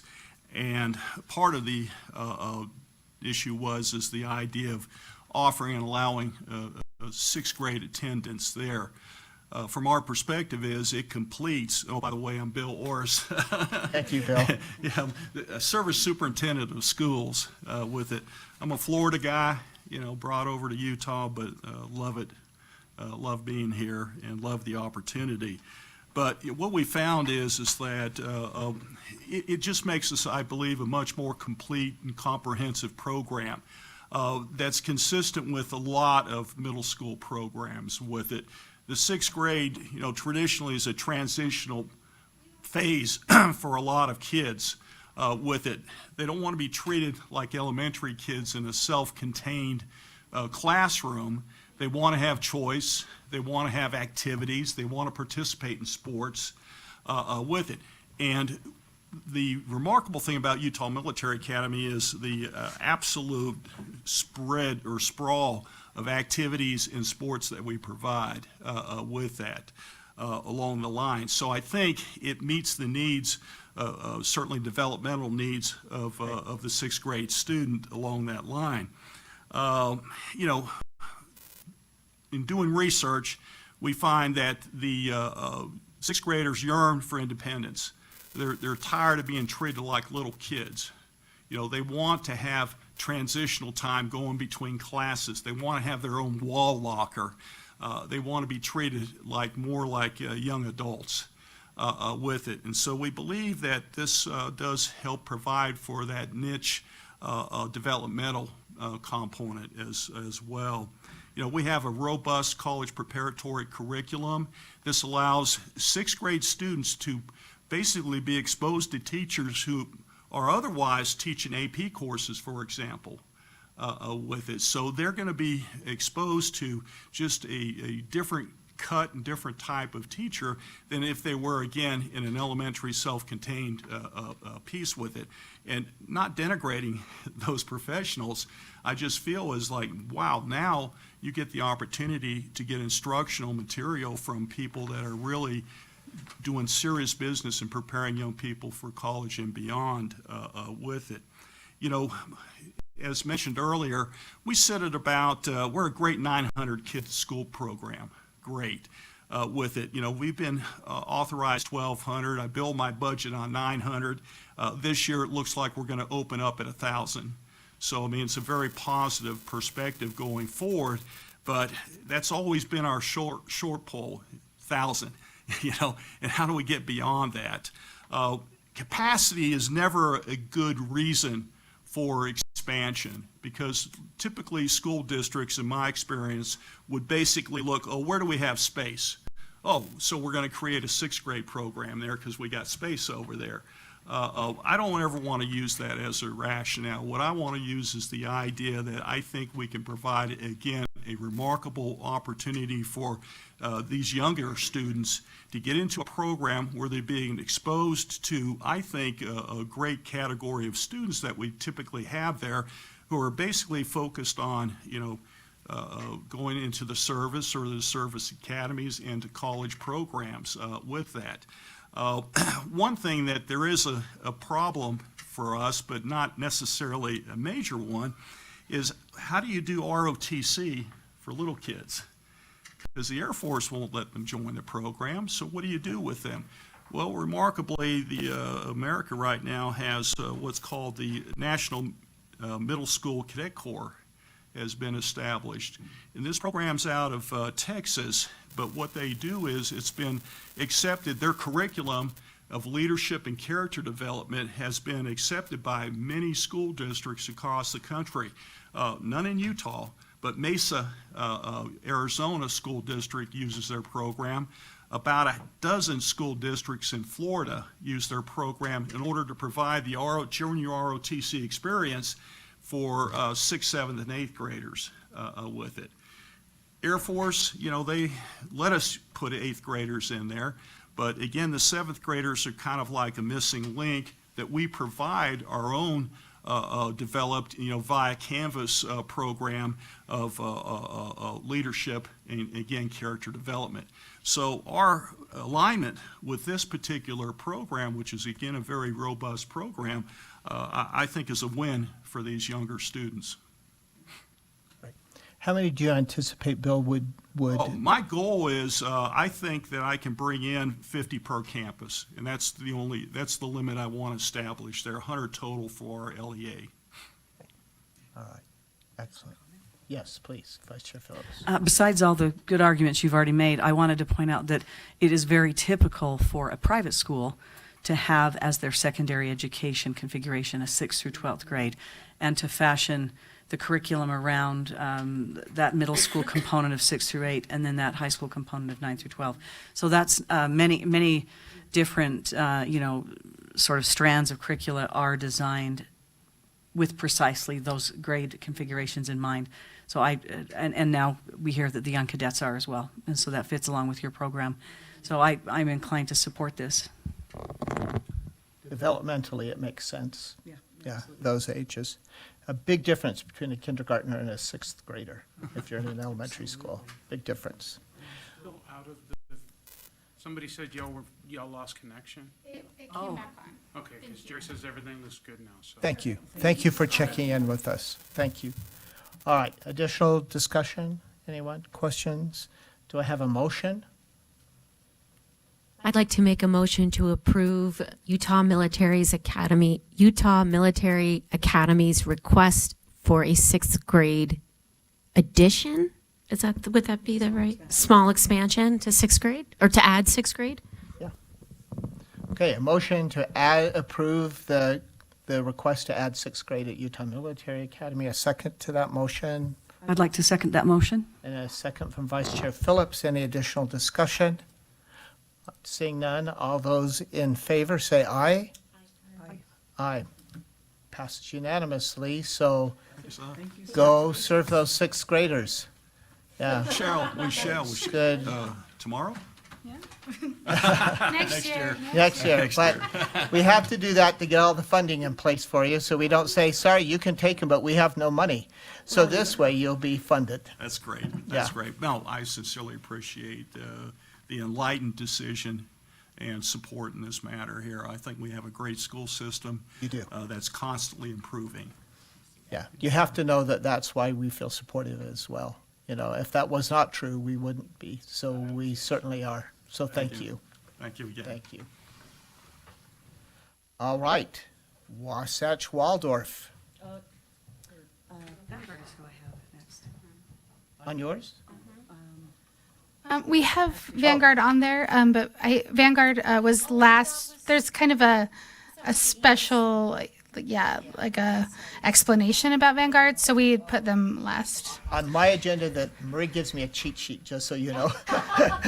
So on my cheat sheet, it says Wasatch next. So I didn't mean to skip Vanguard, so I'm glad you called me to it, because I very well could have skipped an item, so. Chair, Yeah. I just want to make a disclosure if I Yes, could. please. Again, I know I'm not going to be voting on this, but just because I want to build the right habits, I would declare what I think should be considered a conflict with Wasatch. That is a school that in my career we we have worked with and anticipate working with on, a facility component to their expansion. So I guess I could just use the protocol. Do I stay quiet and stay in the room? Do I leave the room? I want to understand. Stay with us. You don't need to step out at all. And if we have financial questions about their viability, we'll ask you. I think that probably won't happen, but we'll comment, but I just Yeah. want to make sure I'm. Thank you for disclosing it. I think we've made that a practice so that we're always transparent in that. So that's why I made sure I pointed out two students of mine. That's why Rebecca earlier noted one, why Vice Chair Phillips noted one. So thank you for doing the same. All right, go ahead, Marie. Thank you. All right, we have Wasatch Waldorf and their small expansion request, and I believe that they're joining us online. Great. This is Chair Johnson, and I'm not sure who else is joining from the school, but I know Director Merchant is out of town, and so she was able to make sure that some of her team could join us. With their request, I put 50 to 60. I just wanted to clarify on that.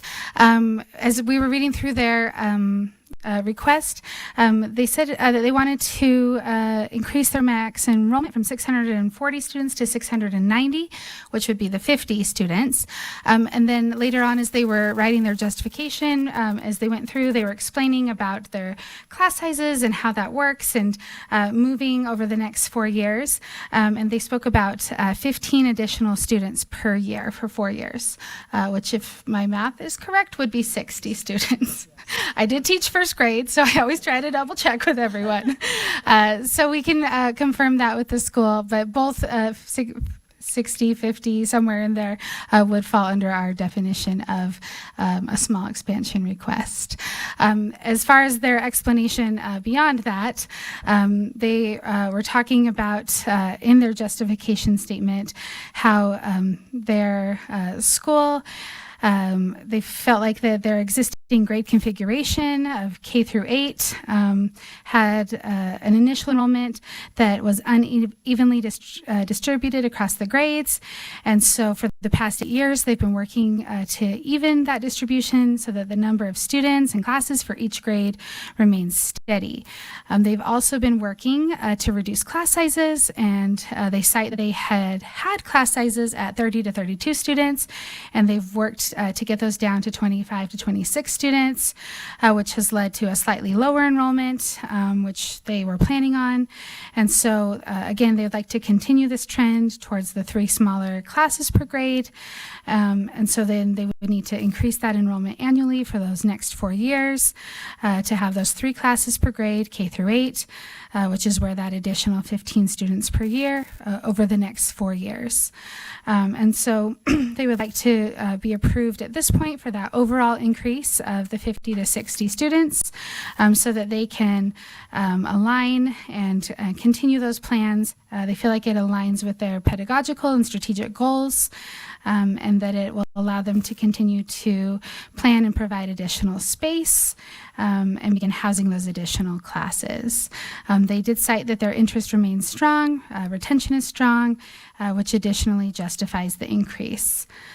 As far as their technical pieces, they do serve students in K through 8, and even with those changes that they've made, they've maintained about 98% enrollment for school year 24, which was 625 students out of the 640.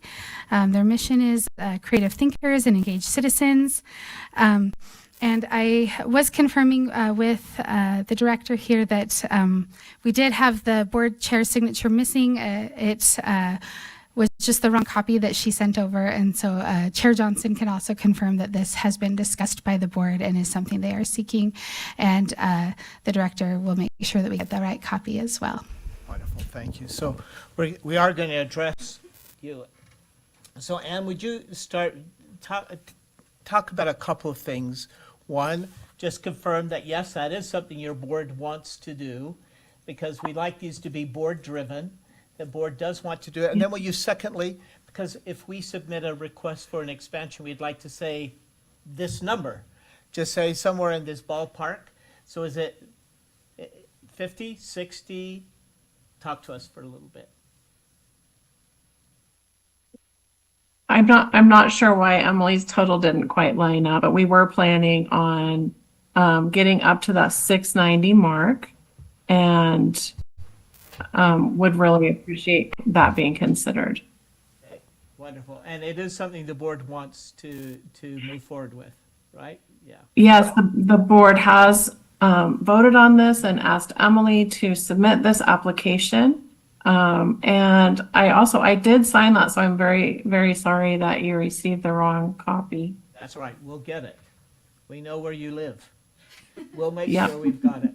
So it'll be all okay. All right. So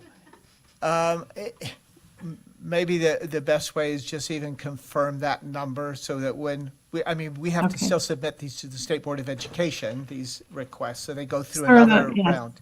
So we'll, The number, yeah, go ahead. I think why the number doesn't match is our goal our budget goal for next year is 635. So adding the additional students would be in the following 3 school years.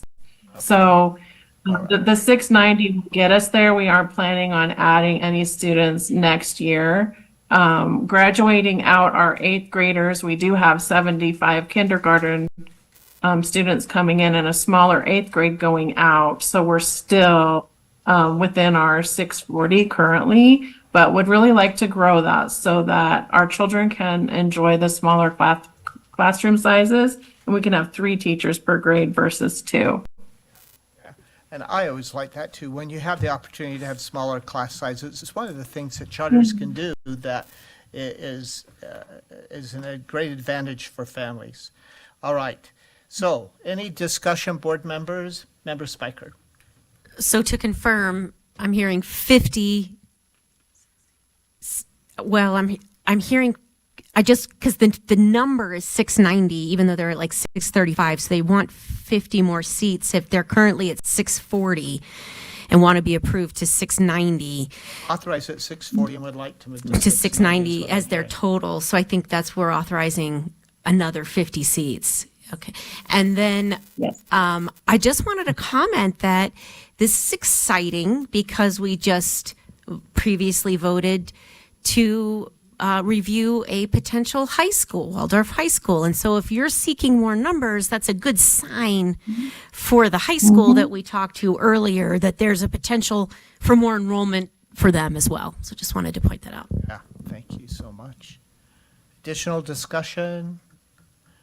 Are we ready for a motion? Someone will take a turn. Member Spiker? I keep looking over at Member Cisneros and making googly eyes at her, googly motion eyes, and it's, Okay, so I would like to make a motion to approve Wasatch Waldorf's small expansion request of 50 students. All right, so a motion to approve the 50 additional students for Wasatch Waldorf. Do I have a second to that motion? I apologize. I don't recognize motion googly eyes. Nobody's made googly eyes at me in about 30 years, so I'm out of practice. You have to do like Meister Phillips. You have to just stare at me. I get that. On that very inappropriate note, that seems to be my brand. I will second that. All right. So a motion from Member Spiker and minus googly eyes, still a second from Member Cisneros. Do we need additional discussion? All right, I'm ready to take a vote. All those in favor of the motion, which is to approve the 50 additional student requests from Wasatch Waldorf, say aye. Aye. Unanimous again. So you are approved, Wasatch Waldorf, from our step. I keep saying you're approved, go forth and do, but really they have one more step, but it's usually, do they have to go to the state board? Yeah. Usually consent agenda. But it's, it shouldn't be difficult. Yeah, we haven't yet had. Oh, that's not now anymore. Oh, Go that's right. forth and serve. That's right. Well, they just have to update their charter agreement. Right. Go forth and do well. Okay. Thank you. Serve those We'll do kids. that. All right. Thank you so much. Thank you so much. Please. So just wanted a point of order, because I know Member Biesinger, this is your first, walk in this position. So in our bylaws, in section 6, D, it's under meetings in D, basically, if there is an actual conflict of interest, a potential or actual, potential meaning, you know, you're in negotiation with School X and we're about to vote, between the state charter school board member's personal or representational interests and his or her public duties, it shall be disclosed in open meeting to the members, and that state charter school board member, this is when there's an actual conflict, shall not participate in any discussion or consideration of that matter or vote on that matter.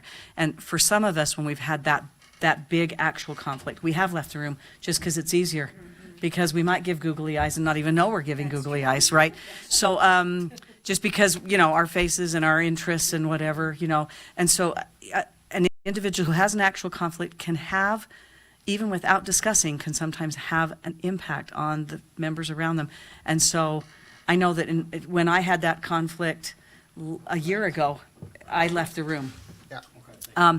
But those matters which create the appearance of a conflict or imply such, but are not necessarily, as we've disclosed today, yesterday and today, where we know someone, but there's no financial or other. Yes, that we just disclose so that the board can think about it. They may disagree that it isn't a conflict and say, we think that's actually a conflict that would require you not to be a participant. But most of the time, we can tell the difference, but always we disclose.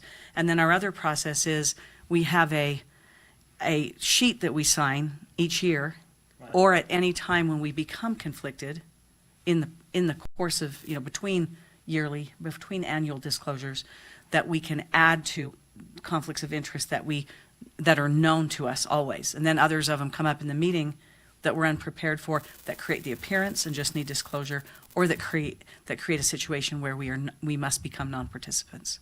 So I just wanted to make sure.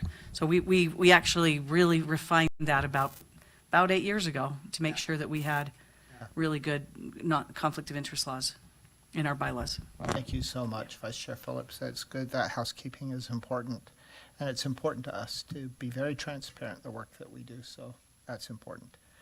All right, our last small expansion request is Vanguard Academy. Thank you, Chair. And I apologize that it was a little out of order. Just wanting to explain, how we got here. And Thank you for doing it even without being asked. You're good students. Thanks. Fantastic. And to Member Cisneros' point earlier about stacking small expansion requests, we wanted to explain why Vanguard is here again, because they did receive a small expansion request last year, and so we wanted to talk about that. And so last year, if you recall from the process and where we were at, we had been working with the USBE to establish the small expansion process. And we were a little off of schedule because we were trying to take care of it ahead of October 1. And so we were able to hear from schools in September. And so at that point, the definition of a small expansion was limited to 50 students. And following that meeting, our representative, Board Member Carey, asked about why we limited that to 50. And we reminded them that that was the USBE board rule where that definition came from. And Board Member Carey encouraged that we should revisit that with the USBE and make some updates to those definitions. That then happened following October 1. And so that went through law and licensing and through the full State Board of Education. And that rule was updated in, I believe, November or December, and then went into effect, I think, in January. And so that's when that change to the definition happened that allowed up to 100 students under the definition of a small expansion. And so when Vanguard reached out, they expressed that they had, received that small expansion last year of 50 students. Really, that 100 students would have been the helpful thing. That's what they really need with their wait list, with the amount of students they have, with the space there. And so they were just kind of exploring options to see if they could request that additional 50 students and kind of more the intent of the definition where it landed, recognizing that, you know, after this year, then that would not continue to be an option to, you know, keep stacking those small expansion requests, but to essentially bring them to where the definition is currently and where that definition changed you know, a few months after their approval last year. And so we, Director Kramer and I were able to talk about that and brought it to the executive committee and put it on the agenda. Of course, that is something for the board to consider today. But that is the reason that you are hearing from them last year and this year. They're seeking those additional 50 students to bring it up to a total of 100. Yeah. Just a quick additional thing. The other schools that were in the similar situation, that our office did reach out to those other schools to see if they had a similar request, and we didn't get a response from any of them, so. Yeah.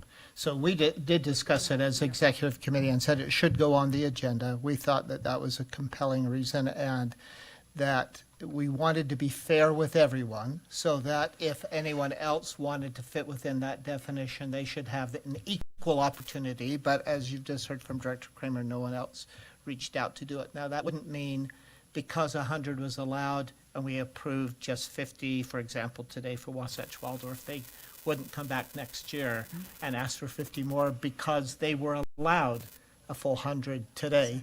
And but Vanguard wasn't allowed a full 100, though they wanted a full 100 before, and we limited them. So just to be fair, it really becomes fair for all schools to allow this request, for us to consider the request today. Yes. And then Chair, if I may, just other compelling pieces here. We did pull their number for the October 1 from the last school year, and they were sitting at 103% enrolled. So even with that request that they received, they were sitting at 568 students out of 550. And they are serving students in grades 7 through 12. As you know, they have a mission to help empower students in college and careers with exceptional math, science, and leadership skills, inspired by music and a passion for learning, and are one of our higher performing charter high schools. So, Yes, Vice Chair Phillips.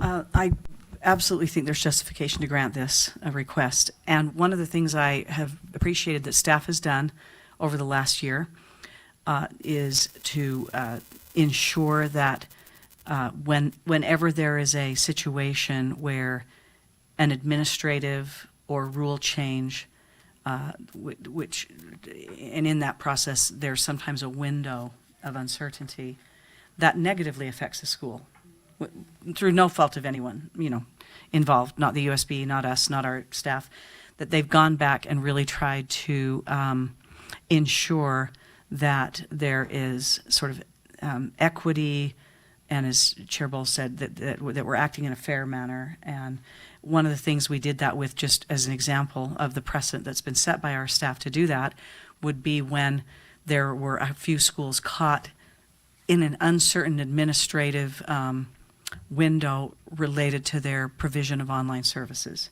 And we went back as a staff and made sure that everyone was treated fairly there who had requested and may have been denied on technicalities that were either not fair or not clear or not equally applied.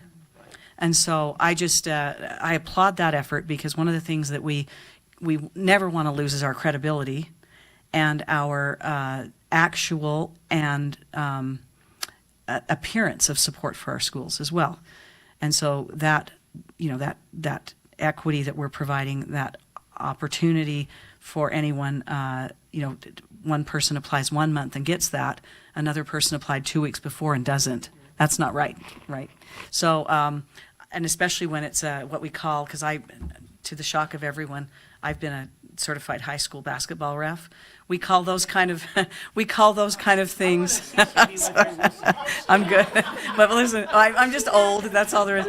But we call those in basketball correctable errors.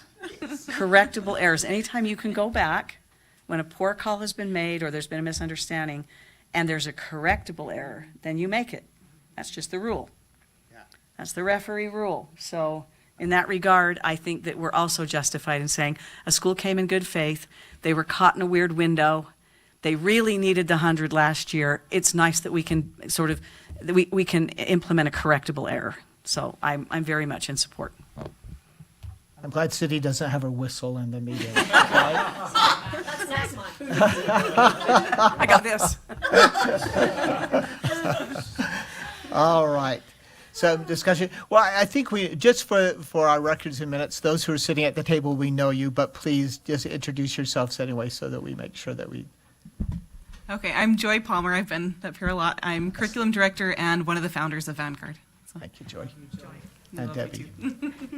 I'm Debbie Llewellyn. I'm a board member at Vanguard Academy, and I also serve on the board's procurement oversight committee. Thank you. We love Debbie. Yeah.